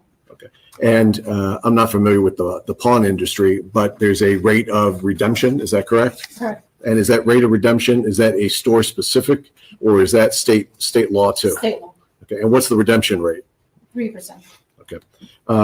In your dealings with the store, you're familiar with how to enter things into the computer? Yes. You're familiar with how to take fingerprints? Yes. You've dealt with a lot of customers? Yes. Okay. This case occurs and obviously it touches your family very deeply. Do you, as part of the store, go back through the records to see if, after Carlos Hernandez was arrested, if he had any connection with your store? Yes. And did you do so? Yes. I'm going to show you what's been marked as People's Exhibit number 13. Come on. Thank you, Coach Judge. Yes. Ask you if you recognize this computer printout. Yes. Okay, and can you tell us whose name is on that? Carlos Hernandez. Okay, and do you have more documentation of pawns that were conducted by Carlos Hernandez and your store? Yes. Can you please look through those and tell us what you see in there as far as the documentation and the dates? The date on the first one is March 7, 2022. And the second page is a picture of his picture in the system, the ID. And what's the next one? The third one shows the date that he pawned this item for $100. Okay. It was October 18, 2023, and it was at 2 o'clock, and it was 2:02:47. And does it say how much was pawned? It was pawned for $100. And the next page?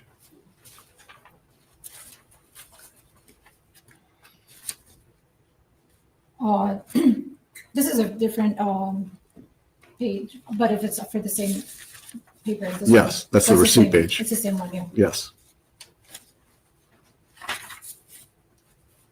And this ticket was also pawned on October 18, 206, $400. And what was that? What was the item? This page does not show me what was the item, but there should be another paper that shows each one, each ticket. And the next transaction? This page also goes for that. The third transaction was on October 18, 2023 for $1,200. And does it say the item? On this page, it doesn't. Does it say it on the next page? On this page, it should say right here in the red, but to be honest, I cannot read it. Okay. Oh, I do see, actually, sorry. I do see it's a pair of glasses. Are those Cartier glasses? Cartier glasses, yes. Okay. Is there another transaction?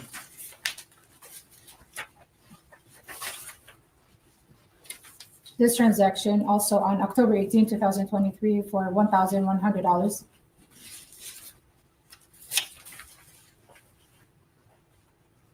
This is a charm, 10-karat gold charm. Okay, and what date was that?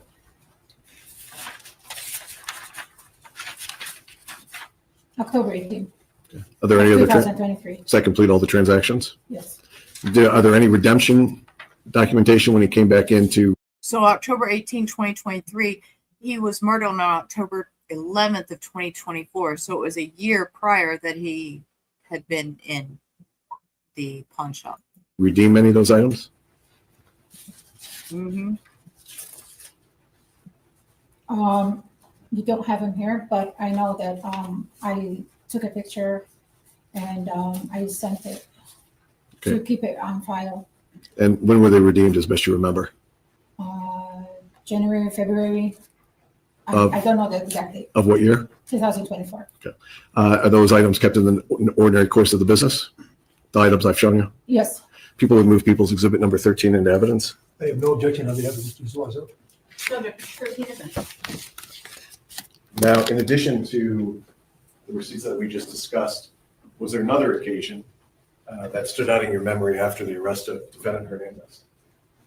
Yes. Can you tell us about that occasion? He came in and he asked about a Rolex watch. And when you say he, you're talking about defendant Hernandez? Correct. Do you see him in the courtroom today? Yes. Could you please point to him and identify an article of clothing that he's wearing?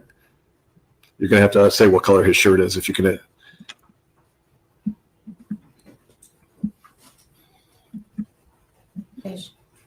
May the record reflect this witness has identified the defendant Hernandez? The record reflect the witness has identified the defendant Hernandez. Can you tell us what you recall about that occasion?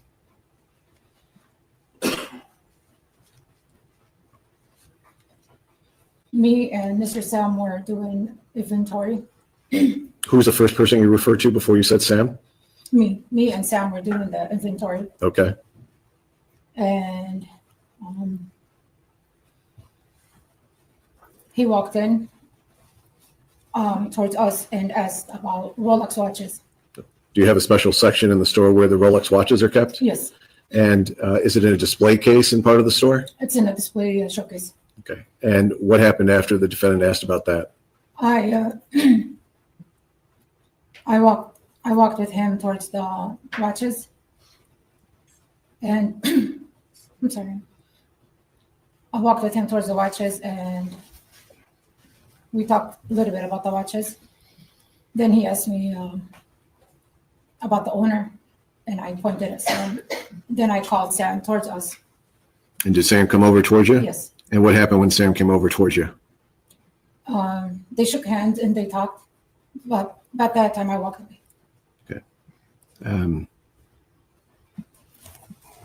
When defendant Hernandez had come in that day, was he accompanied by anybody else? No. He was alone? Yes. On the, I don't have any other questions, Judge. Are any questions? That's why I'm here. Yes, I do. Just to get some clarification. When this introduction was conducted with the Rolex watches, when did that occur?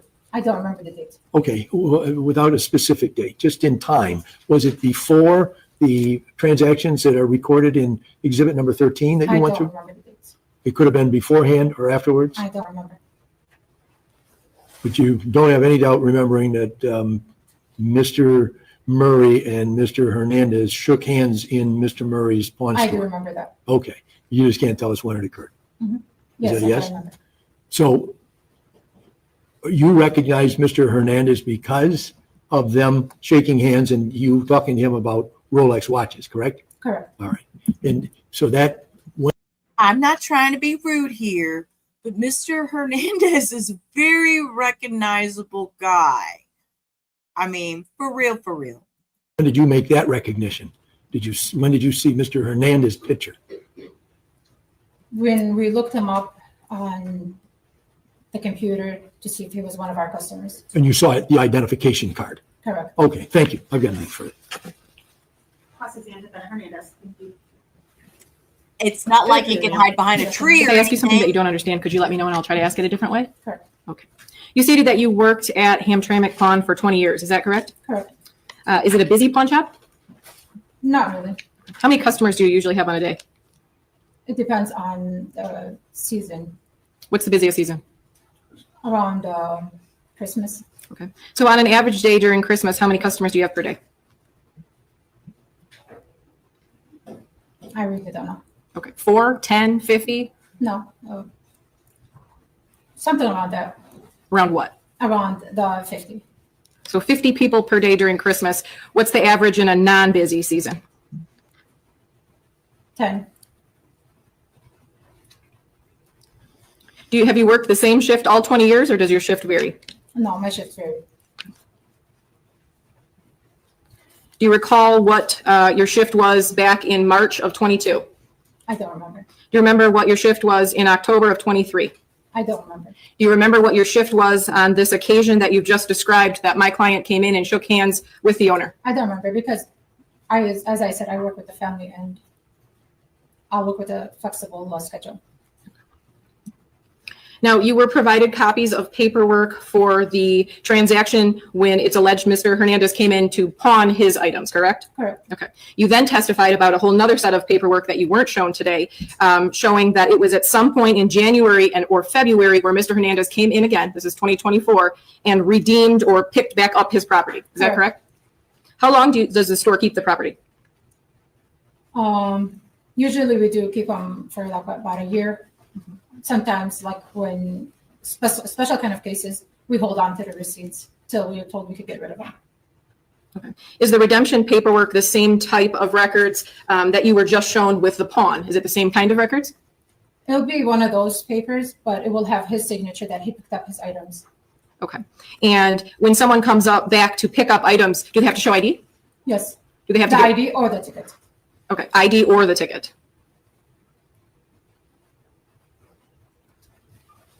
So this conversation that you are describing, you are not sure if it's January of 2024 or February of 2024, correct?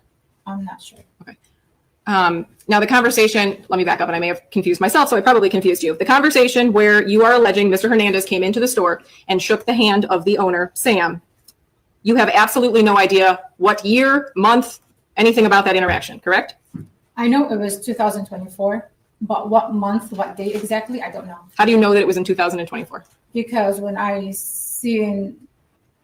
the accident happened, I know it wasn't too long since the time that I have seen him. You remember if it was cold outside, warm outside? It was cold.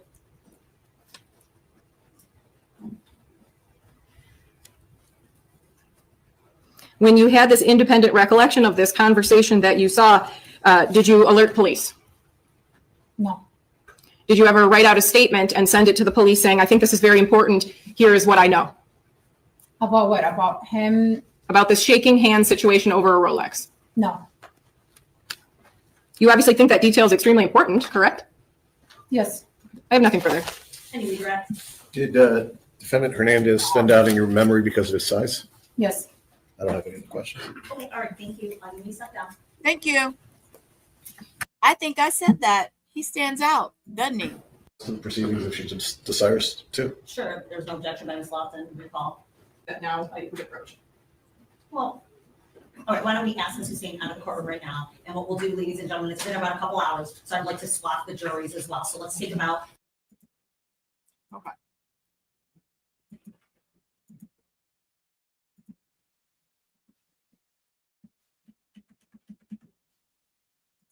For the record, do you recognize Exhibit 30? Yeah, he's easily recognizable. It's not like he's gonna go hide in some bushes or anything like that. I mean, she knows what she saw, and they're not gonna sway her. I like that. Little statue of a judge with a crown. What are you talking about? Statue of a judge with a crown.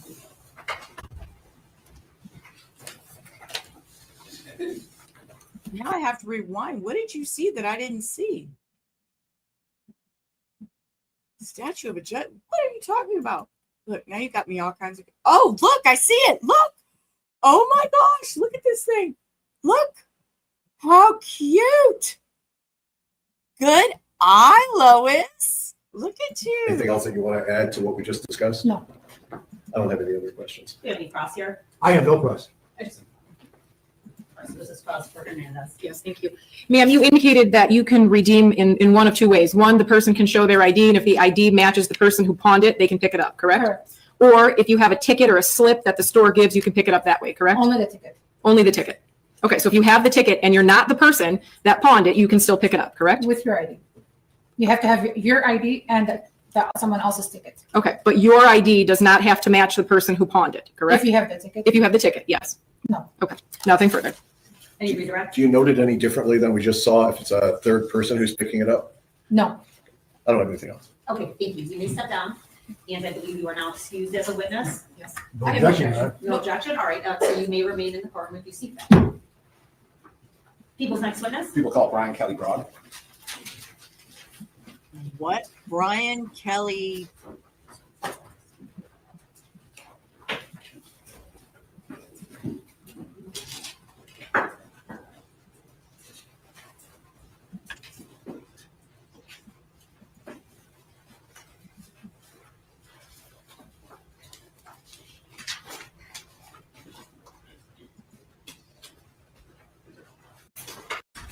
And I'll get you sworn in. Just swear to the testimony you're going to provide today is the truth, the whole truth, nothing but the truth, so help you God? All right, put your hands up. Are those transition glasses? Yes. Okay, that's why they're a little bit dark. No problem. Okay, no worries. You can have a seat and just tell us your name. Brian Kelly Broad. All right, you're Thank you, Your Honor. And sir, can you spell your first name and last name for us, please? Brian Broad. Okay, and Mr. Broad, do you know what Joseph Zuazo was? Joshua Zuazo? Yes. And how do you know that? He worked for me as a temporary employee, and then later on we hired him into the main company, Okay, and where was that employment at? St. Mary's Cement. Okay, is that your company? Not my company. It's just, I'm production manager there. Okay, and do you remember when that was that you guys hired him in as a temporary employee? You know, I could go get documents and look at it, tell you exactly what dates they are. I don't know. I can't remember. It's been probably a year and a half ago. Okay, so would it be fair to Sir, y'all, this guy knew he was coming to court to testify. Somebody should have told this man. He's like casually sitting there with his beard and all that. He's a great witness. I like him already. I just see this going to shit. say it was sometime in 2024 that he was employed there? Yes, sir. Okay, and when he was employed, he was a temp employee or was he an actual employee of the cement company? He was a temporary employee. We initially hired people into the through a temporary service, and they do some cleanup activities and stuff like that for us. Gives us a chance to evaluate the employees. You know, what's their work ethic like? You know, what kind of person are they? Do they get along well with other people? And then from there, we take the next step and bring them up into the employment of the company itself. Okay. St. Mary's Cement. And with Mrs. Zuazo, did you do the actual hiring of him as a temp, or was that just done outside of you? Well, they come in and they have to go through a certain amount of training, and we also interact with them. You know, kind of walk them through, kind of walk them around, kind of give them an initial interview and that stuff. And we have to do that because it costs us so much to train them. And we've had quite a few people. It's not a job for everybody. It's dirty. It's hard. It's nasty. It's hot. It's summer, cold, and winter. And it's not for everybody. So we've had a lot of temporary employees that come in and take the training at $500 crack and then not come back the next day. And So we use a process where we walk them out into the field so they see what the other temps are doing, and so on like that. so would it be fair to say the temporary employees that are hired there during this process, are you intimately involved with their supervision and training at that time? Yeah, quite a bit. I actually have a supervisor that runs the crew, but I interact with them quite often. Okay. And so it would have been sometime in 2024, you believe that Mrs. Zuazo started working there? Yeah. Okay. And did you work shifts with him as a temporary employment or a temporary employer? Yeah, I work shifts. Yeah, shifts. Were you, when he worked, were you working? The temps work pretty much straight Monday through Friday, 7 to 3:30. Okay. And was he working with you at that time? Yes. Okay. Did he remain a temporary employer or employee during that time, or was he ever hired in through your company? He did get hired in. So he was a temporary employee for 90 days. It gives us a look at them, how they're doing, like I said, what's their work ethic? Do they get up and get it? Are they on time every day? Do they come every day? Right. So And so at some point he was hired on. he was. Okay. And did he remain employed there? No, he didn't. Do you recall how long he was actually employed as a employee of that company? It was approximately 60 days. They go through a 90-day probation period for the union. And within that 90 days, we have an opportunity to look at him. Josh, even though he was a good worker, you could ask him to go out and do stuff for you. He had a problem with wearing safety gear and sometimes not doing the right things when it came to safety. He was And I had several complaints about him being. Well, I'm going to object to the complaints. What this witness knows that he observed, that's one thing, but talking about somebody else's hearsay. I agree. Please, Yeah. And Mr. Broad, at some point he was no longer retained through your company. That'd be fair to say. Okay. And do you recall how often during that time period, during that 90-day probationary period, did you work with him? I saw him usually every day. Did you have lunch with him? No, I'm a manager. Okay. So I don't eat lunch with the guys. Matter of fact, I don't eat lunch at all most of it. So, Okay. no, But I would see him in the field when he was working, passing by, so on and so on. did you talk with him? Yeah, sure. Did you make small talk, become friendly with him? I try to be friendly with all the guys who work with me. It works out better that way. Okay. And as part as while he is a temporary employee, is he given materials of the company like clothes, boots, work tools, anything like that? Not as a temp, but once they hire him to the company, into St. Mary Cement, then we give them uniforms, steel-toe boots. They're issued at least one pair a year. Safety glasses, they needed them, and that was something that he needed, so we got him some safety glasses. And that not the kind that you just the plain old ones. We bought him prescription glasses specific. So not like the cheap plastic ones you get at Home Depot. No, they were well, I say very nice. They're prescription safety glasses, right? They're a step above just the normal plastic ones that folks are getting. And he was given those glasses? Yes, sir. And you said that employees would get work boots. Did he receive work boots as well? Yes, he did. And then did he receive any sort of clothing that would signify St. Mary Cement or anything like that? Yeah, we have fire resistant, fire retardant clothing that are uniforms that they're required to wear. They're high visibility, and then they have stripes on them that are reflective.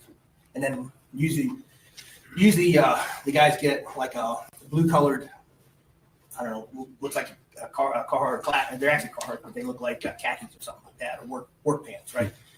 And if their services aren't retained after the period, do they give those items back or do they retain them? Well, we request that they give them back. The circumstances in which Mr. Zuazo left employment were less than.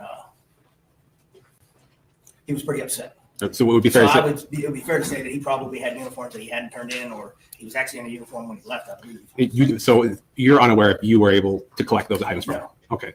And while he was working with you, did you become familiar with his voice? Yes. Right. How about the way he walked? Yeah. Was that distinctive in any way to you? Different than, well, I mean, everybody walks different and has a different manner each day. Okay. And at some point back in October 2024, did you see a Ring video camera through the media that caught your attention? Yes. Okay. And when you saw that, did you recognize, how did it draw your attention? When I saw it, I thought to myself, gosh, that looks like Joshua Zuazo. He had that same black hat, that floppy hat that he always wore to work, and that black satchel. And the uniform, I was like, God, that's our shirts. And when you saw that, that immediately sparked a memory for you. Yeah. Okay. And He had on a uniform shirt. What?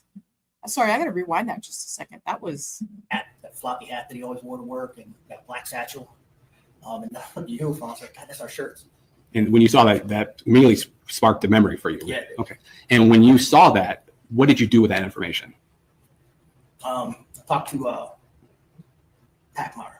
Would that be Detective Packmeyer? Yeah. And would that be of the Oakland County Sheriff's Office? Yes. Okay. And did you explain to him what you saw and who you thought that was? Yes. Okay. And while you were working with him during that period, did you know him to have any other nicknames or names?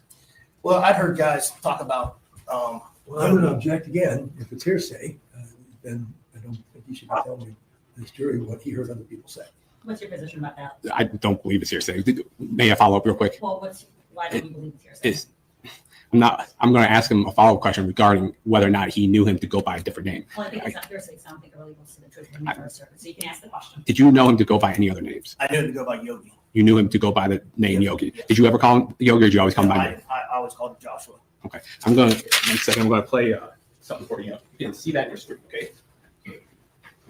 I'm going to say this while they're transitioning to this video. Yes. I respect a man with a good beard. This man has a very nice, clean, well-groomed and shaped beard.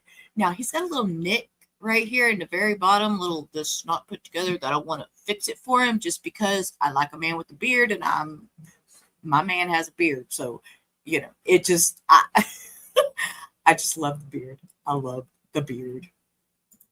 You should say you. And I didn't know why you guys were late, but we had to check the outside. Yeah, I understand. I understand. You were on a Listen, how you doing today, sir? Good, how are you? I'm all right. So, you want to read? What am I paying for? Just to give us consent to check the inside of the home. So what we have to do is we have to check for like facts and needs. And that person that came walking up to the driveway and standing on the porch, is that the person you believe to be Joshua Zuazo that you were working with previously? Yes, sir. And what was it in that particular video? Wilford Brimley. That struck your.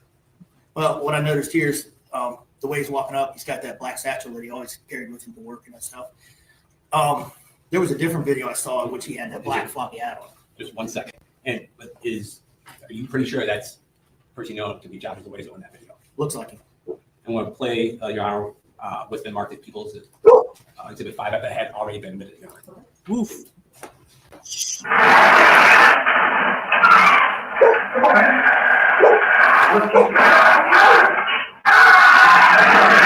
Did you just hear that voice in there? Mm-hmm. Is that a yes? Yes. Okay. Sorry. Does that voice sound familiar to you? Sounds like Joshua. That's Joshua. Okay. And that person that you helped supervise and you worked with, that you know to be Joshua Zuazo, is he in the courtroom today? Yes, he is. Can you please point to him, identify by something he's wearing? He's wearing a dark blue shirt and glasses. Now let the record reflect that before he's been made defendant Zuazo. The record reflect the witness says identified defendant Zuazo. I have no further question, Your Honor. All right, cross-examine Zuazo. Thank you, Your Honor. Good afternoon, Mr. Broad. My name is Michael McCarthy. I represent Mr. Zuazo, and I have some questions to ask you here this afternoon regarding your testimony. Now, if I don't make myself clear to you with a question that I ask, please tell me that, and I'll rephrase the question, okay? Is that a yes? Okay, good. I understand it's a little hard to get used to this, but we are making a record. We got to use yes and no's for answers. So, Mr. Look, right then and there, I would stop him and I'd say, "You're a condescending smartass. I'm sorry, sir."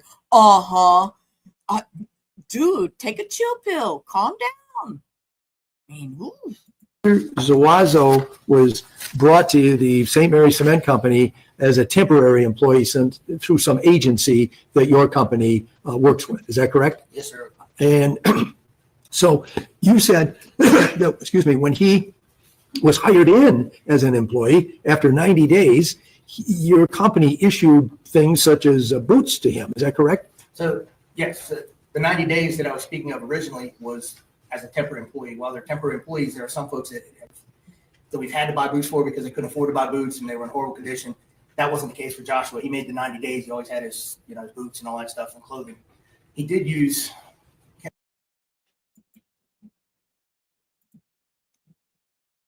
Calm down, Sheila.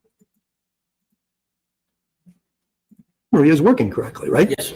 And in the meanwhile, you got 7 people there that are working at Mr. Zuazo's level. You are interacting with all of those people a lot every day? At least once a day, I would encounter the cleanup crew, if nothing more than to check on what was going on with the crew and the particular job that they're working on. And like I said, take a look at what's happening with that spillage and why that spillage is there. So you're seeing Mr. Zuazo all the time, and he's there for those 90 days, and you didn't object to the idea that he was hired in as a regular employee. Is that right? No. Was it your idea that he get hired? I talked with my supervisor. Okay. We discussed, merits, and we do that with everybody. Okay. Who hire in, just so that we have a sounding board for, if what I'm seeing is what he's seeing, right? Okay. And whatever it was that was being observed was good enough for him to get hired, right? Yes, sir. So he wasn't a bad employee at that point. No, not a bad employee, no. Okay. There- And then after the 90 days of being a temp, where he gets to the point where he's hired in, 60 days later, now he's not an employee anymore because he's not wearing the safety glasses that you got for him as often as is required, which I imagine would be 100% of the time. Yeah, it wasn't just the safety glasses. There were other times where he didn't have his proper PPE on. What's PPE? Personal protective equipment. That's the safety glasses, hard hats, steel toes, gloves. Okay. So sometimes he wasn't dressed properly. Yes, sir. Okay. And that was the reason that led to his dismissal? That was one of the reasons, yes. Okay. Well, that was the reason you gave during direct examination. And so did you become aware of Mr. Zuazo applying for unemployment? No, I don't.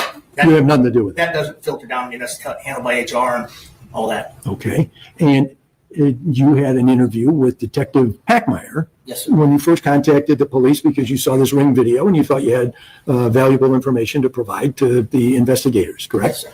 And you said that there was animosity when Mr. Zuazo was informed that he was fired. Is that right? Yeah, he threatened to kill me. Okay. So he threatened to kill you, but he didn't kill you, did he? No. No, he didn't. That didn't happen. And this occurred, you getting let go, when was that? Or not you letting go, him being let go. This was like February or March of 2024? I believe so. I couldn't tell you without looking at the actual documentation and what the dates are. And that's fair enough. But it's at least 6 months later that you see this video on the news. Is that right? Yes, sir. And of course, there hasn't been anything bad that happened to you in between the day that he was dismissed, correct? No. And you don't know anything about his unemployment request being objected to by your company. I never even heard anything. Okay. I mean, that's not your responsibility there at the job. When he threatened you like that, did you go to the police and tell them that I discharged this person and he threatened me? The reason I didn't go to the police. Why? The question is not why, yes or no. And it sounds like the answer is no. It would be no. Yes. And then here this time goes by and you remember this man, Mr. Zuazo, if for no other reason than because he said something to you that was unsettling. Is that correct? Threatened to kill you? You're going to have to rephrase that because I don't understand what you're saying. When you saw the video, you recognized, you say, Mr. Zuazo, right? Yes, sir. And this is this guy who threatened to kill you when he got let go from your company, right?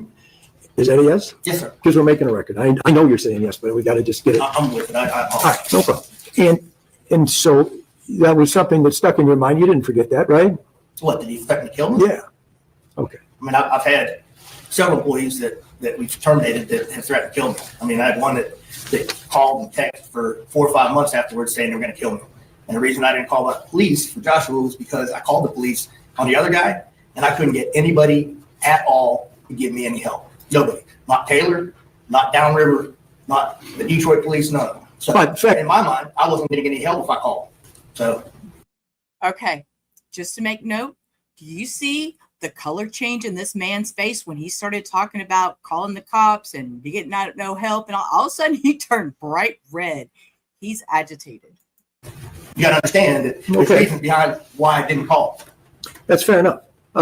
Nevertheless, you say that regardless of whether you told the police, you did tell it to Detective Packmeyer that he made that threat against you. Mm-hmm. Is that a yes? That's a yes. And by doing that, then this trouble comes Mr. Zuazo's way, right?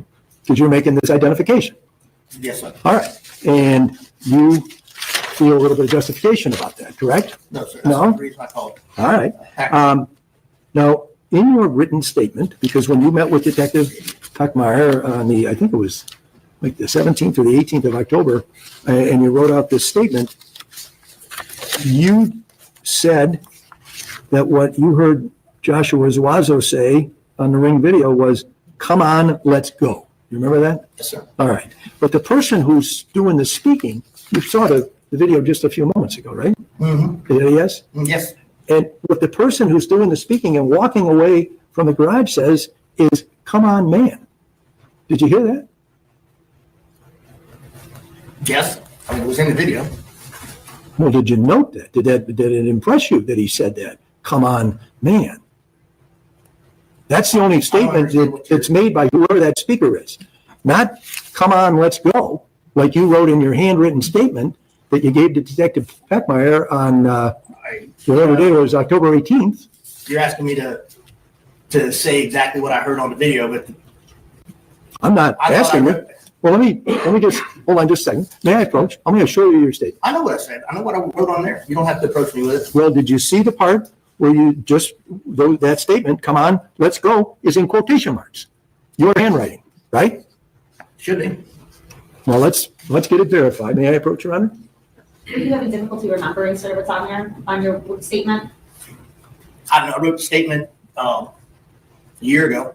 Okay, is that help refresh your memory?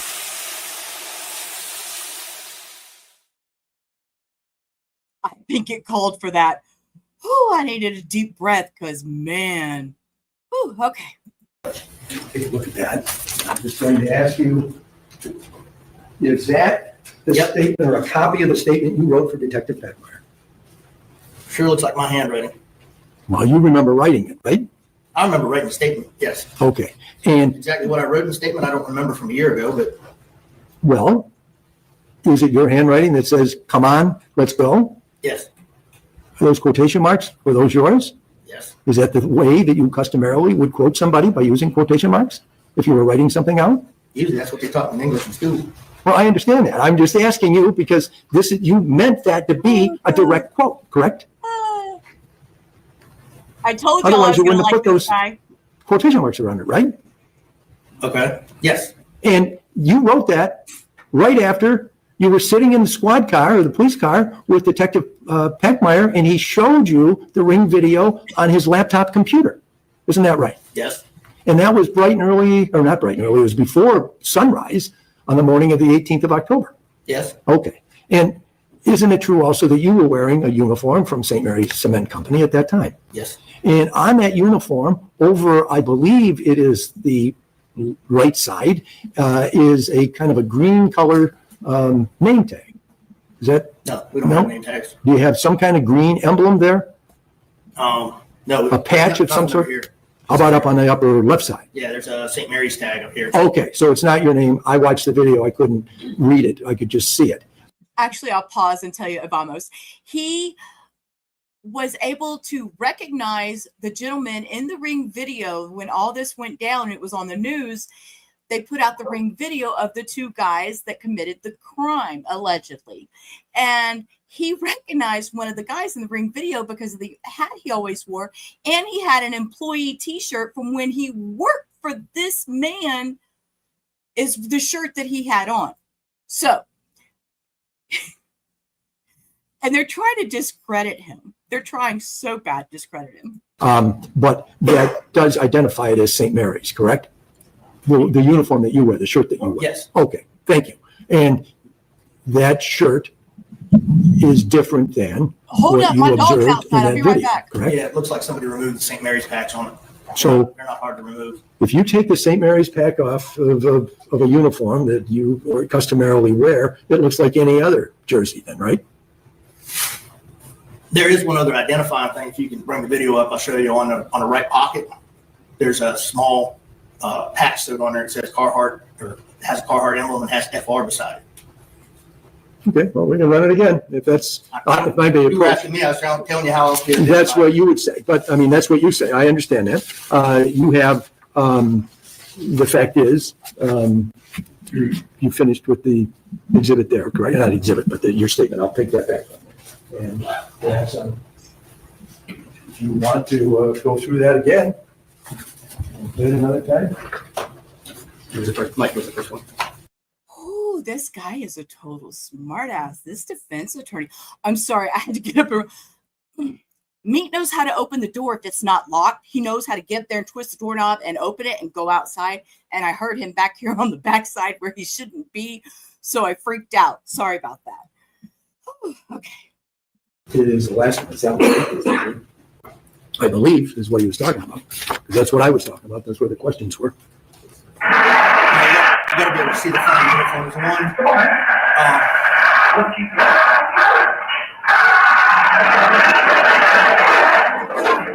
So on that one, there's no front of the uniform. No, sir. All right.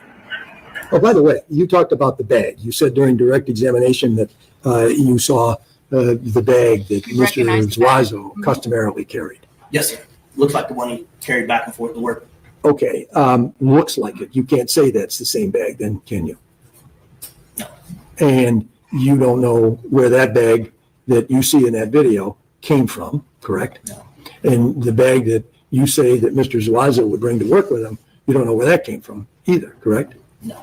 And you can't say for absolute certainty that the boots you see the individual in that Ring video wearing are what you described as these wedge toe boots. Not wedge toe, steel toe, but by a company that begins with a W, correct? pardon, Wolverine. You can't say that those are Walmart for brand. certain Wolverine steel-toe boots, can you? They sure look like it. They look like it because they're brown, isn't that right? No, sir. No? It's the style, it's the sole, it's the way the boot looks. You can see that it's an actual steel toe, the way the front of the boot is formed. So your testimony, just like those are Wolverine steel-toe shoes, is the same as what we just talked about here. Come on, let's go. Same thing, right? You're sure? Yes or no?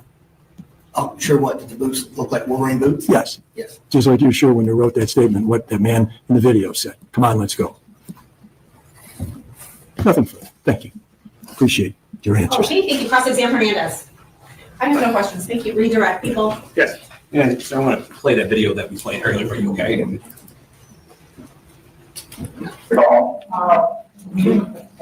Excuse me, you have the video where he's already. Talking about why we got the length and we had to check the outside? Listen, how you doing, sir? I'm all right. So, you want to read? Just to give us consent to check the inside of the home. So what we have tag right there. And so, I want to ask you some questions. So what we just saw, the tag is on his left chest. Okay, and that's familiar to you?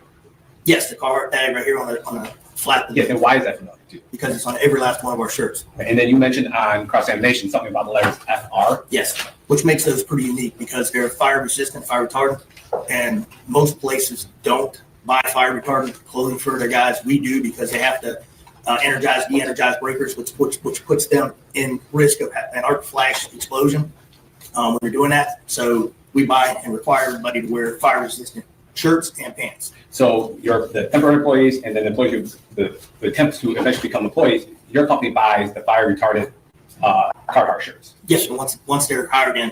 And based on your time with St. Mary's Met, employees are given those shirts. Yes. And with Mr. Zuazo given one of those shirts. Yes, he was. He was given 11 shirts and 11 pants. And then you testified on direct that you aren't aware that those shirts were given back to the company. No. Okay. And that shirt resembles the ones that you've given to employees. Absolutely. Okay. And I know there's some question across examination regarding the boots. Do you wear boots to work every day? I do. Have you been wearing boots your entire profession at St. Mary's? Yes, St. Mary's, and for the other 20 years that I was in cement. Fair. So are you, and most employees that are working under you and with you, are they required to wear boots? Yes. Are they required to wear a certain type of boot? They are required to wear at least an ankle-high steel-toed boot. And like you said, if the employee does not have it, that's provided through the company. Yes. And it was your testimony direct that Joshua Zuazo had his own boots at one time. Yes. And was he ever given boots? Yes, he was. Okay.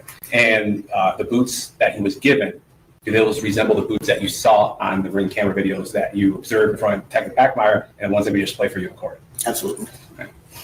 And there is a testimony that he would get complaints or get in trouble for not wearing personal protection equipment. Yes. Okay.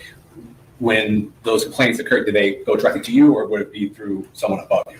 It depended because most of the time it was me seeing him not wearing his safety glasses. There were times where supervisors that worked for him would come to me and say, "Look, he's not wearing all his PPE, etc." And so, as part of your employment at St. Mary's and having him work underneath you, did you have to address that particular issue while not wearing PPE while he was working?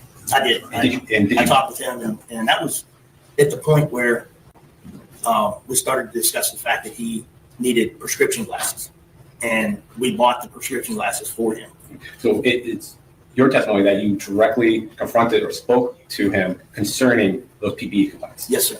And did he speak to you about that? You had a conversation with him? Yes, we had several conversations about the PPE.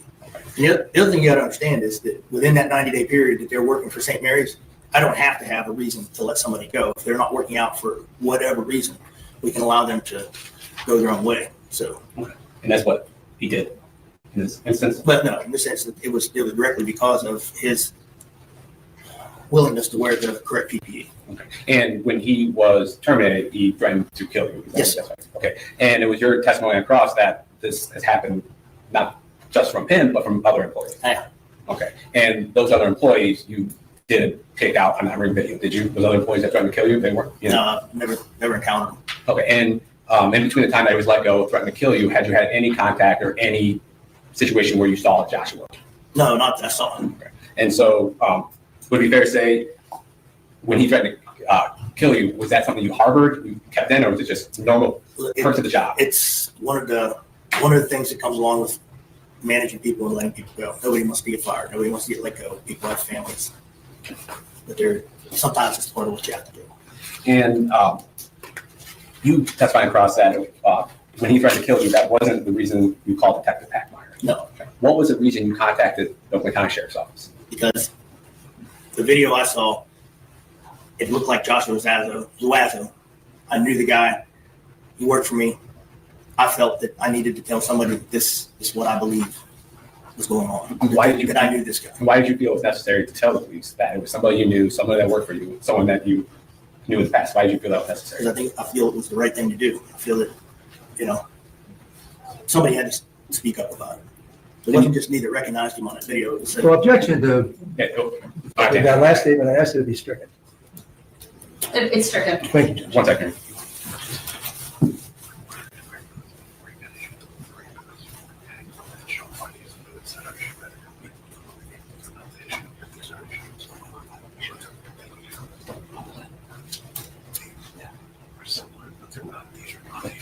I may approach a witness. You may with what? Exhibits. All right, which ones? There'd be exhibits 3JJ, 3KK, 3LL, 3MM, and 3NN. All right, come on. So I'm going to hand you all those numbers that I just said. You can take a look at them, please. Right. Somebody tell him his whispering is not whispering because there's a microphone near him. Hello. You let me know when you're done looking at those.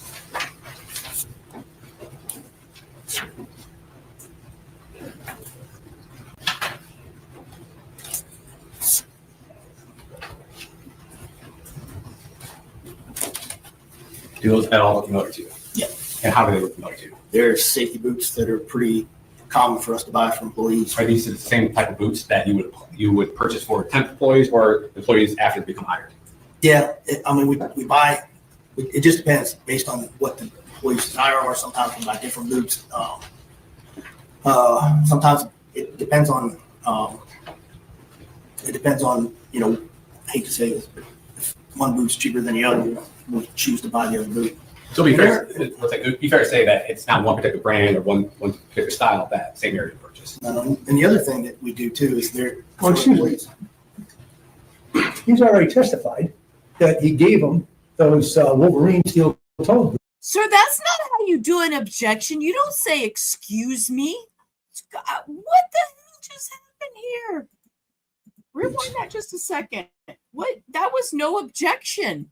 And the other thing that we do too is Excuse me. He's already testified that he gave him those Wolverine steel-toed boots. Now it sounds, because the pictures look different than those, he hasn't identified them to be that he's got another. But what's the objection here other than testifying on the record? Well, the objection is that there's no foundation for those pictures, and he hasn't identified them. Well, I mean, that's what they're working on. What? All right, then I would ask that because this exhibit's being put in, I get the opportunity to process it. All right, let's see where it goes. And Mr. Brown, you said these type of boots look familiar because you're the ones that St. Mary's purchases. That's what you just said. Quite often, yes. And do these appear to be boots? These are Timberlands. These are a brand that you got to purchase. Yes. And do you know if Joshua ever wore these particular boots while he was employed with St. Mary's? Those particular boots, Yes. I couldn't tell you if those particular boots were the ones that he wore there. They look like the ones that we purchased for employees. And there's a third method by which they get boots through us too. They can go out and buy their own boots and then get reimbursed for them. And then St. Mary's would reimburse them for them, yeah. Okay, that was, that questioning was outside the scope of your original Yeah, direct. and So you're- I'll allow I'm not- follow-up questioning. I'm not going to move to these. Okay, so I'll allow follow-up questioning by Defendant Zuazo. Thank you, Your Honor. So I understood in your at least cross-examination testimony that Mr. Zuazo came to the job with proper clothing in the way of footwear, and that you didn't have to provide anything to him like you would other temporary employees, correct?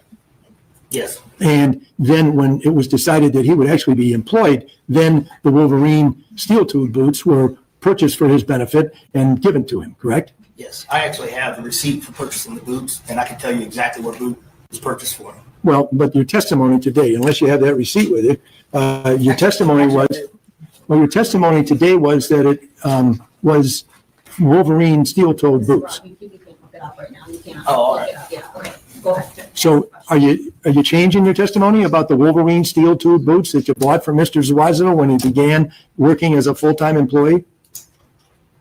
No, Okay, and he had his own shoes when he came on the job, correct? he did. And you said that you couldn't say that the pictures that you just were shown were pictures of boots that you ever saw Mr. Zuazo wear, correct? No, The only thing you can say is that you think those boots in that video from front of the garage are, which it's not up there anymore, to change it to a different one, but the boots that the man in that video from the garage are wearing are Wolverine steel-toed boots, correct? they sort of appear to. They And feel they're- like those two. They all look quite similar. That's a very good point. Brown boots look pretty similar, don't they? Especially when all you're seeing is the toes part of it and the heel part of it, because the individual wearing the boots is also wearing long pants. So let's go back to the video's right there. That's not going to go over well. Let's go back. Y'all know this attorney, this defense lawyer is not going to go for that. Okay, ready? Whew. The individual wearing the boots is also wearing long pants. So let's go back to the video's right there. The question was, If we look at those boots right Excuse here, me. look at those boots, they look identical. All right, we're doing question answer format here, and let's not keep asking the same question over and over again, Mr. McCarthy. Is there another question? well, I'd like to get an answer to the one that I just asked, which was, the reason the boots look similar is because all you're seeing is the toes and the heel part, the soles, and because the person who's wearing them is wearing long pants too, right? No, you can see the toe and everything on these boots right here. That's what I just said. The toe, the heel, the sole, that's what you get to see, right? Not the tops. Yes, sir. Is that true? Yes, sir. Okay, thank you. I have no further questions. Thank you, Okay, Your all Honor. right, and you direct based on that? No, Your Honor. Okay, all right, Mr. Broad, you are all set. You can step down, sir. You didn't have any questions, did you, Ms. Lawson? I did. Okay. All right, can this witness be excused? No objection. Okay. Oh, okay, all right. Okay, then that, How long will this witness testify for? 40 minutes, maybe. All right, we can do it then. There was, get the direct out of the way. so we zoom to the next defendant, not defendant, witness. Be seated and tell us your name. David Packman. All right, your witness. Yes, thank you. And sir, can you state your full name still for the record for us? Yes, David Packman, second, DAVID, PACHMAYER, the second. And sir, where are you employed at? Old County Sheriff's Office. And how long have you been with the Oakland County Sheriff's Office? Since 2016. And what is your current title with the Sheriff's Office? I'm currently a detective in Rochester Hills. And how long have you been a detective? About a year and a half. Okay. And prior to being a detective, while you're employed with the Oakland County Sheriff's Office, how were you employed with the Sheriff's Office? I originally began as a corrections officer, then road patrol. Okay. And prior to your employment with the Oakland County Sheriff's Office, did you have any other law enforcement experience? I was a reserve in Macomb County, And how long was that for? probably about 7 years, 6 years. Okay. And back in October of 2024, were you assigned to the Rochester Hills substation? Yes, Were you a detective at that time as well? correct. Okay. On October 10th or October 11th, 2024, were you one of the detectives that arrived on scene to the house at Newcastle Drive? Yes. Okay. And as a detective that was involved in this case, can you describe some of your duties or what was your responsibilities when you arrived on scene? I initially arrived on scene, started the investigation with other detectives there. Eventually, I handled a lot of the work on the case, retrieving videos, finding evidence for the case. And how do you get assigned those particular tasks? Usually there was an OIC. Originally it was Detective Connolly, and then I kind of helped him out with it because I think he was ill. And then our Detective Sergeant assigned a lot of details. So would it be a fair characterization that you were heavily involved in the investigation, but you weren't the assigned officer in charge? Correct. Okay. During your investigation, were you made aware of a vehicle that may have been involved with the incident at Newcastle? Yes. How did you become aware of that? Detective Downey actually received a call from Officer Hill from DPD. He mentioned that earlier in the day, around 12:15, he came across a vehicle fire. So there was you got a contact by the Detroit Police Department Yes. about a vehicle that was on fire. Correct. And how did it come to be that this particular car was that you thought to be involved with this incident? That officer there on scene took some pictures at that time while it was burning because he thought it was suspicious, and he sent it to us.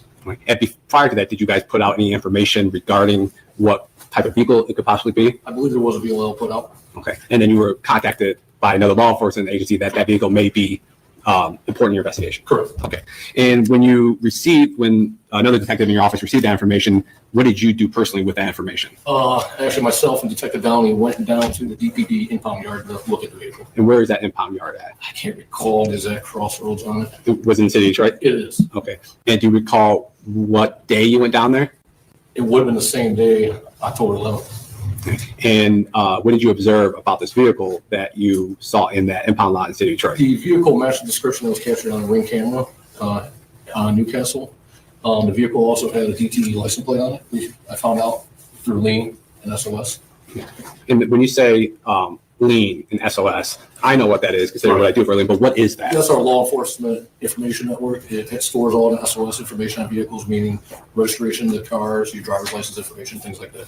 And when you say SOS, what is that? Secretary of State. Okay, so this means it has data regarding license plates, registration, cars, things like that.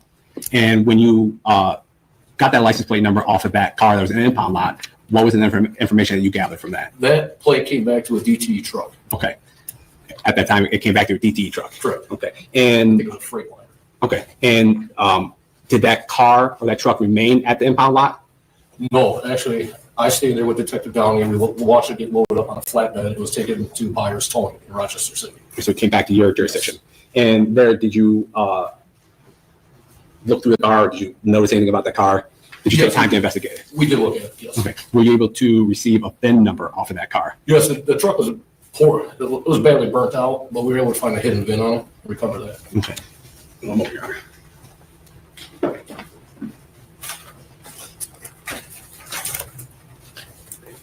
Your Honor, may I approach the witness? You may. What are you coming up with? I am coming up with People's Exhibits 15B, C, D, E, F, and G. Okay. Okay, look at these real quick.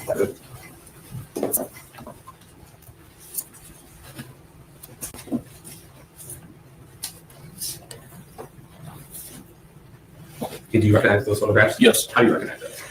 These are photographs taken from the scene by the original tow truck driver that took it to the DPD lot. But is that fair and accurate description of the truck that you saw that day that was in the impound lot and eventually made its way to buyer's towing lot in Rochester? It is. Okay, that haven't been changed or altered? No. Okay. Your Honor, people move to admit these. So 15B through 15G, any objection? No, Your Honor. No objection. Okay, they're in. Okay. And may I just stay up here and ask a couple questions? Yeah, of course. Detective, in this one, what is that depicting? That would be the inside cab of the truck, where the steering wheel dashboard would be the front seat. You're saying where it would be? It's not in there? No, it's not. And why is that not in there? It is burnt out. Okay. And then you was already marked or admitted as 15F. Is that the license plate that was attached to the vehicle when you observed it? It is. And is that the license plate that you ran through your lien system that corresponded to DTE truck? It is. And 15E, is that fair to say just another picture of the burnt truck? Correct. In the same state that you saw it? Yes. And 15D?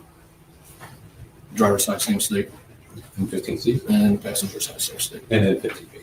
Yes. That would be the underneath the hood where the engine would be. Okay. And so your testimony, this car was pretty badly burned? Yes. Okay. Was there, when you were observing this vehicle, was there any DTE markings or anything on there? Not what I observed, it, no. Okay. And after observing this truck and going through there, when you got the VIN number, what did you do with that VIN number? At that point in time, when I got the VIN number, I ran through Lean SOS again. It came back to a sold truck. Right. And so this lien information, when a car is stolen, how does that get in? If there's a report made, not that the car is stolen, but if a report is made, how does that get placed in lien? Yes, if your car is stolen, you make a report. Law enforcement will enter the information for the vehicle into our system, Lean, and we'll get notified if we enter that VIN number in that the vehicle is stolen. And so the vehicle VIN number on that truck that was burned came back stolen. Correct. Okay. And do you recall what the reporting agency was out of? I believe it was reported on September 30th out of Dearborn Heights. Okay.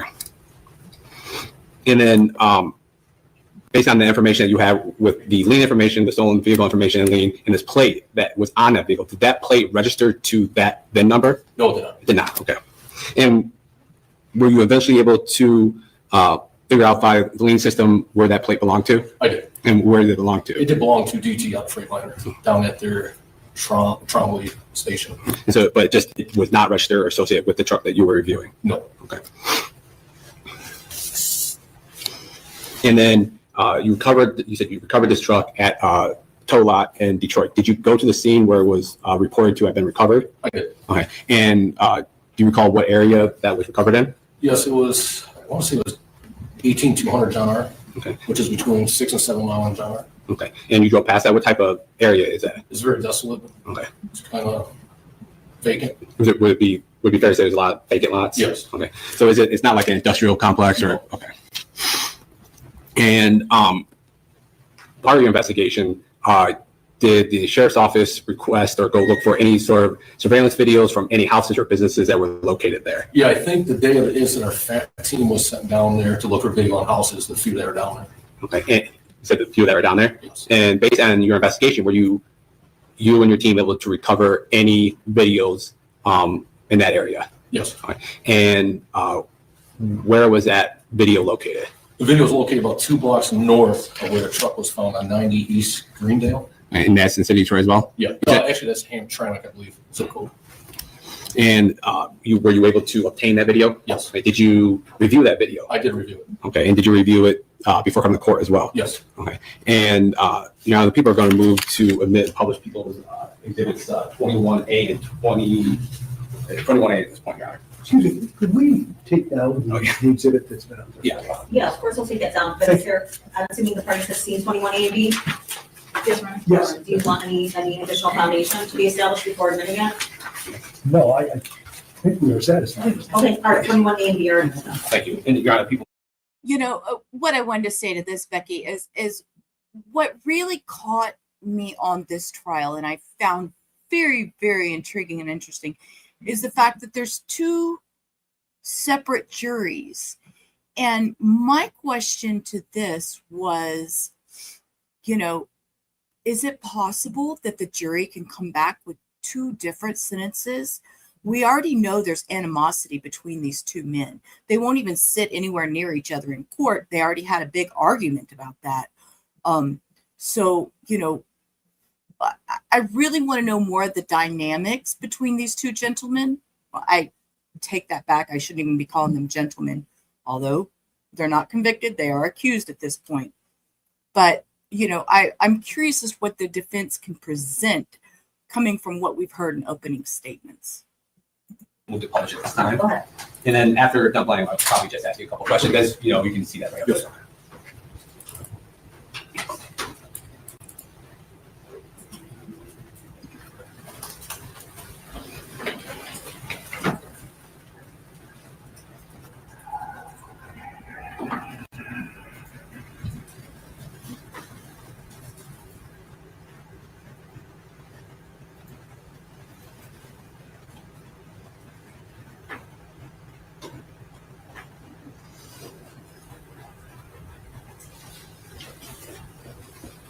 And Detective, do you recall what time of day this video was that was recording? 12/11. And what date was that? It was on October 11th. Okay. And so about 12 o'clock afterwards, was that after the 911 call came through from the Newcastle address? Yes. Okay. I And think we all do, when Cindy. we were watching that video, we see a truck drive up and to the left of the video. Would that be fair to say? Correct, it was driving westbound.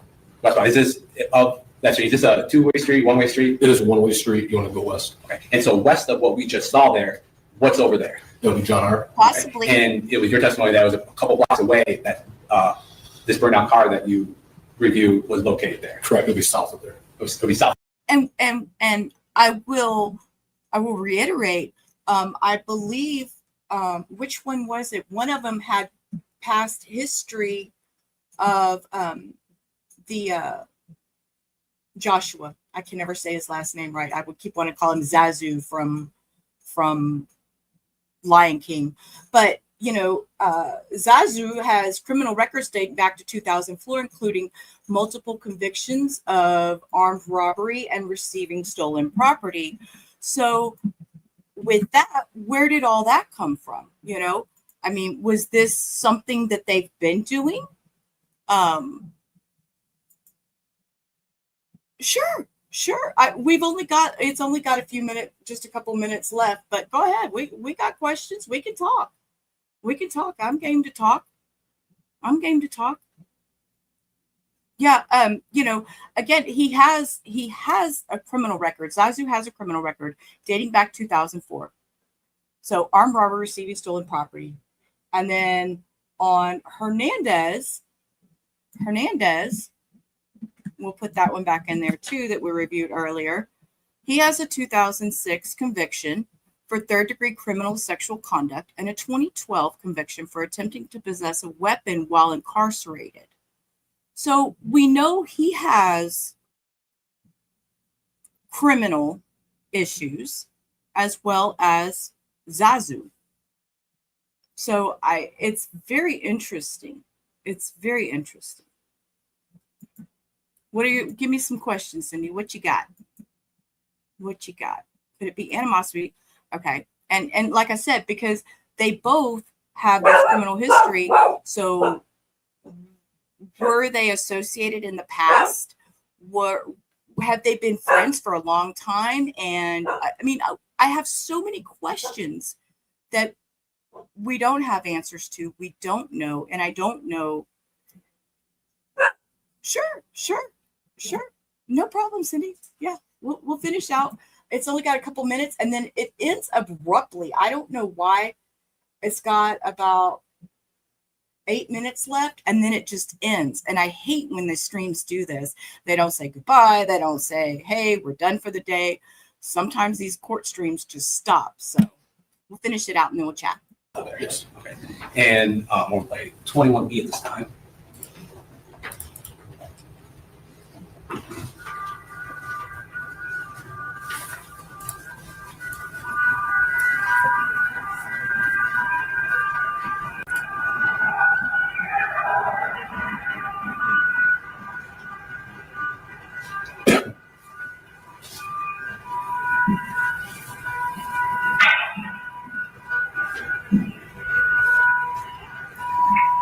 Detective Akbar, was that the car that we just saw, was it traveling in the same direction that we just saw that white truck? Correct. Okay. 1216. And based on the information you have in your investigation, that car that we just saw, was that significant in your investigation of this particular crime? Yes. And how did that particular car that we just saw in there, how did that become important to your investigation? That car was eventually identified as defendant Hernandez's Jeep.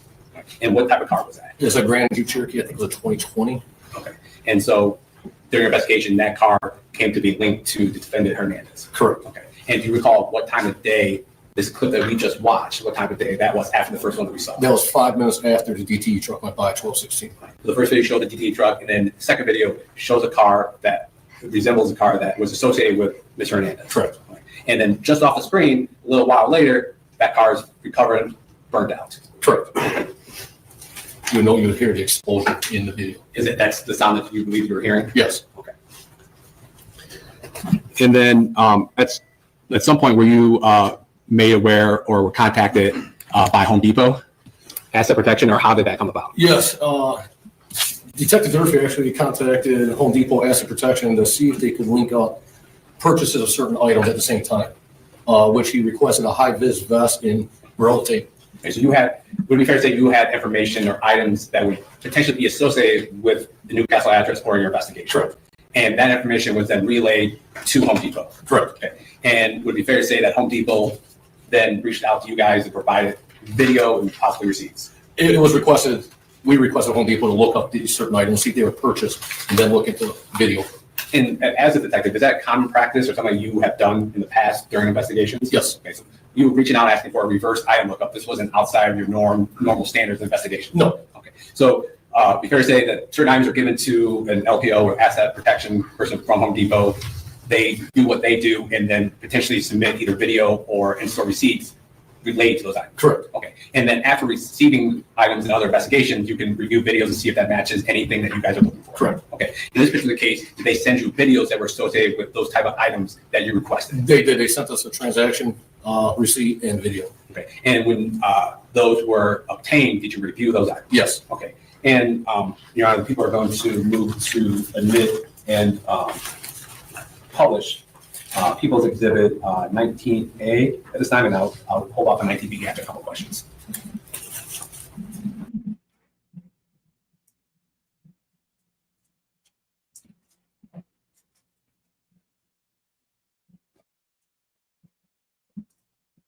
That's the stream.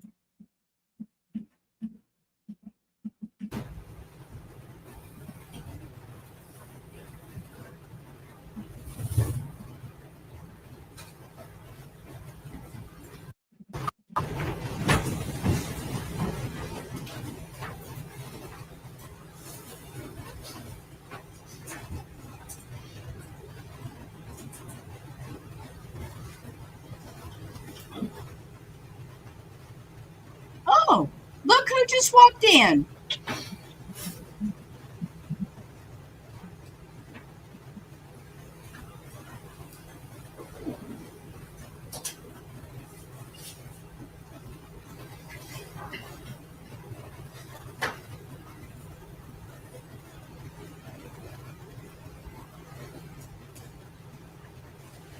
And we can tell it's Halloween. Look at the decorations over here in the far corner.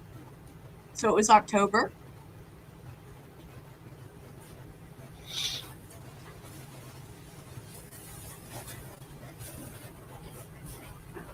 That's definitely Mr. Hernandez.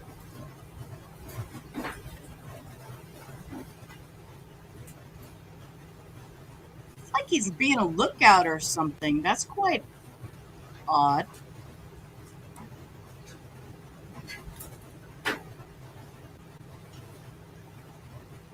Oh, got a shovel.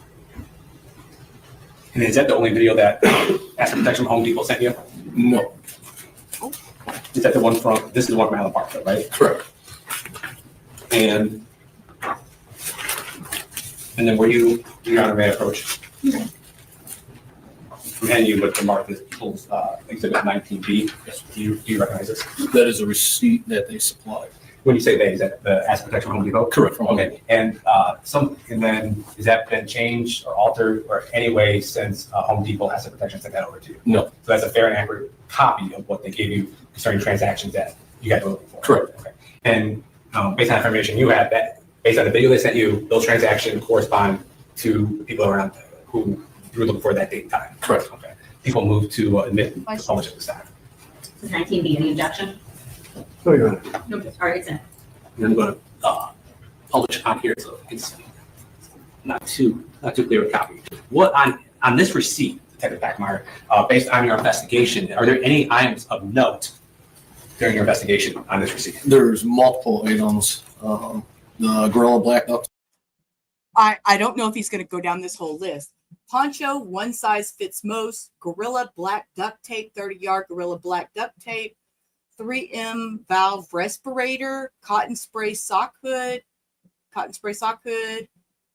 a safety vest, another respirator, another poncho in one size fits most, performance gloves size large, Stop Rust 5-in-1 gloss orange, bought a Coke beverage, and a wood digging shovel. Oh my goodness. Yeah, you're right. It could have been September in all fairness. Actually, it was. The date on this receipt is September 28th. So you are correct, Stindy. I stand corrected. You are right. It's September 28th, 2024. So you are right. Tape. The respirators, cotton spray socks with hood, safety vest, the gloves, I believe the poncho. And why were those important or significant to your investigation? The Gorilla Black duct tape was used at the scene of the crime. The suspects were wearing the respirator with the high-vis safety vest and the gloves, along with the cotton spray sock. And that's based on your observation of the ring video camera that was taken from the Murray's household from the night of the 10th and the 11th. Correct. Okay. Yeah, may approach the call. And that wasn't a Diet Coke. It was a regular Coke. And also, as part of your investigation, did you reach out or was contacted by Lowe's? We did reach out to Lowe's after learning information. Yeah, and why did you reach out to Lowe's? I ran the white Grand Cherokee that belonged to Hernandez through our flock system. What is, I know we had someone testify a little bit for flock. What is flock and what is that used for investigations? It is a license plate reader camera, so it tells us where people are that have warrants or maybe if we're looking for a certain vehicle, such as we were in this incident. There's public ones, there is private owned ones also, like Lowe's has. You said Lowe's has their own flock system? Yes. How would you have access to that? We do get access to it, but they put them in on their grounds. Okay, so if you're looking for something, you can reach out to Lowe's and say, hey, see if there's a flock hit on a particular license plate. Actually, I didn't look it up myself. We can view their cameras. Okay, and so you have the license plate belonging to that vehicle, that Cherokee that associated with Defender Hernandez. Correct. Okay, and tell us how you went about using the flock system to find out about Lowe's. I did enter it into the flock system. I can't remember how many days. In the morning of October 11th, it revealed that that vehicle went to that Lowe's location. I believe that was also in Ellen Park. Their cameras capture images going in and out of their parking lot of vehicles from their driveways. So you plug in or type in the license plate into their Lowe's system, and this particular occurrence that you're about to testify to pops up. Yes. And then With pictures of the vehicle. Okay. And then once you receive that, what do you do with that information? At that point in time, I believe Detective Durfee contacted Lowe's, and we were able to recover surveillance videos of the subject in that vehicle there. Okay. That time that is recorded on flock through a low security video, do you recall what day it was and what time of day it was? It was October 11th. I want to say it was around 9:30 in the morning, 9:34. And based on the information that you had from the investigation and responding to the Newcastle address, would that be before the incident that you responded to? That would be before. Okay. And do you recall what city this Lowe's was located in that was the Hernandez vehicle was spotted on the flock camera? I believe it was Ellen Park. Ellen Park. Okay. Now, people are going to move to admit and publish people's exhibits 20A and 20B at this time, right? Any objection? No, I haven't. No, all right, the A and B are in and you may publish. Thank you. And Detective, when you received the videos, did you review those videos? I did. Okay. And when those videos came to you, were they broken up in clips and things like that? Yes. Okay.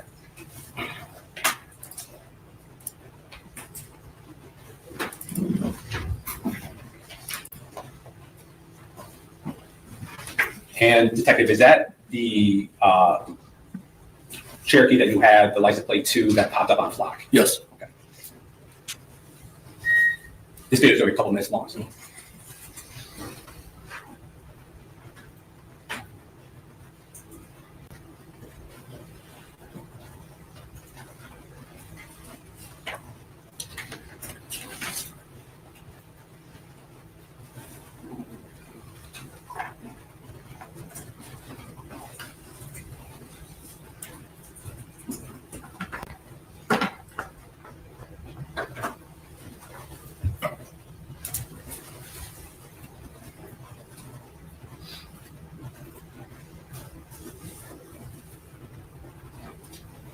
And Detective Packmeyer, is that a timestamp down the bottom of the screen?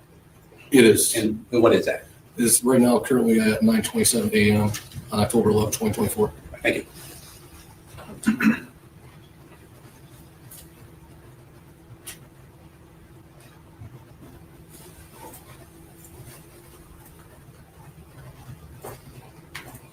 Undeniably them.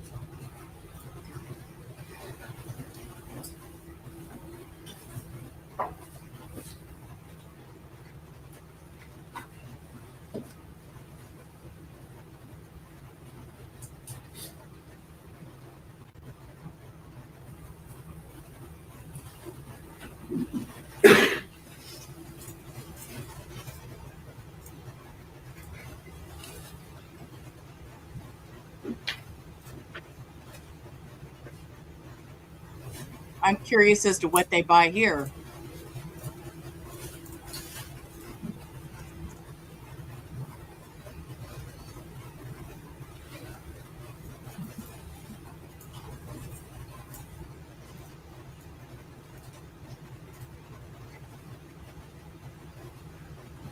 You know, I will say this. It always seems like one's the leader and the other one's the follower. It's just an impression that I get. Hernandez is always in the lead. And Joshua always seems to be following behind.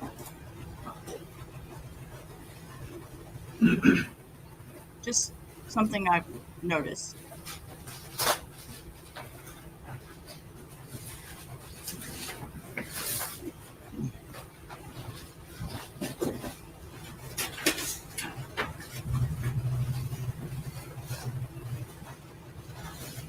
Yeah, they stopped at Home Depot and Lowe's. They all came up with clips, and it would be fair to say that But presenting these all together. But keep in mind, they were not, this was September 28th was when they went to Home Depot. This, I believe, was October 11th, they said. Yes.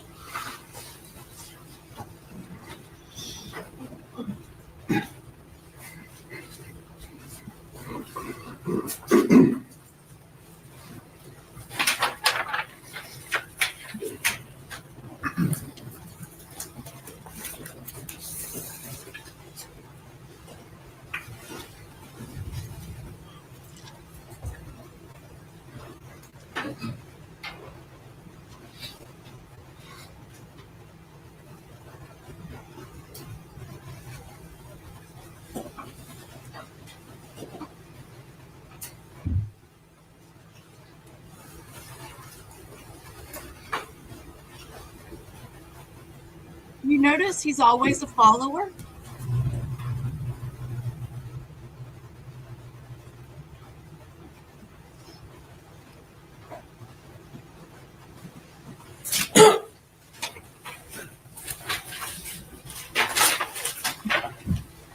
I was waiting for Walmart to come into this trial. We got a Home Depot, we got a Lowe's.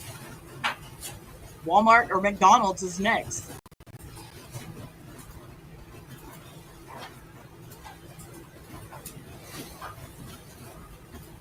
Okay, they're checking out what they buy. What is that?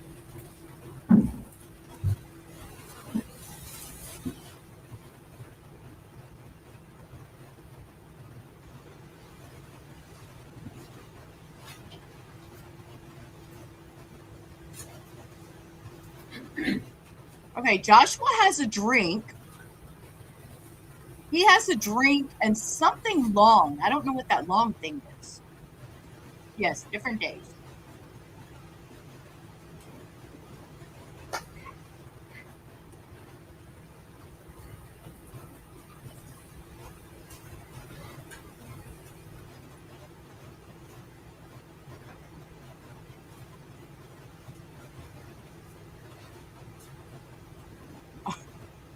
'80s is still dancing around in chat, guys. He's dancing. I seen his feet.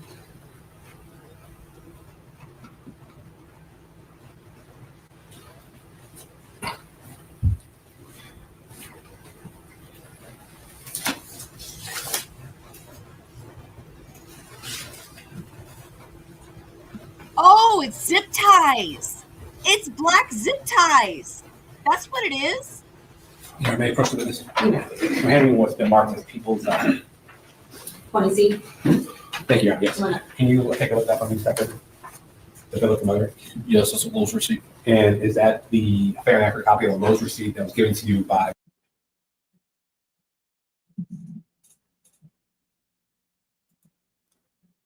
And that is what upset me today.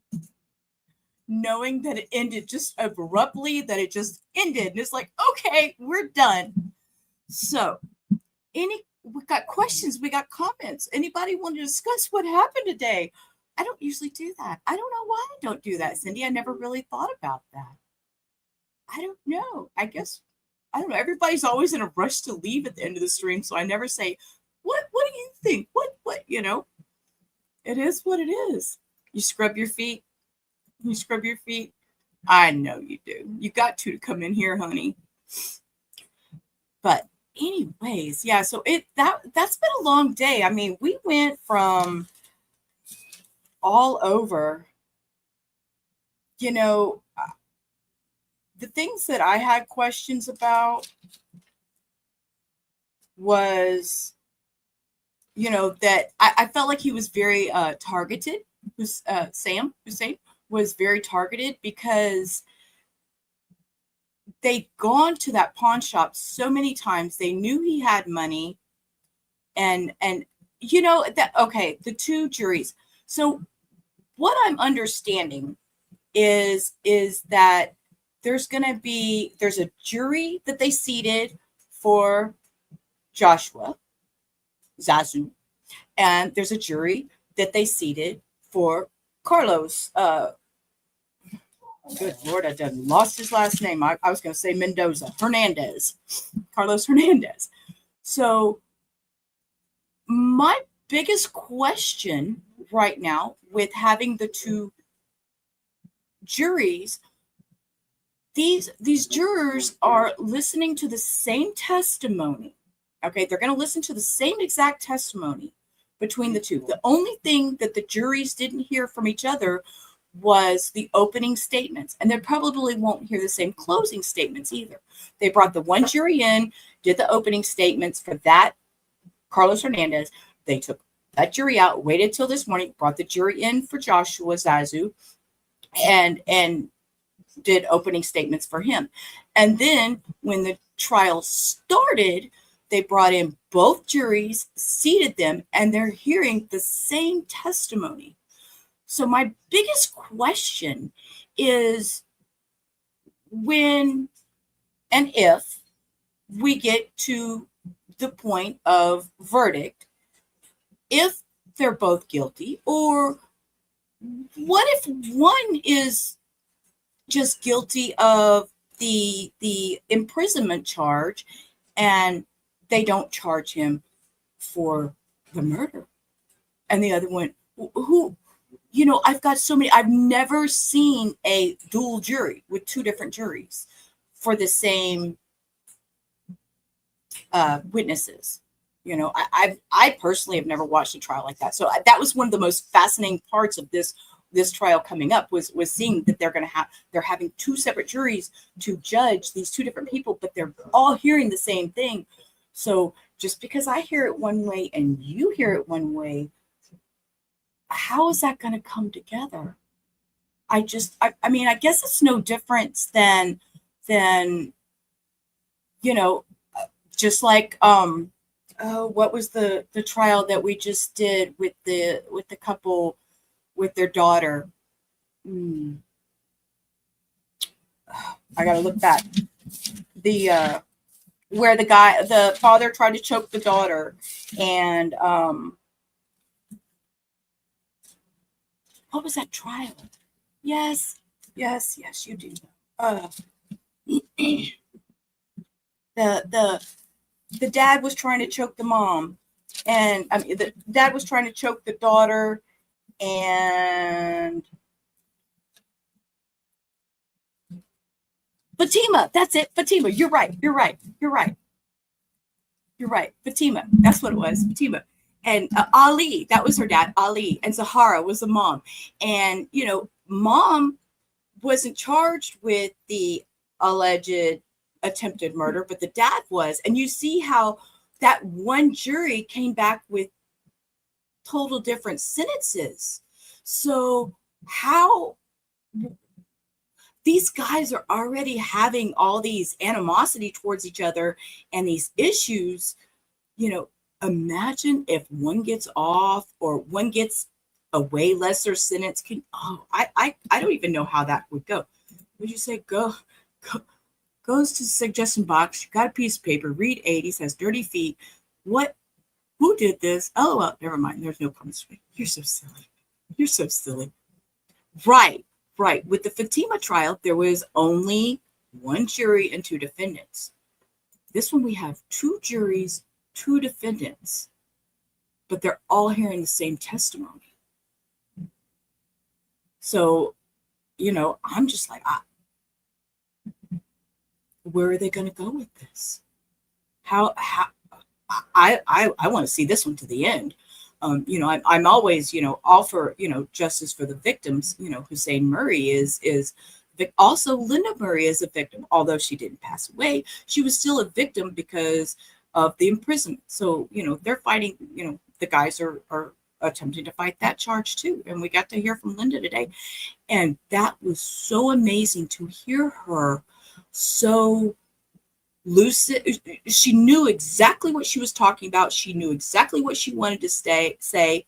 She was on point. She didn't stumble. She didn't let them stumble her. She was a very good witness. And I was very, very proud of her. Yes, their charges are the same. Both charges, let me scroll back up here and look at the charges exactly. It says, let's see, charges. These are the charges. They are felony murder and 2 counts of unlawful imprisonment. And they both have these same charges. And you hear Joshua saying, I didn't do it. I was ready to leave, blah, blah, blah. So yes, even when they challenged her, she stood her ground. She stood strong. Becky says, and the witnesses were questioned by 2 defense attorneys. It is fascinating to watch. You are right. It's so fascinating. Like I said, I mean, having these 2 different attorneys getting up, asking their different questions, it's just, she didn't waver when they challenged her. No, she didn't. She was a very strong woman. And to be 72, I think she said, you know, I deal with a mother-in-law with Alzheimer's. I took care of my grandma. I've dealt with dementia and Alzheimer's for so long that when I see old people, my mind goes there because that's what I know typically on a daily basis. So to see somebody with their wits about them as much as she had, I was totally impressed. Totally impressed. Guys, okay. I think I'm going to call it a night. And Becky, thank you for being here, and I appreciate you finding me. Just FYI, I do speed trials Monday through Thursday, and sometimes I pop in and out on Fridays. I don't start till 3 o'clock Central. That gives me time to cut all the breaks out, so we don't have to have all these fillers and all these breaks. And that's just the way I like to stream. I like to watch trials. It's something I enjoy. And so, yeah, that's what I'm here for. Yeah, and it's only been a year since this happened. It's only been a year. So, great to see you, 280s. I'll pop in when you do live streams. I was going to pop in and I was going to walk through your chat, but I was afraid your mods would ban me or something. Be like, who is this weirdo rubber Ramada coming in here, putting feet and talking about walking around? So I didn't do it because I didn't want to get blocked by your mods. Okay, with that, I will be back at 3 o'clock Central tomorrow with day 3. We stuck day 1 and 2 all together today, and we will catch day 3 tomorrow. So with that, I want y'all to have a great rest of your evening. I am going to go spend time with my loud dogs. Since they got outside and everything else, they already went outside on their own. Thank you, Meat, for opening the door. Gotta love it. So yes, and thank you, Becky. Come back. We'd love to have you. We enjoy it. And hear Lola barking in the background. That's my children. So with that, I'm gonna go enjoy them. Y'all have a great rest of your night. Till tomorrow. Peace. Rubber out. Life's a ride on a rickety old track, holding